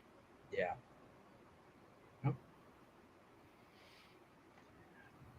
I think also, and this was pointed out quite a bit and heavily discussed in the DQ chat, huh, Walter, about the stipulations of the main event. Yes, there was no clarity. Yes. Oh my God. So I'm going to throw him under the bus since you'll probably do it tomorrow, but that's fine. TJS got wound up tighter than a freaking conga drum about, they said no interference. Nobody can interfere. No family can interfere. It's like nowhere did it say anything like that except on .com. And if we're relying on WWE.com, who can't even get their grammar right, let alone their damn storyline straight, we're all in trouble. Okay. And I said on the review that was more of an assumption. That wasn't really a rule in the thing. Yeah. I liked Freddie Prinze Jr.'s reaction to it, and I said as much in the chat that I was expecting more of a, not to sound stereotypical or generalizing, a more Samoan culture type presentation. What that was a no disqualification, false count anywhere match. Yeah. That was there was nothing tribal about that. Yeah, there was no gimmick involved. Yeah, there was zero specialty within that gimmick. And it was like, and if you watch the TV leading up to it, remember, Roman stopped Solo from dropping Jay the night they first discussed the match happening. Which is like, okay, that means they're going to leave it just the two of them, like it should be. But again, for all we know, this could very well be the same situation that Triple H and Randy Orton faced WrestleMania 25. where you had this personal blood feud pigeonholed by a lack of clarity in the stipulation. Because those two guys should have had the no holds barred, anything goes, falls count anywhere match, and they had a regular match where there could have been disqualifications. And it's like, this man broke into this man's home. This man on the opposite side took out this man's family. Like, how do you not turn these mucker feathers loose and just beat the shit out of each other in front of God and everybody there in Houston? True. Again, that's a poor booking decision on Vince's end. I always will throw him under the bus for that. Yeah. But what the hell happened here? Like, it seemed, again, it was so easy to make that better, and they didn't. And Emmanuel makes a good point. I have zero problem with Gunther being the only champion to win clean, because that just makes the Intercontinental Championship, which I think we all in this room value a lot, even stronger. And when he passes Honky Tonk, it's going to be a thing. I think he just surpassed Pedro Morales. He did. Right? Very recently, surpassed Pedro. Yes. Yeah. And Honky's only a couple weeks away, or a few weeks away, rather. Yeah. Yay, Walter, not this Walter, the guy they call with the G. Gunther. Yeah, that Walter.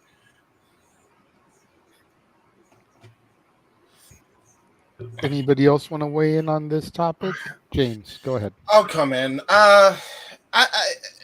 As I said, I think I said this when the business was up in 2022, right? And this is like pretty much after Backlash. I think we did an open mic night. I'll say the same thing that I said then now. I think there's a difference between being comfortable and then being lazy. And I feel like in a lot of cases, WWE could improve their product from a creative standpoint. I think there's a lot of issues not focusing on other divisions with the exception of the main event, specifically the Bloodline in the main event. And I think that's really dragged television, especially when you consider there's not really been any mention of much else other than that. And they really make it, you really feel like at the end of the day, that's all they care about. That's all that matters. And I don't care how good anything is, especially on a wrestling program, wrestling, sports entertainment, whatever you want to call it, you have to have variety. Mm-hmm. You have to.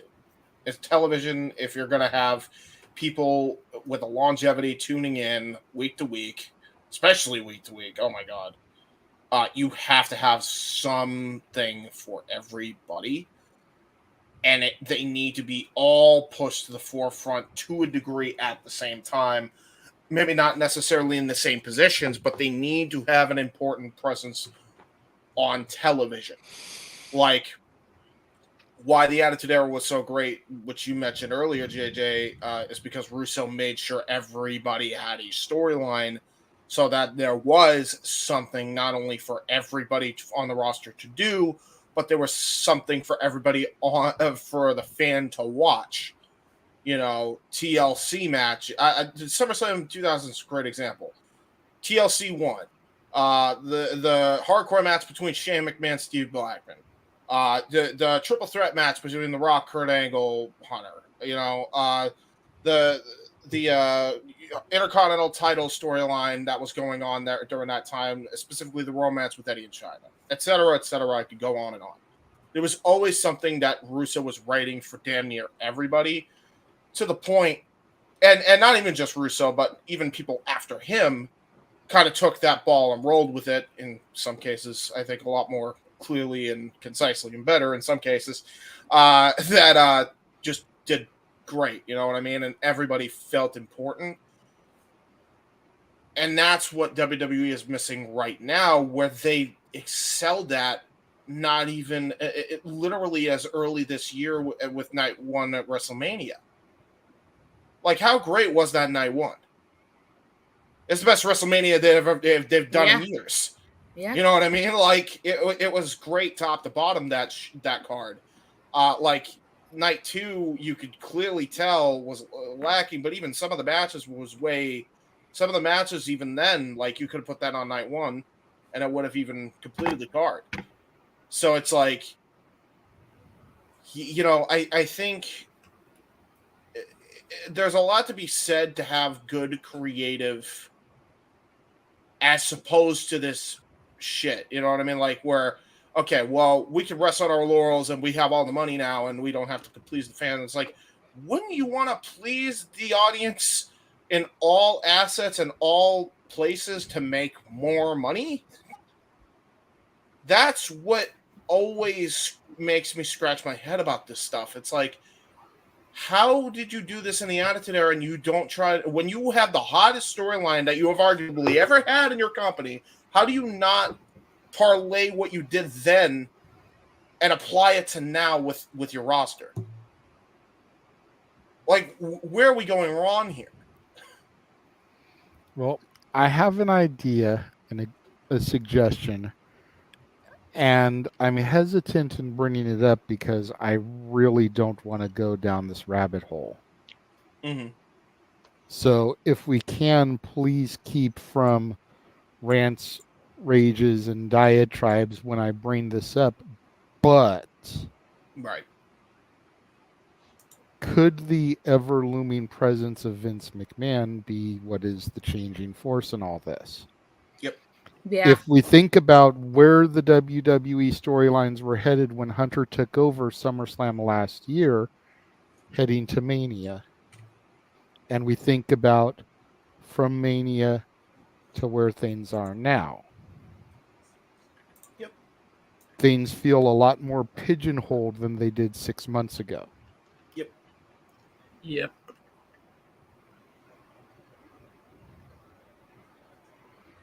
And yet they're saying that Hunter's not even going to be on the board once the deal is finalized next month. Which I don't like that at all. Well, okay. Oh, I don't love it at all either. Well, no. So here's where I do and I don't. He was on the board when it was just WWE. He was part of the executive, the C-suite, but he was never on the board of directors. So I don't think he needs to be. I don't think he wants to be, if we're being honest. I wouldn't want to be if I was him. But that's way too much time with the higher up suits that I wouldn't want to deal with. Even as the chief content officer, I'd be like, y'all handle the board shit. I'm good. Let me just write my television. Thank you very much. So I don't think he needs to be. And again, I don't know how much Vince being on the board of directors is a thing when it comes to him being involved in creative. Yeah. But if it remains as such, where if we believe what we're being told, and again, it's very hard to do that with WWE. But if Vince is just on the board, he's the executive chairman of the company. And if Triple H is indeed in the Vince chair, if you will, as head of creative, on the headsets, doing the things, I'm not opposed to that. Let Vince and Nick Khan, and help me out with the guy that runs Endeavor at UFC. Oh, I forget his name all the time too. Arya or whatever. Ari Emanuel, I think. Ari Emanuel. All right, thank you. Let those guys run the business. Cool. Let Dana, if he's still president of UFC, let him book the fights. Let Triple H book and run creative in WWE. Yeah. They can always have my money if it stays like that, like for real. I'm okay with that. Yeah. Vince getting back involved with creative will lead us down the primrose path. I'm convinced of that. Which we've already seen that happen to a degree as well, by the way. But again, we don't know. I mean, it's so hard to know what is fiction and what is reality when it comes to these reports from these so-called journalists. So a lot of it does feel very what we know as Vince-ish. Yes. But we don't know. And that's the scary part, I think, as fans. Yeah. Go ahead, Walter. Can I talk after Walter? Can I go after Walter? Absolutely. All right. Go ahead, Walter. I think I'm on the side with this whole status quo thing. I think if you like WWE, you're gonna attend their events regardless, and you're gonna spend your money because you like what it is. It's not the product that's out there. The fact that we spent 30, 40 minutes trashing the women's division kind of shows that their product isn't the best right now. Right. And I think these record numbers, these record attendance, this, sorry to say this and reach this, but it's a result of 3 years ago, the world went through a pandemic where we were all shut down. We couldn't do anything. And it made us so anxious to get outside that for the past 3 years, WWE is smashing these records because they started letting us back in to the arenas. So we're so happy to be in these arenas that we never know when some shit like what happened can happen again, that we go to these concerts, we go to everything. So these record numbers are because people no longer take the fact that we can go public places for granted anymore because we were shut down for so many years. That's what's breaking these records. It isn't the product that's on TV. Amen. That's a fair assessment, Walter. Go ahead, Deville. Well, I agree with what you guys have been saying, that I feel like it is status quo. I think that a lot of people say, oh, it's WWE, you know, I'm going to go to that show. But I also do think the creative aspect of it is terrible. And I do think it's because of Vince. Like I said, I went to the Raw after Mania. And out of all the shows I've been to between WWE and AEW, and these last 10 years that I've been to, that has been the worst show I have ever been to. The worst. And I feel sorry for all the people that were from out of the state, out of the country, that stayed that extra day, wasted all their money for that. That was the worst show I have ever been to. Wow. That was a horrible Raw after Mania. It was one of the worst shows I've ever been to. But I think I don't know when you guys started watching again or when you fell off the wagon. But you know, sorry, but SmackDown 2016, if you guys were watching that time, was actually really good creatively. They told stories. We had story. The women's division, I believe that year at Backlash, we had 3 women's matches, each with its own storyline. And you know, and then you know, stuff happened and we're back here. If you watch this past Monday Night Raw, yeah, you can kind of tell that Triple H put creative because we got stories, we got direction to Payback. When the previous Raws, no direction, you know. And another thing, everybody keeps talking about the bloodline, but you know what? Let's bring up Judgment Day because you know I cover I do my reviews and stuff. Since July 3rd, Judgment Day has been in the main event of Raw, and it's basically the same thing. A tag match. You've seen Sami Zayn versus Dominic. You've seen Sami Zayn, Kevin Owens versus Dominic and Damian Priest. You saw a 6-man tag. It's always the same form. Always. It's the same thing on Raw with Judgment Day. They always main event in some capacity or another. I'm kind of getting bored of seeing Judgment Day main event, or at least throw Rhea in the mix. Why can't Rhea main event? Why can't we get a 4-person tag? You know, it's the same thing. So that's just what I had to say. Also fair. That's fair. I fell off in 2013-14. I stopped watching, and a lot of why I stopped watching was because I was just tired of seeing the same people shoved down our throats. Mm-hmm. It was the John Cena show. It was the Randy Orton show. It was the Sheamus show. It was the Cena versus Randy Orton show. Yeah. How many times have they faced each other? Oh my God! Right? Yeah, it's you know, and other people weren't getting their opportunity. Perfect example. Look at how they booked the Summer of Punk. Right. Not when he finally got the belt back at Survivor Series and went on that 400 whatever day run. 434. But look at how they booked the Summer of Punk. They botched that bad. Yeah, they did. He wins the belt at Money in the Bank, takes off. They have a tournament, crown a new champion, Rey Mysterio. Cena challenges him for it, immediately dethrones him. Have a title unification match at SummerSlam just to have Alberto cash in and take the belt. Yeah. And then hold the belt until Survivor Series. One of the top 3 worst cash-ins, by the way. I was actually there for that one. Hand to God, if I hadn't had my kid with me, I'd have been more drunk at that one than the previous year. Yeah. I'd have been carried out of that one. It was so bad. Yeah, I was not a fan of the cash-in experience, period, but I can at least say that I was there for a Money in the Bank match and watched Edge win the briefcase. Yep. And I was there when Alberto cashed in his briefcase. So I've seen a ladder match win and cash in. Here's I how was bad. there when Alberto returned at SummerSlam. There you go. Oh, Here's was how it Hell bad in a Cell? Hell in a Cell was when he returned. Oh. But then with coming back when I did, there were a few people that were still around. You know, Orton was around until he got injured. Miz was around still. Kofi still around. Big E was around till he got injured. Sheamus is still around. But for the most part, it was a whole new cast of characters. Yes. So it was easy for me to kind of watch and kind of get sucked into the new people that were being pushed.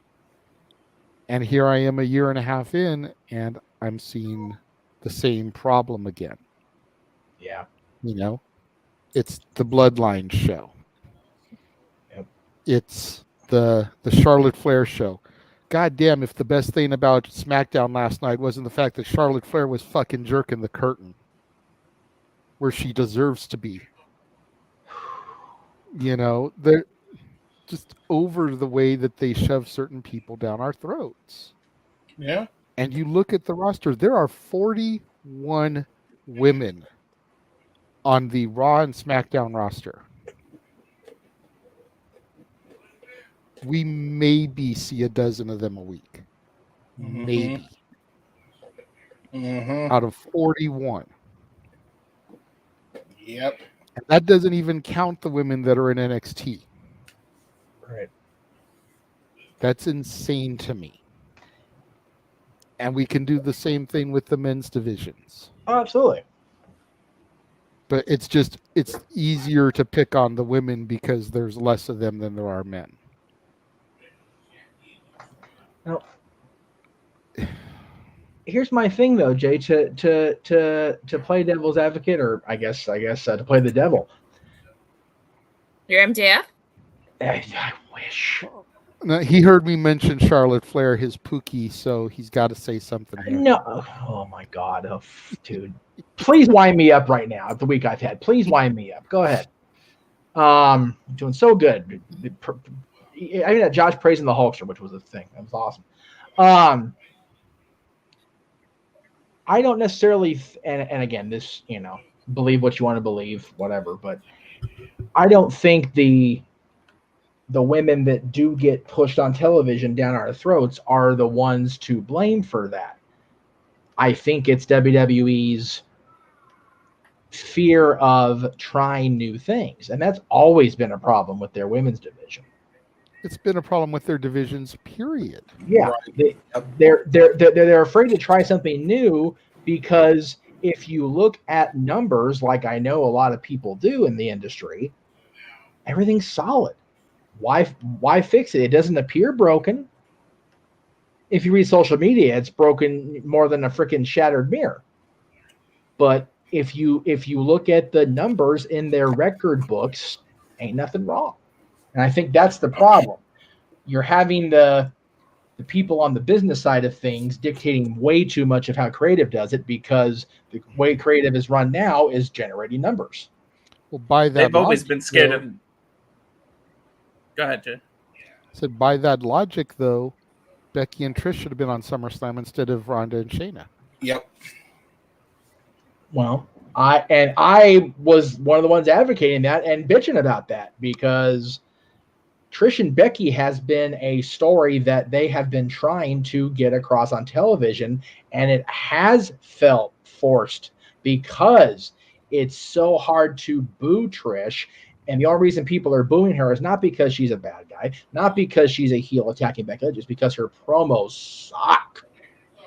She's got that wrong kind of heat right now because she doesn't believe in it. And this is not a knock on Trish for the most part. People know how much I love Trish Stratus.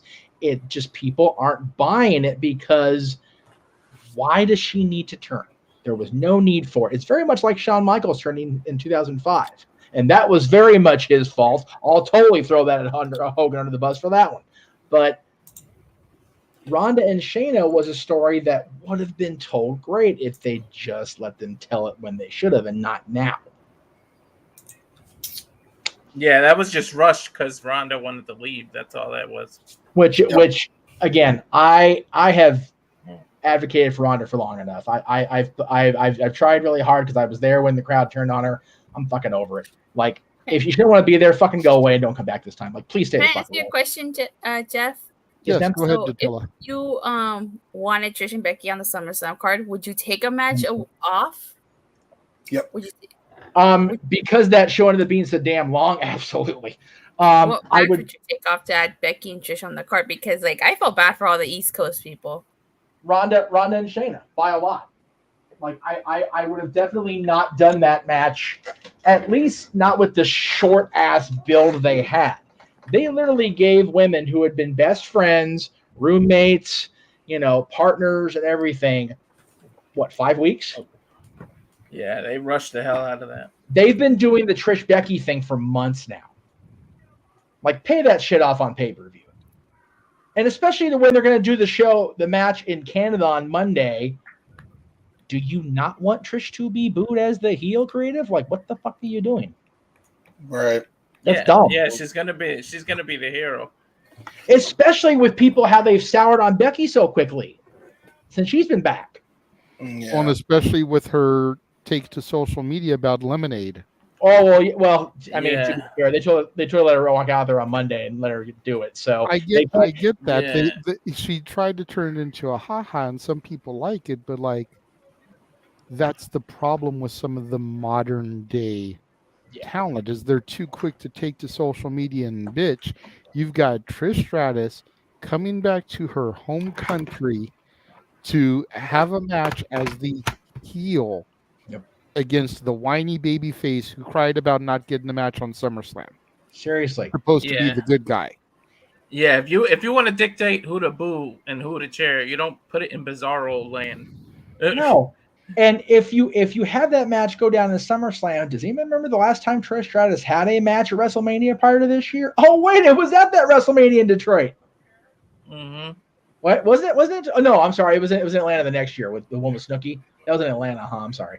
I apologize. I apologize. Hey, and going back, it was what it was. Going back to you saying that WWE is scared to try new things. Yeah. If they've been scared for years, otherwise Cena would have went heel if they wasn't scared. Uh-huh. Okay. All right, hang on. Okay, I can't argue with all of that because Lord knows I've done it over the years. But it's kind of one of those. Had they done it right away, that's very much Vince not wanting to shoot the cash cow in the leg. That's very much the case there. But as it went on and the timing felt right, yes, the Make-A-Wish thing was already well entrenched. And if you go back, if you want to compare the eras of people, one of the main things that was keeping Hogan hesitant about turning heel on 96 was the Make-A-Wish stuff. Because prior to John Cena becoming Make-A-Wish guy, Hulk Hogan was so the Make-A-Wish guy. And honestly, he still remained that guy for a little while, but then it's like, nah, man, I gotta lean into this. If you saw it worked for Hogan, it could have worked for Cena. No, I disagree. It didn't work for Hulk. He did stop doing it for a long while because he wanted, and Bischoff to an extent too, and WCW wanted it to be as real as it could be. So Hollywood Hogan wouldn't go to a Make-A-Wish thing. Hulk Hogan would 3 times a week, 3 times a day. And I think at the point that everybody felt more ready to turn John, even John was like, I can't. Like that, like it without going too far inside the fence here. John is too good a dude to want to do that. Like he understandable. He's too damn good for his own good. That's a problem. Damn it. Understandable, but in this day and age, when you have people who do know how to separate the character you see on TV than the person, Roman still does Make-A-Wishes and he's the biggest heel. Sheamus used to do it as a heel. No, I think people could have separated it. I think they could have. I just don't know. and again, I think at that point it became more of a John decision than a WWE decision. Yeah. Yeah. I mean that's just my knowledge of the situation, but yeah, it's there are a lot of triggers that could have been pulled. But getting back to what we were talking about as far as SummerSlam and Trish and Becky versus Ronda and Shayna, like Ronda and Shayna was, as you said, so rushed. 5 weeks to build a story that's been told over how many years since she was on Ultimate Fighter with Ronda? Like that was a long time ago. Yeah, you could have did a 3-match series out of that. You could have pushed that to WrestleMania 40. Seriously. Yep. At least push it to Payback. Yeah. Push it to the pay-per-view after. Yeah. Have it start at Payback, really, and have it end at Survivor Series. Ronda could have been like, y'all want to boo me out of the company at Survivor Series? Okay, deuces.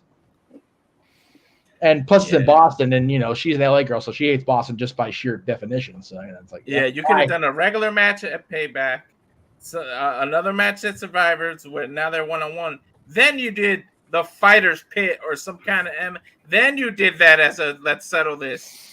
Yeah. Not Put the first them in match. the fight pit in Philly. They're known for their legendary fights in Philadelphia. Yeah, exactly. Seriously. Yeah. Again, it's not fucking hard to book. God damn it. I know, Jeff. We talked about this in the opening topic. I got you earlier. It's okay. It's okay. Breathe, Jeff. Breathe. Okay. But then again, I don't think JDS doesn't go on rant, so I'm not going to go on a rant. But it's yeah. Trish and Becky should have been on the pay-per-view just because of how long they've been making us eat this pile of shit.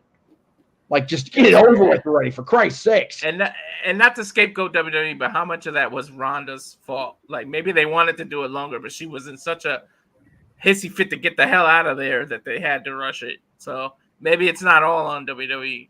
Well, I mean, I said that. Well, but maybe it's one of those things like, okay, yeah, fine, just get her so she can go away. Cool. Mm-hmm. I mean, and then I think you said this, JT, the other day, or whoever. I figured it was like they should lean into that with Shayna's character.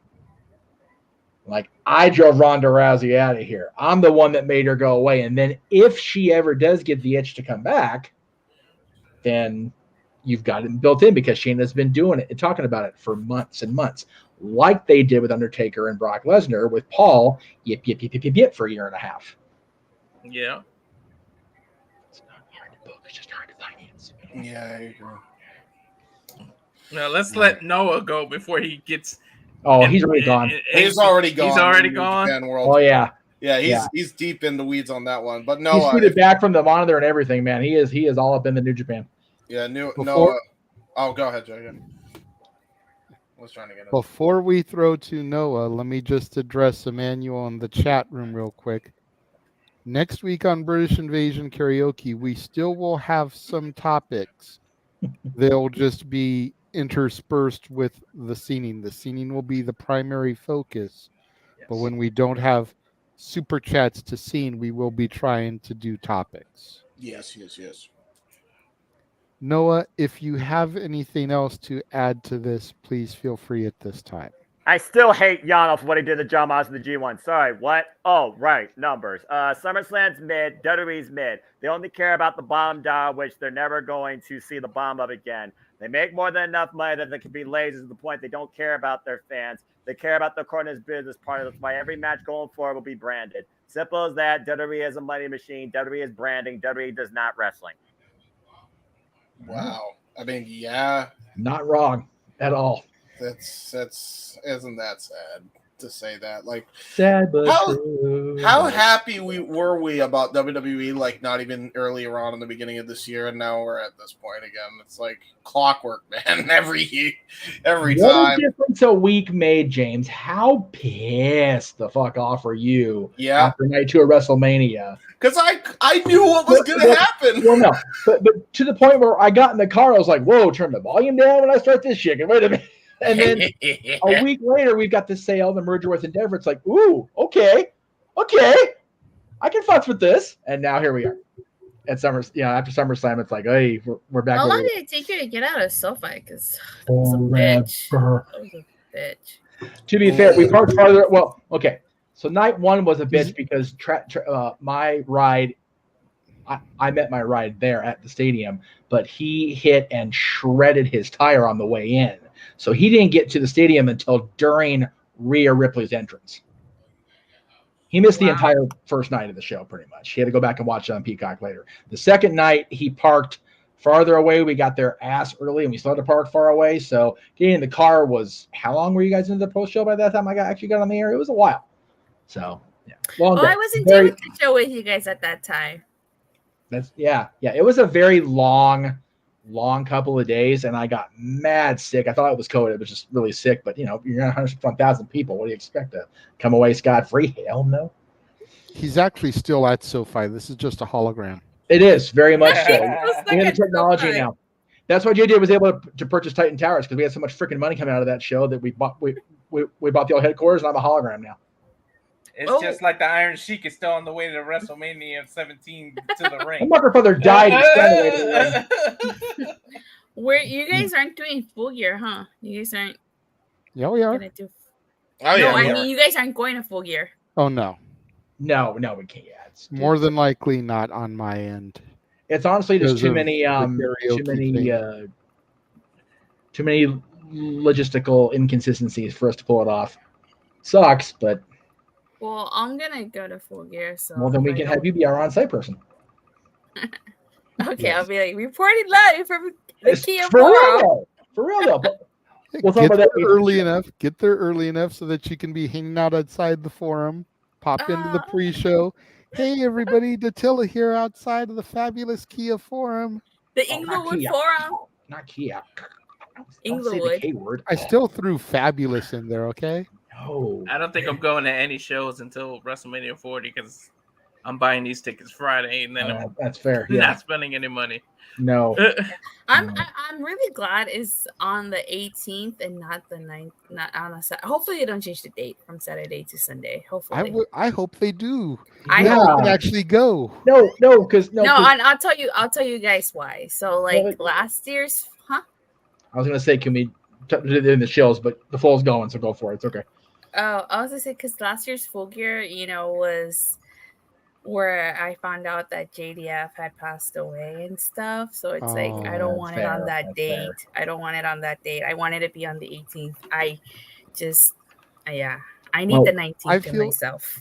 I feel you there, but if it's on the 19th, then I could actually go because we can do the open mic night karaoke on the 18th, and then can go to Full Gear the next day.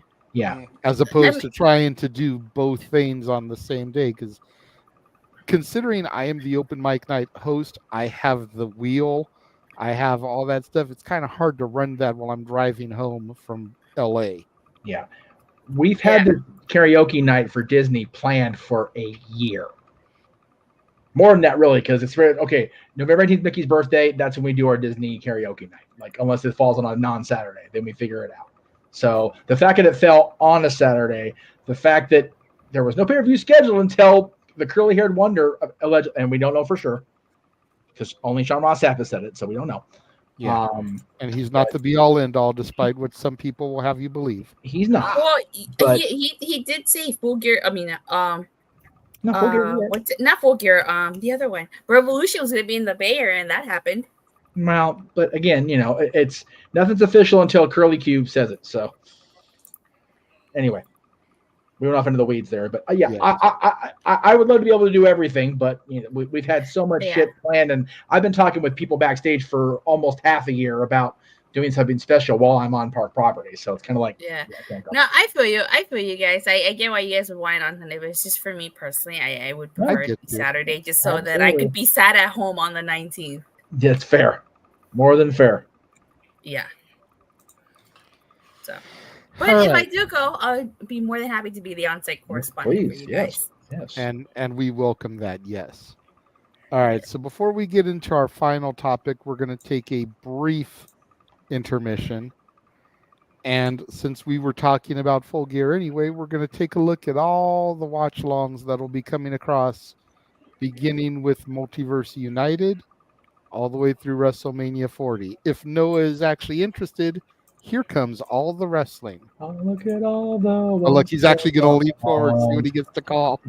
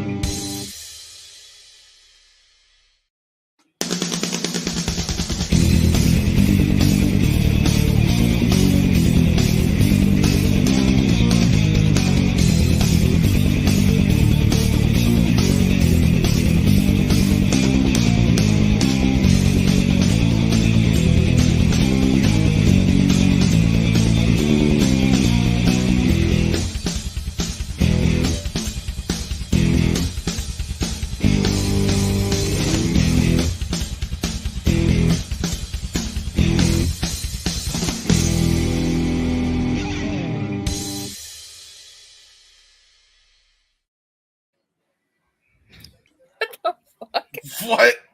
What? All the great professional wrestling and sports entertainment. Nice. Why am I? I just felt like throwing that up there.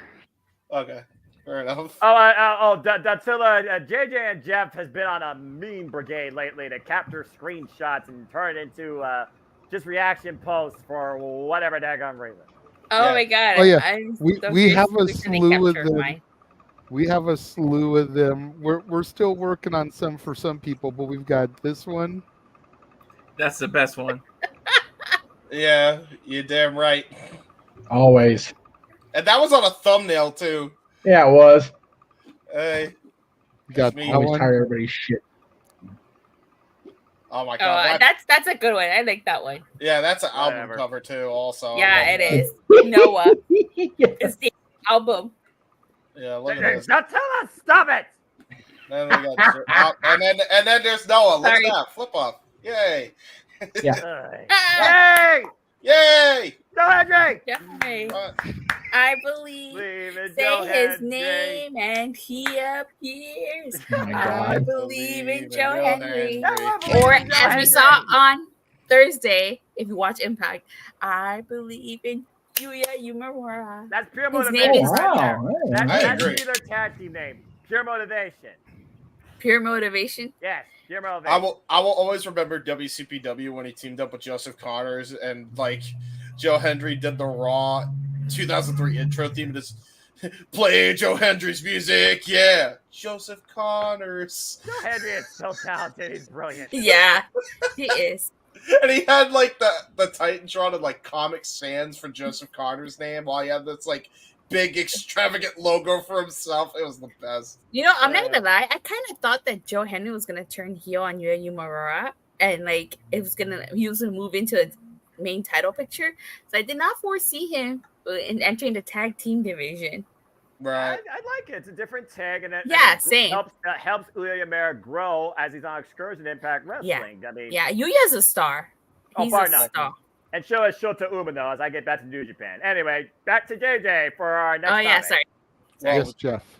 I want to say the bottom row is all into this. Top row is going, what the fuck are they all talking about? Anyway. You guys don't watch Impact Wrestling, that's why.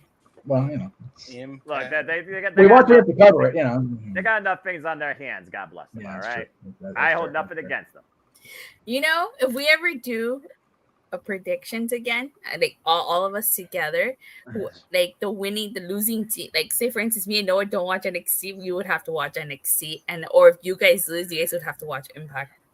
Not my NXT. Well, JJ already watches Impact with us sometimes. It's not that I dislike Impact. I'm just never home on Thursdays at either 5 or 8 o'clock to actually watch it, and my DVR is freaking unreliable at best. So there you go. It's not that I don't want to watch it. I just don't have the damn time. Hey, What channel does it even come on? It's TV, but I watch it on YouTube because I refuse to pay more money to upgrade my cable package. I'd rather give my money to Impact. Become an Ultimate Insider. Watch Impact Wrestling for less than $1 a month. I know. $4.99 if you want the Impact Plus specials, which I have. Well, ImpactWrestling.com for all the information and more, kids. Fine. Subscribe today. Yeah, Impact Wrestling YouTube channel. Yeah. But we're sure subscribe to my members only today. section. Be a subscriber to JJ's members only section. Yeah, first subscribe to JJ's members only section, and maybe we'll even add retro Impact Wrestling content. Who knows? Oh yeah. I want in on that. Yeah, dude, if we're doing that content, we do it before January 4th, 2010. Then I can co-sign on that. Being Same.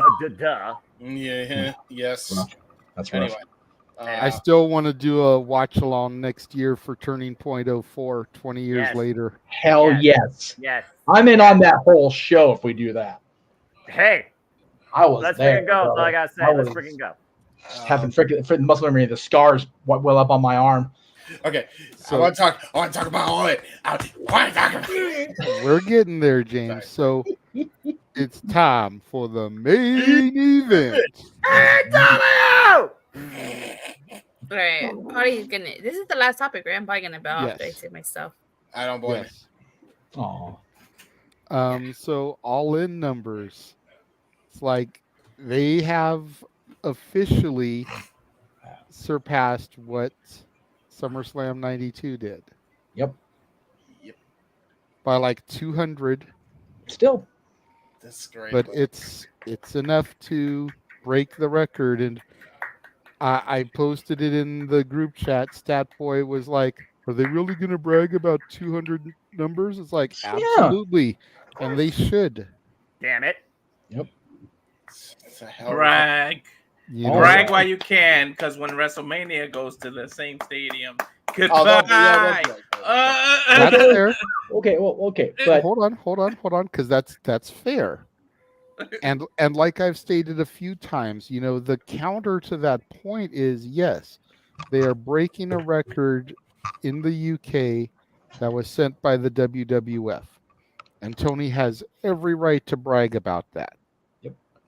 But they can't consistently sell out their shows here in the States where their home base is. Bingo. Yeah. And there's a problem. Yeah. Yep. And I've stated for a while now here on the show that I think a good portion of that has to do with them oversaturating markets. How many times has AEW been in Chicago this year? Yep. Chicago. As opposed to how many times has AEW been in LA this year? Twice. It'll be twice if they come for full year. It will be. But it's once now. Yeah. You figure All Out, you figure Bound for Glory and Survivor Series, granted 3 different companies, but 3 consecutive months of pay-per-views being ran in the same city. Not the same arena, granted, but still the same city. Yeah. This is why it's hard for even the WWE to sell out consistently. Because if I've got to choose between All Out, Bound for Glory, and Survivor Series, and especially since it doesn't look like Survivor Series is going to be War Games, yeah, I'm probably going to choose one of the other 2. Granted, I've never been to a Survivor Series. I still need to do a Survivor Series and a Rumble before I pass away to click off the big 4 for WWE. Yeah. But if I was in Chicago and those are my 3 options, I'm probably going to go to All Out, especially since it's a week removed from All In, the record-setting pay-per-view. Mm-hmm. You're going to have the hometown hero CM Punk in the building doing something major. Oh, yeah. Yeah. But they can't consistently sell out here.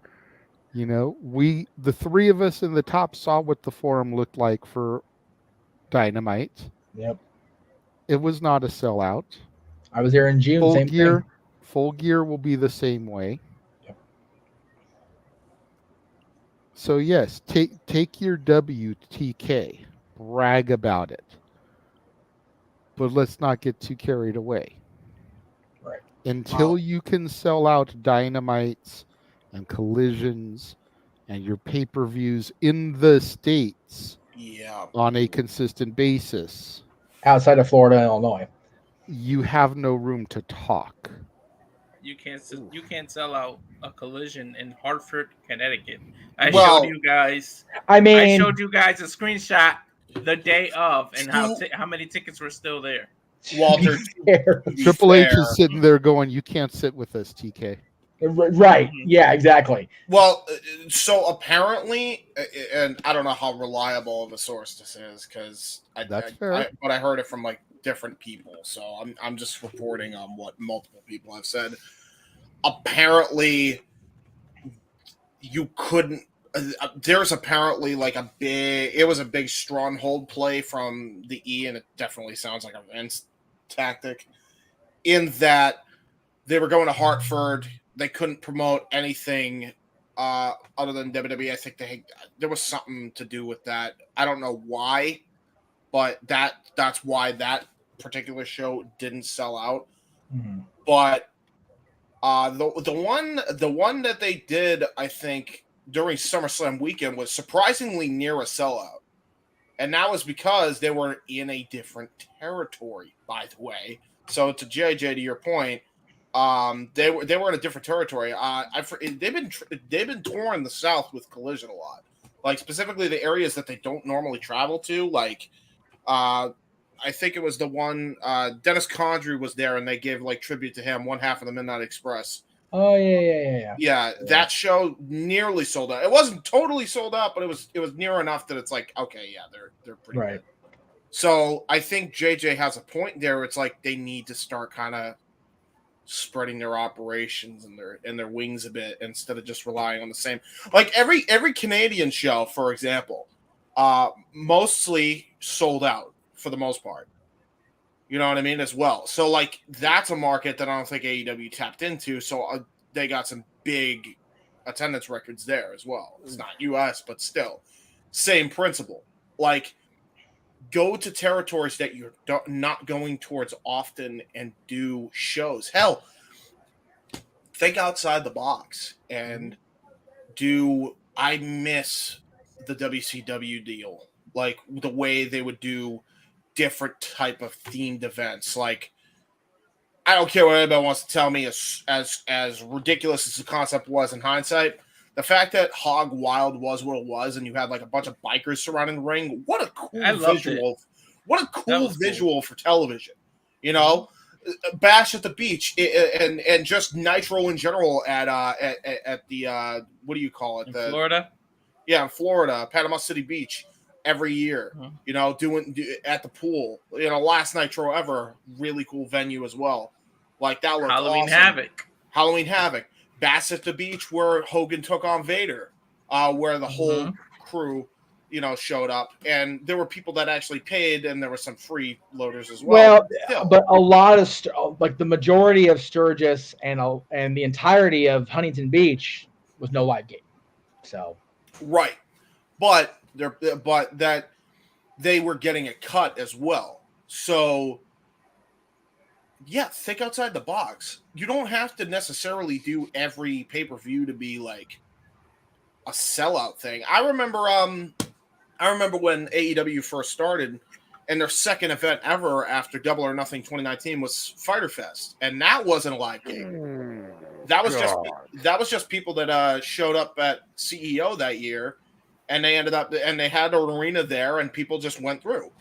And I think it was the same arena that they would always host the Smash Brothers tournament there every year. So it was like they went into that arena to have that wrestling show, and a lot of people showed up, and they got a cut of the profit. Do stuff like that. Think outside the box with these things. You don't have to have like every show be a sellout thing. The Jericho Cruise is one of my favorite shows they ever did because it was on the Jericho Cruise. It was sweet. How awesome was that? I mean, logistically, it was a nightmare from what Tony and Jericho and everybody else has said. But, like, it was freaking awesome. You know what I mean? Like, that visual's cool. And I think if they think outside the box, go to areas that are outside of their comfort zone. Ooh. Hell, build arenas, like makeshift arenas, WrestleMania 9 style, you know, in parking lots and have people come through there and, you know, we're outside the parking lot. Like, I would love if like on go home shows, they took that concept that WrestleMania 9 did, and that's their go home show, and they host it in the parking lot, and they build up an arena, and they have like the go home shows that, you know, and VIP people who paid tickets come through and watch the show. That'd be awesome. You know what I mean? Like, outside the box thinking and outside the box presentation is going to generate more people to be interested in your product, especially from a visual standpoint, I think. But that's just me. That's fair. And just to piggyback real quick, since she brought up Fyter Fest, I remember reading, and I just wanted to go ahead and address this in case you didn't know. Not this week, but the week after is actually going to be this year's Fyter Fest, the go home week to All In, to support the tragedies that just happened in Hawaii and donating money to the Maui Food Bank. They're doing Fyter Fest during All In build. Yeah, the go home week to All In. Ooh, well, FTW is having a watch party, people, so stay tuned. That works out for me great. There you go. Fight for the Fallen, Fyter Fest, AEW All in London, AEW All Out, back to back to back to back. Man, those weeks are going to be crazy. Like, seriously. Let's freaking go. That's all I gotta say. We got All Out, and we got Emergence. United in between that as well. Yep. NWA, yeah, All NWA Out, that one. Payback. Yeah. God. NXT Heatwave. Nah. Oh, we got the 30th anniversary of Power Rangers. Not my NXT. We got a lot of content. All the wrestling though. We won't get sleep again. Anyway, What is it right now? but yeah, I don't think you're. I understand where you're coming from, Walter, because it's like, oh wow, they're having a hard time selling out like Hartford, but that's been WWE territory and strongholded for a long while. Like they especially with Vince in the chairman chair, which he still is. Let's not even kid ourselves, even though he's going through this indictment right now. Like, there's no way he didn't have a say in what was going on there. Like he was probably. I get it. You can't promote as much as you want to. Sorry, not sorry. They did the same thing, or they tried to do the same thing with MSG before MSG actually stronghold WWE when they were doing the Ring of Honor G1 Supercard with New Japan. But to that point, they've still, even now, only got one show in the Garden that wasn't WWE since the 50s. Yeah, that's fair.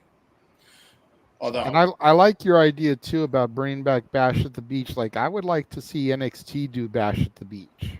Yeah, because you figure most of those talents are still developing anyway. So to do that as a free TV special or pay-per-view isn't outside of the realm of possibility. You know, you're not wasting a free gate on your established talent.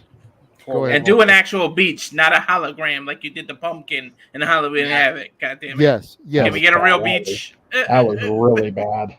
I mean, they're based in Florida. It's like it's not that hard to go to Daytona, Tampa, you know, Miami. or come to the West Coast and do Huntington, Seal, Hermosa, Redondo, like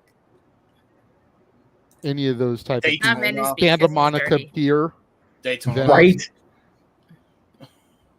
Like, for real, it's not that difficult. Yeah, Florida's literally the beach state. They have no excuses besides laziness. Bro, I would love. I ain't even gonna hold you. Like, if they were to like host, like, this is just my stupid. Like, I'm a redneck. I swear I'm the most redneck New Englander ever. If they were to host a wrestling show in the infield of Daytona, I'd be like, yeah, I'm going. I'm going to Florida. Here we go. Yeah, future idea yet to happen. Yeah. Yeah. I don't know. I like it. Okay, I think I'm gonna get off because I'm getting tired. Oh, but no do worries. Do you want to give your thoughts on the topics before you go? Okay, yeah. So what on AEW selling out Wembley, right? Yes. Yes. I think a lot of it has to do with the fact that the UK is just starving for wrestling. Dang. I think that's the biggest issue. That's the biggest reason why.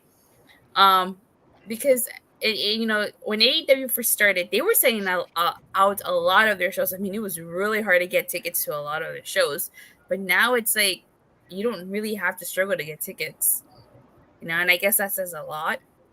But hey, you know what? Tony beat SummerSlam '92. That's, you know, good. Yeah, make it like JJ said. You know, brag, boast about that. But you know, so. But I think that the biggest reason why they were able to sell so many tickets is just that the UK is just starving for content. Exactly. Yeah. And that's why they sold it without announcing any matches. Well, I mean, they sold it without announcing any matches, but they're about to and very, very close to selling it out now because of the 4 matches they have announced, to be fair. Yes. Not even a full card yet. Yeah. Yeah. So. Yeah. So. I think they're going to be all right. That's pretty much all I have to say. So, would you like to show your site real quick? Oh, okay. Yeah. So, YouTube channel is Rangers of Wrestling. I do cover professional wrestling and Power Rangers. As I've said, throughout the entire month of August, we are in Power Month. We're celebrating 30 years of Power Rangers. So make sure you check out my unboxing of the Black and Gold Dino Megazord, or as I like to call it, and the NXT Megazord. I rank the Power Ranger themes from my least favorite for my least favorite to my most favorite, Mighty Morphin 2 Dino Fury. And this Tuesday, I think I will be doing my if not top 5, top 10 favorite episodes of Mighty Morphin. And I will be doing a special live stream on Monday, August 28th, because that is the actual date of the day of the dumpster first aired. And also, too, I do cover wrestling. Raw, SmackDown, Dynamite, Rampage, and Impact Plus specials and pay-per-views. And Collision as well, right? Yeah. Well, not so much anymore. You know, sometimes it's nice to just relax and watch wrestling without having to know every little thing that happens. James, if she doesn't cover Collision, she can come on our show earlier. That is true. You're not wrong. And if something really monumental happened on Collision, we'll talk about it here. Yeah, and the benefit is that that is my principle. And the best part of it, since I am on the West Coast, Collision ends like at 7 for me. So there you go. There you go. Because I watch the East Coast airing, not the West Coast. Otherwise, it would be done at 10 p.m. Well, luckily Warner Brothers Discovery gives us the AEW shows at the West Coast time. It's on the West Coast at the East Coast time. It's very convenient. Yeah, it definitely is. We can't do the same with WWE, unfortunately. But no, that does suck. Do it with AEW. You guys can't do it? That's so weird. Like, I watch live TV on Hulu, so I don't get the East Coast broadcasts through Hulu. Yeah. Except for the AEW stuff. I guess because I have Spectrum, like I get both the West Coast and the East Coast feed, so that's plus. But I will say I hate the USA Network app because it always crashes on me. Always. Yeah, I don't blame you. Hate it. Absolutely hate it. It just occurred to me as well. You know, we always talk about how the ratings are so skewed because of the Nielsen being so out of date. Do they even include on the final total any of these sites that West Coast viewership at all? I think that's what takes so long to get the ratings out, is adding that. Okay.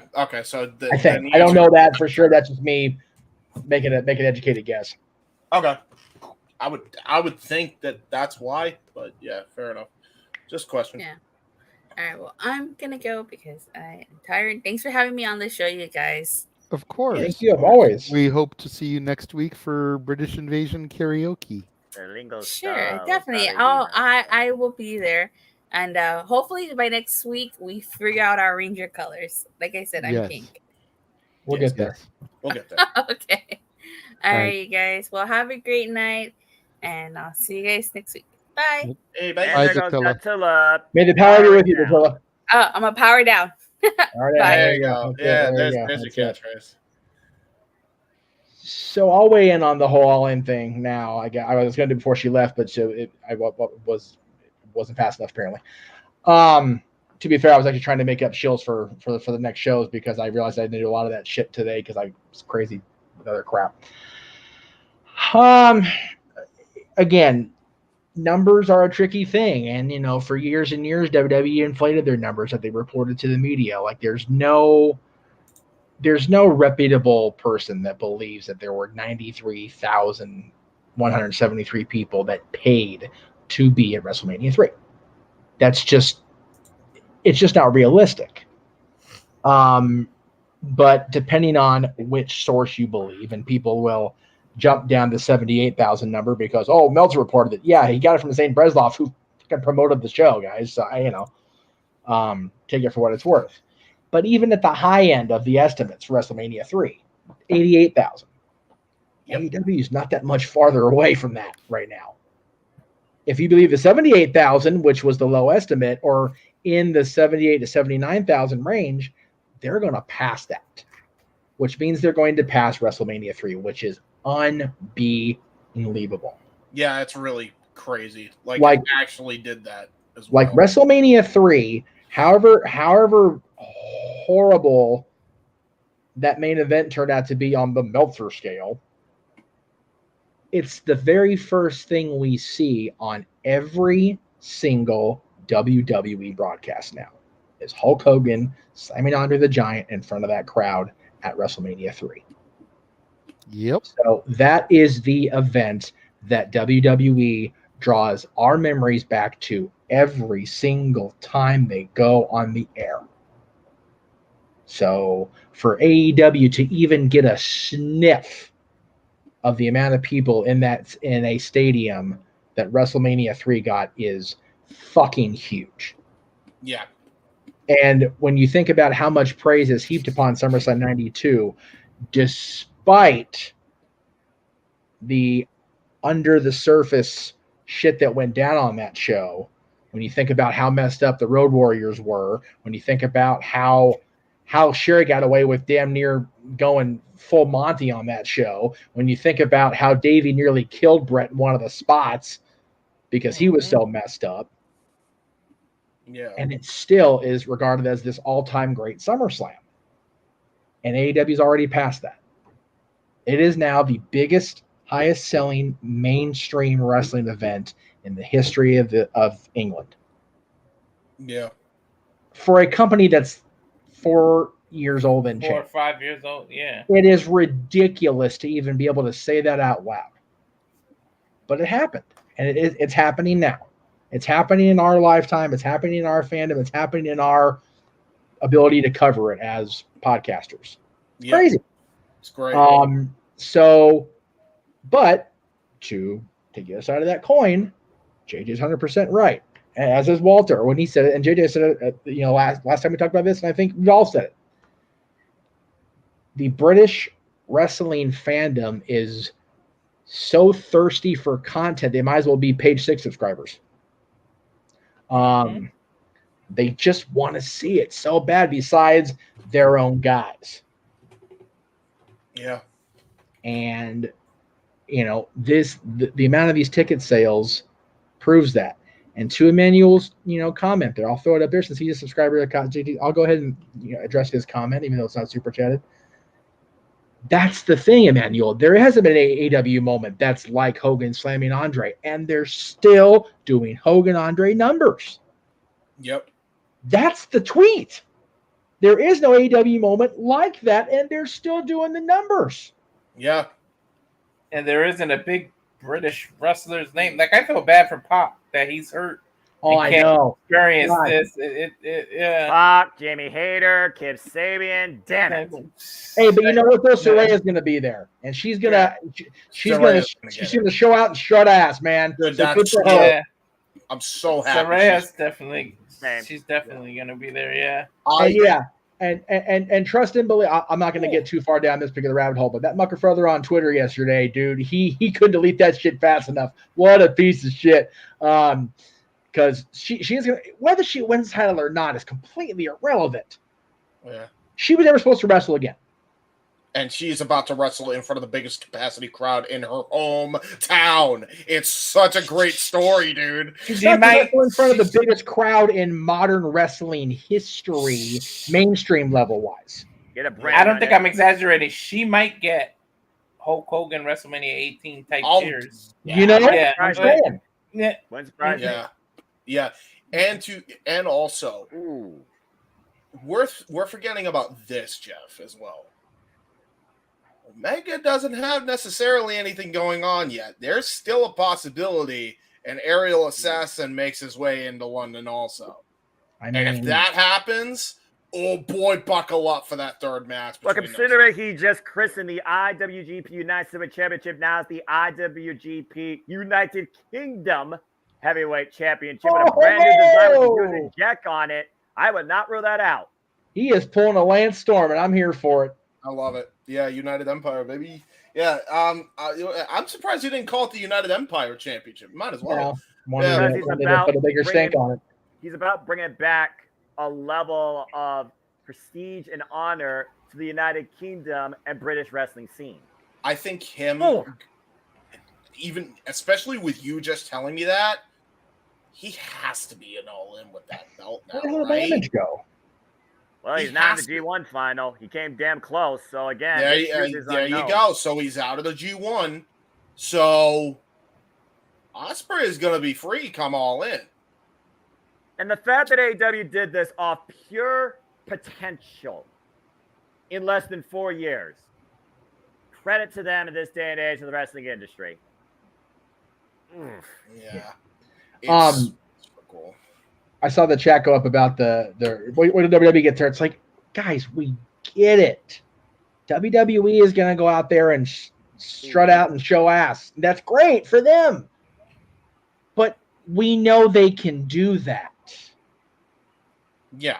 AEW shouldn't be able to be doing this 4 years in. Yeah. The fact that they sold it out with only 4 matches announced is like absurd. The fact that they got over 65,000 tickets without a goddamn thing announced but the letters AEW. Yeah. Exactly.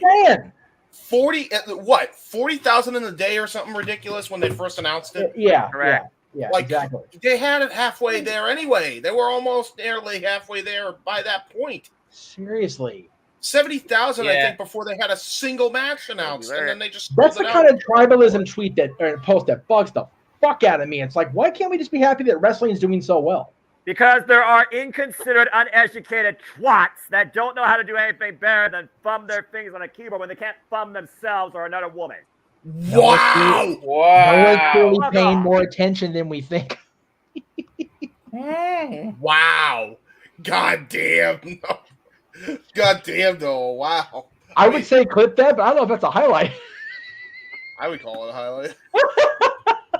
That was more of a fuck off. No, but he's not wrong. Again, to be fair. So, I think this is so sweet, bro. For real.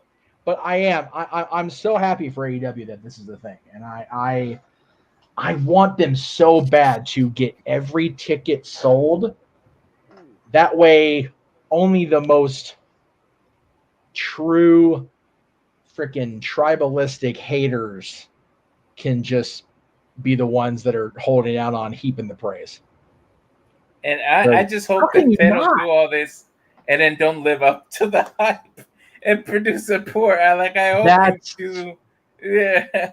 That's the other thing. Like, they did almost sell out with no matches being announced. They're doing even better with matches announced. Now these matches actually got to, show up. Yeah, exactly. Yeah. Punk and Joe was so hyped on Collision, and then it kind of was what it was. But it should be on pay-per-view. That match should be on pay-per-view. And I was kind of pissy it was on TV in the first place. It should have been on pay-per-view from the start. And now the 5th match is going to be so. Well, right.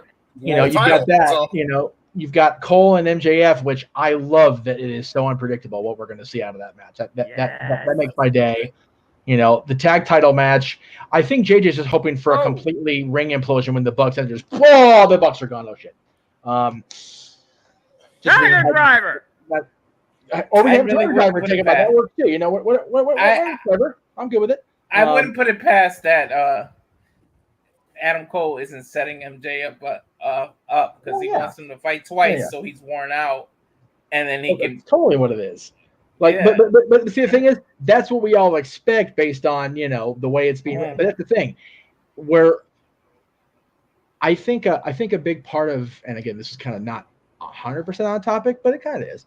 Right. I think a big part of what makes me so upset about them AEW pronouns, pal, not getting the praise is that we as wrestling fans are so spoiled on gotta know everything. And we don't have to know a fucking thing. I love that I don't know what's going to happen in that world title match. Yes. I love that I don't know exactly what we're going to get out of FTR and the Bucks this time, or what we're going to get out of Punk and Joe this time.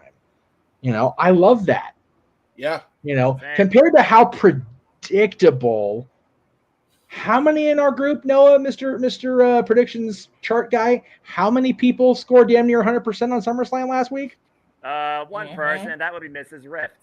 Oh well, then I'm talking out of my ass. Cool. And to be fair, it's Rick. She lives in Detroit, so it's a Rick thing. No, but even still, I think I only got one wrong. No, I think 2 wrong. That was it. Yeah. So it's pretty predictable. The point I was trying to make before I got Fear completely debunked there was that there was so much that it's like, okay, we know what's going to happen here. These 4 matches announced in AEW, I have no idea what the outcome's going to be. Like, they're all a coin toss for me, and I'm fucking here for it, man. You gotta love it. Wrestling gives you a sense of suspension of disbelief more than 2 seconds. I have a question, and maybe JJ, you can announce it. I don't know if you watched Collision. I know Noah probably couldn't too. I do. What was? Can you spoil to me? Because I'm going to watch regardless anyway. The result, and by the way, for the audience as well, spoiler coming possibly in 3, 2, 1. Click off if you need to, but then come back. Did the CMFTR win the trios titles against House of Black or no? No. Let me guess. Joe interfered. Ding. Yeah, I Well, figured. yeah, I called that. yeah, I called that, which is fair. Yeah, they have to give us some sort of bill for Punk and Joe, and not have them go in the ring cold. So, I agree. So, anyway, so yeah, so the topic I put in the room was, can AEW outsell the Unsurpassable? They're like, even if you believe the high end real estimate, they're only 10,000 seats away. Mm-hmm. So less than that. So yeah, they can, and they probably will. And they definitely will. Well, 10,000 seats is still a lot. If 5,000 will still. Yeah. And I hope they do. I hope they do. Because when WWE puts out WrestleMania, that means they have to deliver. Yeah. Yeah, exactly. Yeah, because as much as they inflated WrestleMania 3, people are going to be scrutinizing the fuck out of that ticket number. They're not going to let them inflate a fucking thing. Hey, that's great. You can take your dumbass narrow opinion and sit on time out there. Thank you very much. Have a nice night. And if you come back and do it again, I'll ban your happy ass. I don't give a shit tonight. By the way, the rest of the chat room, I forgot to say this when I came on back on the air. Stay the fuck on topic. That's fair. Guys drive me crazy every week. And you guys know which one of you are the guilty parties. And I fucking told you you're the guilty parties. I have zero problem banning people. You guys don't super chat anyway, so why the fuck do I care? I have it on the stream, so I can't even see comments. So I don't know what's going on. I have it on StreamYard. It's a typical bullshit. The typical people on both my chat rooms and Aaron's chat rooms that go off the topic so far, they might as well be pulling on different weeds in a different part of the world, let alone off the weeds. Like, come on, guys. Bullshit. I'm sorry. Like, it shouldn't bother me that much, but it keeps happening after I keep saying it. So it's bothersome. And it's the same people. It's the same damn people every week on both on the multiverse streams and on No DQ streams. It's fucking irritating. That's fair. Anyway, I'm trying very hard to not end this shit show on a positive note, because it started out really well because we had Josh praising Hulk Hogan. That was funnier than hell. I enjoyed that thoroughly, quite frankly. And we got JJ as Brady Bunch 9, so that was nice. I enjoyed that part too. But anyway. Oh, that's cool. Yay. What happened? This thing popped up. I don't know. Oh. Yeah, sorry. When I'm on the computer, it lags like a muckerfucker. So I do appreciate everybody. And I know JJ and I know the channel heads all appreciate the fact that we've got people watching on every single channel. That's wonderful. But, to JJ's point, super chats are few and far between, and you guys just don't stay on topic. And it's kind of shitty. That's true. Alrighty. JJ, please. Rein us back in, my friend. Please. I thought we kind of were. Yeah, we were pretty good. If there's nothing else to be said about this topic, then we can just move into the shills. All right. Sound good to me. I'm happy. We're happy that AEW succeeded.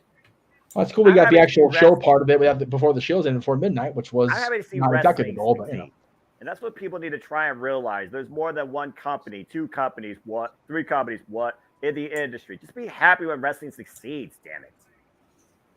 Yeah, agreed, man. For real. Moral of the story. For real. What are the matches announced so far? Let's see. That would be Young Bucks versus FTR for the AEW Tag Team Championships. Yeah, third match in you have news. Swerve Adam Strickland Cole. and AR Fox versus Sting One and guy, Darby Allin in a coffin match. You have MJF versus Adam Cole for the AEW World Championship, and you have a fatal four-way for the AEW Women's World Championship right now with Toni Storm, winner of Diamondbacker DMD versus the Bunny, this coming Wednesday, and Hikaru Shida and Saraya, who qualified this past Friday, being scheduled on Rampage. And also just announced for the 0 Hour, you have Ozzy Open defending the Ring of Honor Tag Team Championships against Adam Cole and MJF. Okay. Yeah, and they other rumored matches that have been reported, especially now that Ospreay's out of the G1, they're looking to do Ospreay versus Omega 3 on that card also. They're looking to stack this thing. Don't talk about rumors unless it's official, man. Rumors is just I'm just words. saying rumor. It is rumor. Big rumor. And we thank Noah Foster for challenging the Spirit Excalibur during that show for the matches. We appreciate that, Mr. Foster, so we can get this shit quickly. Thank you. There you go. Exactly. I mean, Shills. At least you got to stand Noah. That's true. Yeah. I don't know where damn stupid mask of his on. Anyway. That's fair. He's a Hall of Famer, though. Don't pick on him. Fuck him.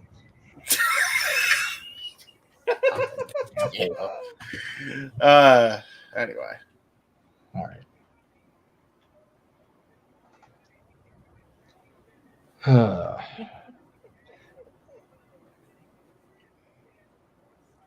JJ Shills. Oh, we're back. Yeah. Why Okay. were you off the air? No, Okay. I was just waiting Yeah. patiently. Trying to be so hard. So Shills, that's what Yes. we're doing, right? Yes. So I guess we'll start at the top here. Yeah. Make sure you follow and subscribe everybody on YouTube. Yay. Yeah. Everybody that is involved in the multiverse of media. Yeah. Make sure you join and subscribe to the members only content on the Casa D18 Studios channel, where you can find all of my Renegade Wrestling Reviews shows. We've had SummerSlam 88 go up this month. Last week, SummerSlam 98 went up. And this week, hopefully, we'll have SummerSlam 08 go up. Yes. As those shows are celebrating their 35th, 25th, and 15th anniversaries, respectively. It's crazy, man. You can also go to the community tab for the members only and vote as far as which classic match from SummerSlam history Noah and I will do a retro call for. 5 out of 7 people have voted so far, and believe it or not, Noah, currently in the lead is Benoit versus Orton. Wow. Are you serious? Yeah. Dead serious. 3-2. Damn. Brett Perfect, Rock, Triple H have no votes. That's crazy. That's bonkers. So there's still 2 more subscribers to the members only section that can vote, that if they were to vote for Brett Davey, would make it go into the lead. Yes. If they voted for any of the other 2, Benoit Orton would remain in the lead. But yeah, like it's a 2-match race at this point. I would say one vote for Brett Davey, the other one vote for somebody else, just to have chaos. Chaos. There'd be a coin flip. I'm an agent of chaos. I want to see the things. Of course you are. Make sure you check out Datilla over at Rangers of Wrestling. We thank her and appreciate her for having been with us and the island of misfit toys that we are for the majority of the evening. God bless her. Shit, right? All the content, all the things that she does, including her Power Rangers content and coverage, which I am curious to see her top 10 matches. I'm definitely going to have to go back and watch that. There you go. Make sure you check out all of these specials that are coming up this month. Some of them have already aired. Some of them still upcoming. You can go back and watch our watch-along coverage from the 200th episode of Dynamite and SummerSlam.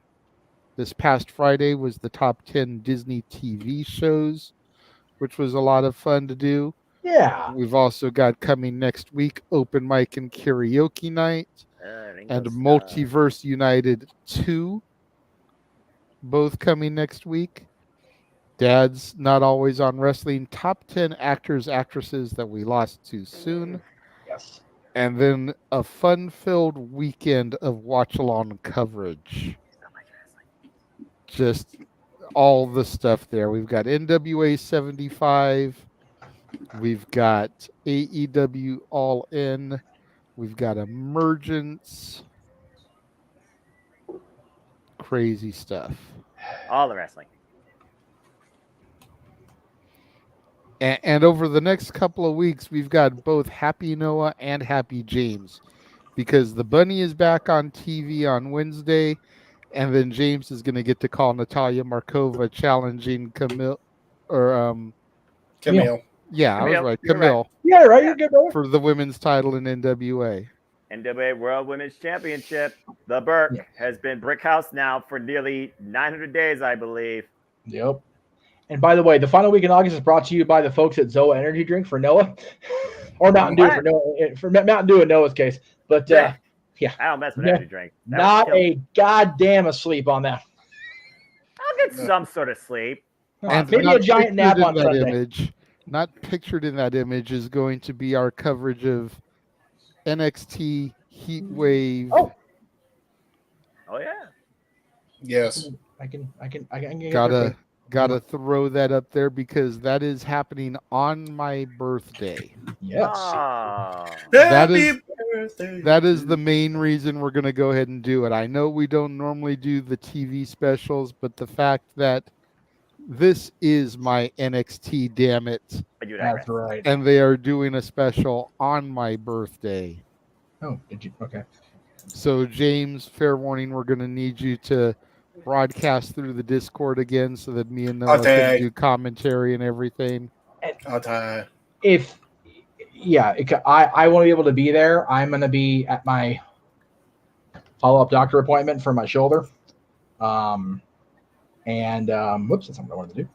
And I'll be gone that night as well. So, so if we can get your help on that, brother, that would be much appreciated.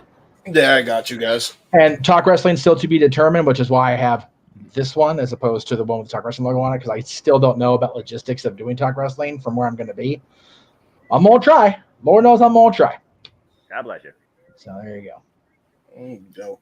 But either way, I love the fact that the show on your birthday is the same name as the ECW pay-per-view you got to go to that was here in LA because you suck. Yes. Motherfucker. all the ECW and WCW owned properties WWE using just for name branding on NXT TV. Hey, you know what though? No, but well, you know what though? They're not. Well, no, they're not running against. I was just about to say that. Yeah. Yeah. No, what to say? No, they're back to somewhat back with a break in between, I believe. Yeah. It's going to be like WrestleMania Night 1, Emmanuel, where Stand and Deliver for NXT was during the morning. Yeah. And then Night 1 was in the evening. All In being is how it's in the UK is going to be at like 10 or 11 o'clock in the morning for us West Coasters. Yes. And then 5 o'clock probably for the Impact pay-per-view. Yes. And for those of you that were part of our final battle and NXT mega stream, we are not going to do a full stream that day because that will go over the 12 hours and we will get kicked off. Yes. So, yes. Plus, there will be a break. Yeah. I would like Noah to get some rest. Even if he doesn't fall asleep, just get that man some rest in between the two shows. There will at least be 2 separate streams to break it up. We may come on and do just like kind of like a brunch open mic night. To kind of hype up the Emergence pay-per-view. Right. But it won't be one consecutive stream. That way we don't run into the issue of running out of the 12 hours, even though it's a Sunday. Yes. So there won't be a post-show. 1 second, James. Oh, okay. So there won't be a post-show open mic night because it's a Sunday. So Go ahead, James. It's just very distracting when you're like, sorry, I'm trying to do the spiels. Yeah, I had a joke I wanted to say about open mic night brunch. If it's brunch, can I eat chicken and waffles on the air? Sure, and I'll have mimosas. Yeah. Champagne brunch. Why not? Why not? Why not? Man, what a clothesline. There's one for you. There's one for you. There you go. There we go. There's one for you. All right. Oh yeah, it's my turn. Yay. Okay. So talk wrestling. Let's see this. What's this week? What's Tuesday date? 14, 15. Yeah, I'll be on the air on Tuesday. Just still a punch. All in Sunday. Tuesday, 10:05 Eastern after the NXT East Coast broadcast. The usual hour of shenanigans from good old JM. About 45 minutes if I'm trying to keep it real, because I don't want to go past 45 minutes if I can help it.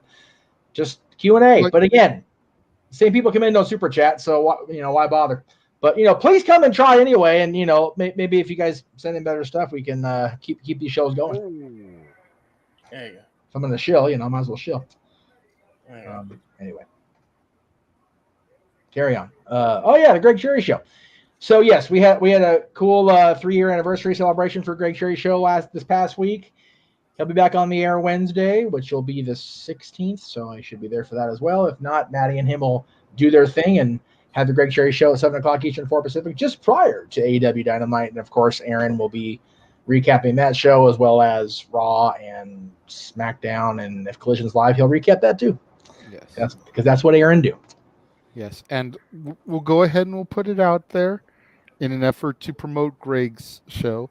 Yes. If you missed his 3rd anniversary show, yes, and you are a fan of Sean Ross Sapp and Fightful.com, definitely go back and watch it, because Sean did make an appearance on Greg's show for about a good half hour. I was going to say, he was there for a good chunk of the show. So if you're fans of Sean Ross Sapp and Fightful, then go and check out last week's episode of the Greg Cherry Show.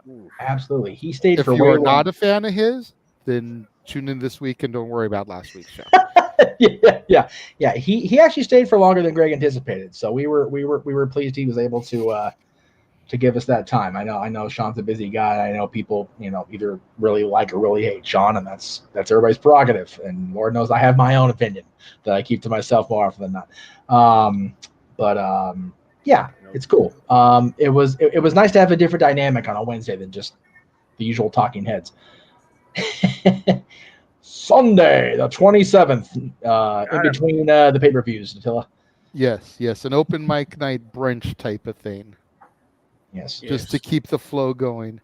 That's right. Emmanuel saying he voted for Orton versus nobody. At least the Casa D18 acknowledges him, not like WWE.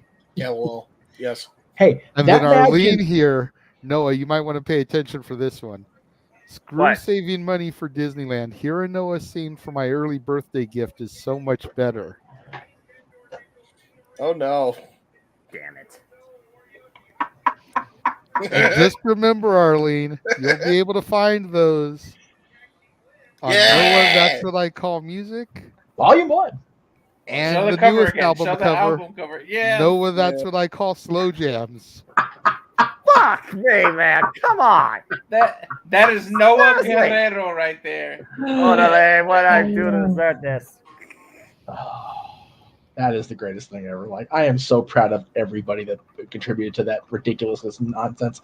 Oh my God. Walter, we don't have your graphic still, but would you like to go ahead and talk about this real quick, since you seem to always be on it? Yes. And then tell them where they can find you on social media. Yeah, of course, every Sunday you can tune in on Aaron's channel, where Virtue's the moderator on No DQ Review on Sundays at 8 Eastern, 5 p.m. Pacific on the West Coast. Typically at 5 o'clock on the West Coast. Yeah, exactly. And then for the X, I'm at Walter Alex Cruz, and on Instagram, business-wise, I am at Cal Fire Farms, and that's it for me. And that's FYRE, right? Yes. Correct. Gosh. There you go. Is that all the shows we need to get through? No. Well, besides Noah and James, because God damn it, these poor Jonas fucks can't catch a break, man. I swear. No, Mr. Noah, I know some of your graphics are a little out of date because SummerSlam has already occurred, but if you would like to run through your stuff real quick. Sure thing, brother. Folks, you want to engage with me, simply follow me on the Twitter and YouTube and Foster1916 for all things wrestling. Shout out, of course, my TW family on the Twitter and social media platforms as I keep you informed and updated on all the prediction leagues, all the prediction videos, and all the prediction forums that I do across both of those channels primarily. But if you want some extra content, and I'll send you the updated graphic for my Twitter too, you'll find actually Pictures Tell a Story. Your pictures uploaded on Instagram via my SummerSlam Live first ever stand experience and catching up with No DQ. Great to see you again, Caitlin and Aaron Rip, and finally me and Jess and Goshku, along with Queen's Court, cool. Amy, and Aaron. But yeah, primarily YouTube. That is my hub, my simple hub. So find all the videos there because I do everything live, whether it's exclusive or across the multiverse. And of course, there'll be other stuff come up all across August. So stay tuned. Consider predicting, simple takes, so much more. We just did the SummerSlam one, so the next predicting will be a fun little exhibition as we talk about the Multiverse United 2. And whether me and Jeff cover it again or it's me and Jay did this time or me and James, stay tuned. But that's going to be fun. Then we go full throttle into all the pay-per-views and content. All in, Emergence, Payback. All out, Victory Road, NXT No Mercy. It's going to be a fun upcoming couple months. And of course, in conjunction with a lot of those, I will be participating, of course. Oh, who am I kidding? Freaking leading the call on most of these, on all these live watch along events. By the way, please go check out what James and JJ did on the full-on SummerSlam call. Yes. Again, you both did a tremendous job. I'm so proud of you. I think it's very nice that we give the odds a couple of variety too. And Jerry's suggesting, Noah, you don't need to cover everything. Maybe James, if he's willing, he and JJ can actually do more calls together. But we'll see what happens too. But yeah, stay tuned as, of course, here on the Multiverse Media, we'll keep you covered on everything. WWE, AEW, Impact, some NJPW, and now even NWA. There's the next live watch events that are coming up for you too. Again, Multiverse United 2 is next, followed by NWA 75, Night 1. Yes. All in London, Emergence, same day, Payback. AEW All Out and Victory Road will continue from there too. So is the event that's going to be in Bakersfield? Is it not my NXT No Mercy? That's it. Not my NXT No Mercy. That's a lot of words. Yeah, right. But this is my NXT. It is your NXT, damn it. And yeah, there you go. But you digress. Yes. Am I allowed to plug? Because I have some stuff. All the plugs. Give me 1 second because I'm seeing a couple more images here, and then yes, you can share your screen. All right. You want to talk about these real quick? Oh, I was just gonna do shout outs at the end once the plugs were done because those are more shout outs than anything else. The ones I put in there. So. Yeah, that's fair. Or we can go over it now. That works. That's a shout out. Well, no, the one under that is a shout out. Okay, under this. Okay. Yeah, that one I was just gonna put up there because I don't have a graphic ready yet because there's too many matches we lost to soon. I don't have a graphic ready. But the one about the Bellas, I was gonna say we are gonna have to pre-tape that episode of Death. Is gonna be on the 25th because I will be in Arizona in the dead ass of August because I'm a glutton for punishment. Seeing the Garcia twins at their next podcast live event with our buddy Kalea. We did get the tickets bought today during the show, so we are gonna go for sure. And if Jeff can get a couple $100 super chatted to his channel, he'll actually go face to face with Johnny Ass. You know what? Fuck it. I will. Seriously, we got 2 weeks from yesterday. If I, on the channel between now and the morning Clay and I drive out to Arizona, if I get $200 of super chats total, not just one person, and his dumbass laryngitis face shows up, I will make the attempt to make peace with him and make peace because I am not trying to start a fight with him. He's the one that glared at me across the room. When everybody else in his family, including his wife, by the way, was all happy to see me and hugging on me and lovey-dovey. Johnny, if the audience of the multiverse can come through, and you know what? I'll even say if it's across the multiverse, JJ and my channel. If we get $200 total this month, or not even that, in the next 2 weeks, you got yourself a deal, JJ. I will gladly confront / speak with Mr. Laurinaitis. Let me ask you this. Does the $25 we already accumulated tonight for Josh's singing count towards that or not? I will count that because it happened during the show that I was able to purchase the ticket. So yes. Okay, so $175 more. From right now until the morning. By the time Clay and I get in the car in Anaheim to head over there, that's the deadline. So roughly 9 a.m. Friday the 25th. John Laurinaitis, he coming for you. Right. Good luck on that drive. I hate that California Arizona drive. It is okay. Many I'll put it times. this way, Walter, because we did it. When the hell was that podcast we went and saw them, Jake? I don't remember when it was. Her and I went last time. It was fairly recently enough. It was before Mania. Yeah, it was before Mania, so it wasn't too. Driving there was fine. We fucking flew there. It was easy peasy. Driving back, bitch. We stopped 4 different times at truck stops because it was so long, and I don't know what the hell we ate at that bar, but it didn't agree with either one of us. I'll put it that way. Not happy. Not a happy drive back. And then, trying to get, stuff to quell your stomach at a truck stop or a rest stop. Not going to happen. My brother has a house in Maricopa, Arizona, and in California. That back and forth driving. Yeah. Well, the last one they had was at Lucky Strike Live, and that was in right by the hell's the name of the place the Diamondbacks play? I think it's Chase Field, is what it's called. Yeah. Literally, like I could walk to the baseball game, in 5 minutes, right there. So this is further in, I believe, and like further into Arizona. So it's going to be an interesting day. But you know what? Yeah, for real. JJ makes a good point. I've had a couple of weeks of I let the quality of people I allow in my circle to be compromised, and I also honestly have allowed myself to hang on to shit with too many people for too long. So one way or the other, if y'all want to see either a confrontation or a settlement of peace with me and Mr. John Laurinaitis, the former Executive Vice President Talent Relations and former Raw and Just SmackDown General Manager, that's what you got to do. Have Kalea record it. Oh, I know, absolutely. One way or the other, we'll get the camera in there. We'll make it happen. And that's if he shows up. If he doesn't show up and we get the 200 anyway, then I'll figure out some other premium thing to get you guys. No worries. One way or the other, we'll get you guys. Some quality content. If we get the donation and he doesn't show up, then the next time you go to one of their functions and he does, then you do it. Well, we'll just roll it back. If he gets those donations, that's real people power. Right?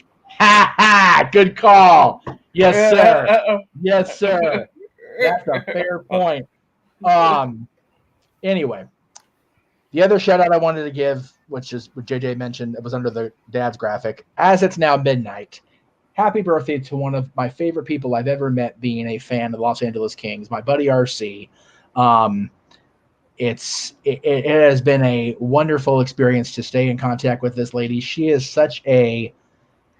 she's a beacon of positivity. She has nothing but positive influence and positive energy to put out there, even when shit gets far too real for a lot of people, including herself in her circle.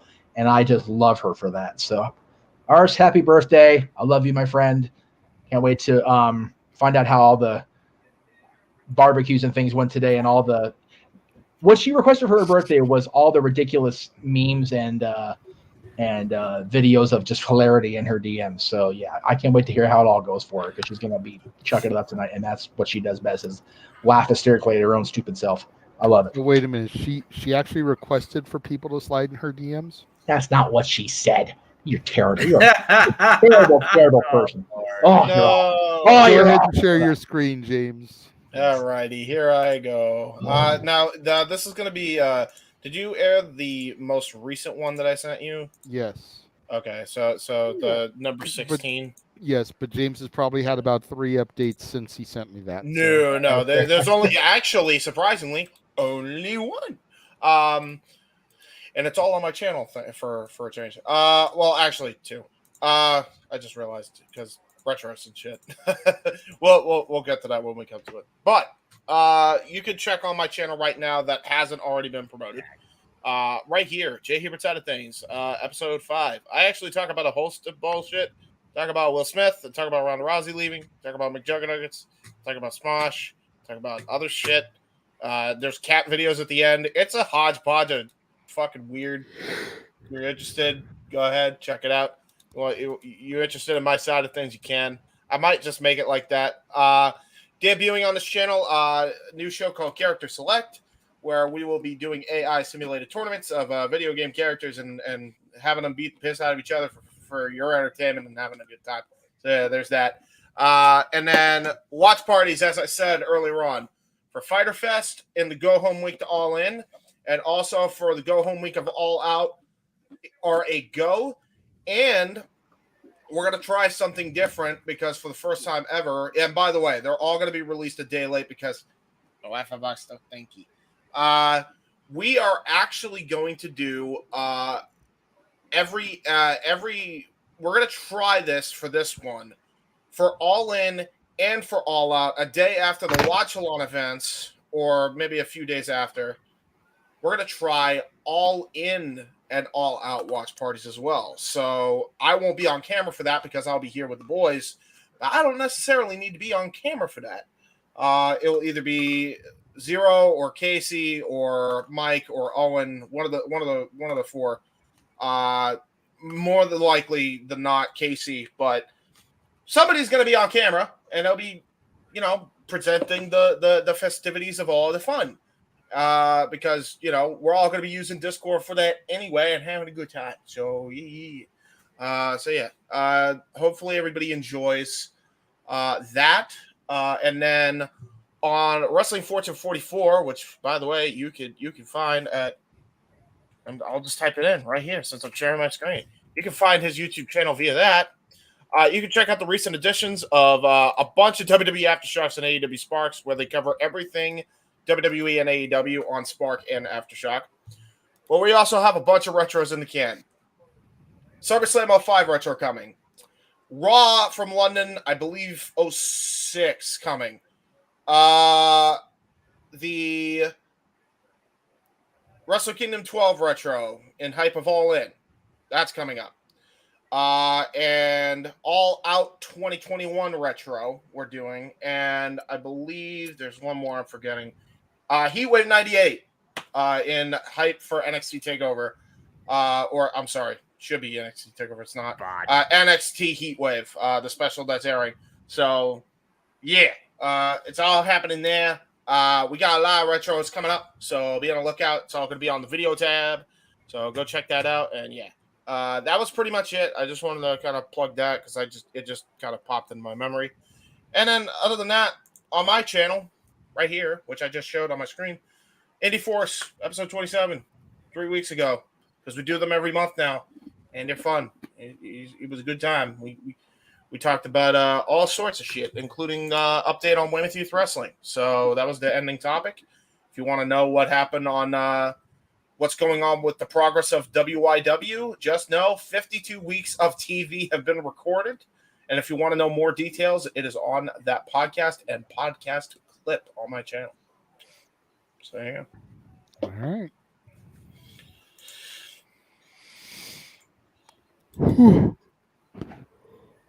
Sam.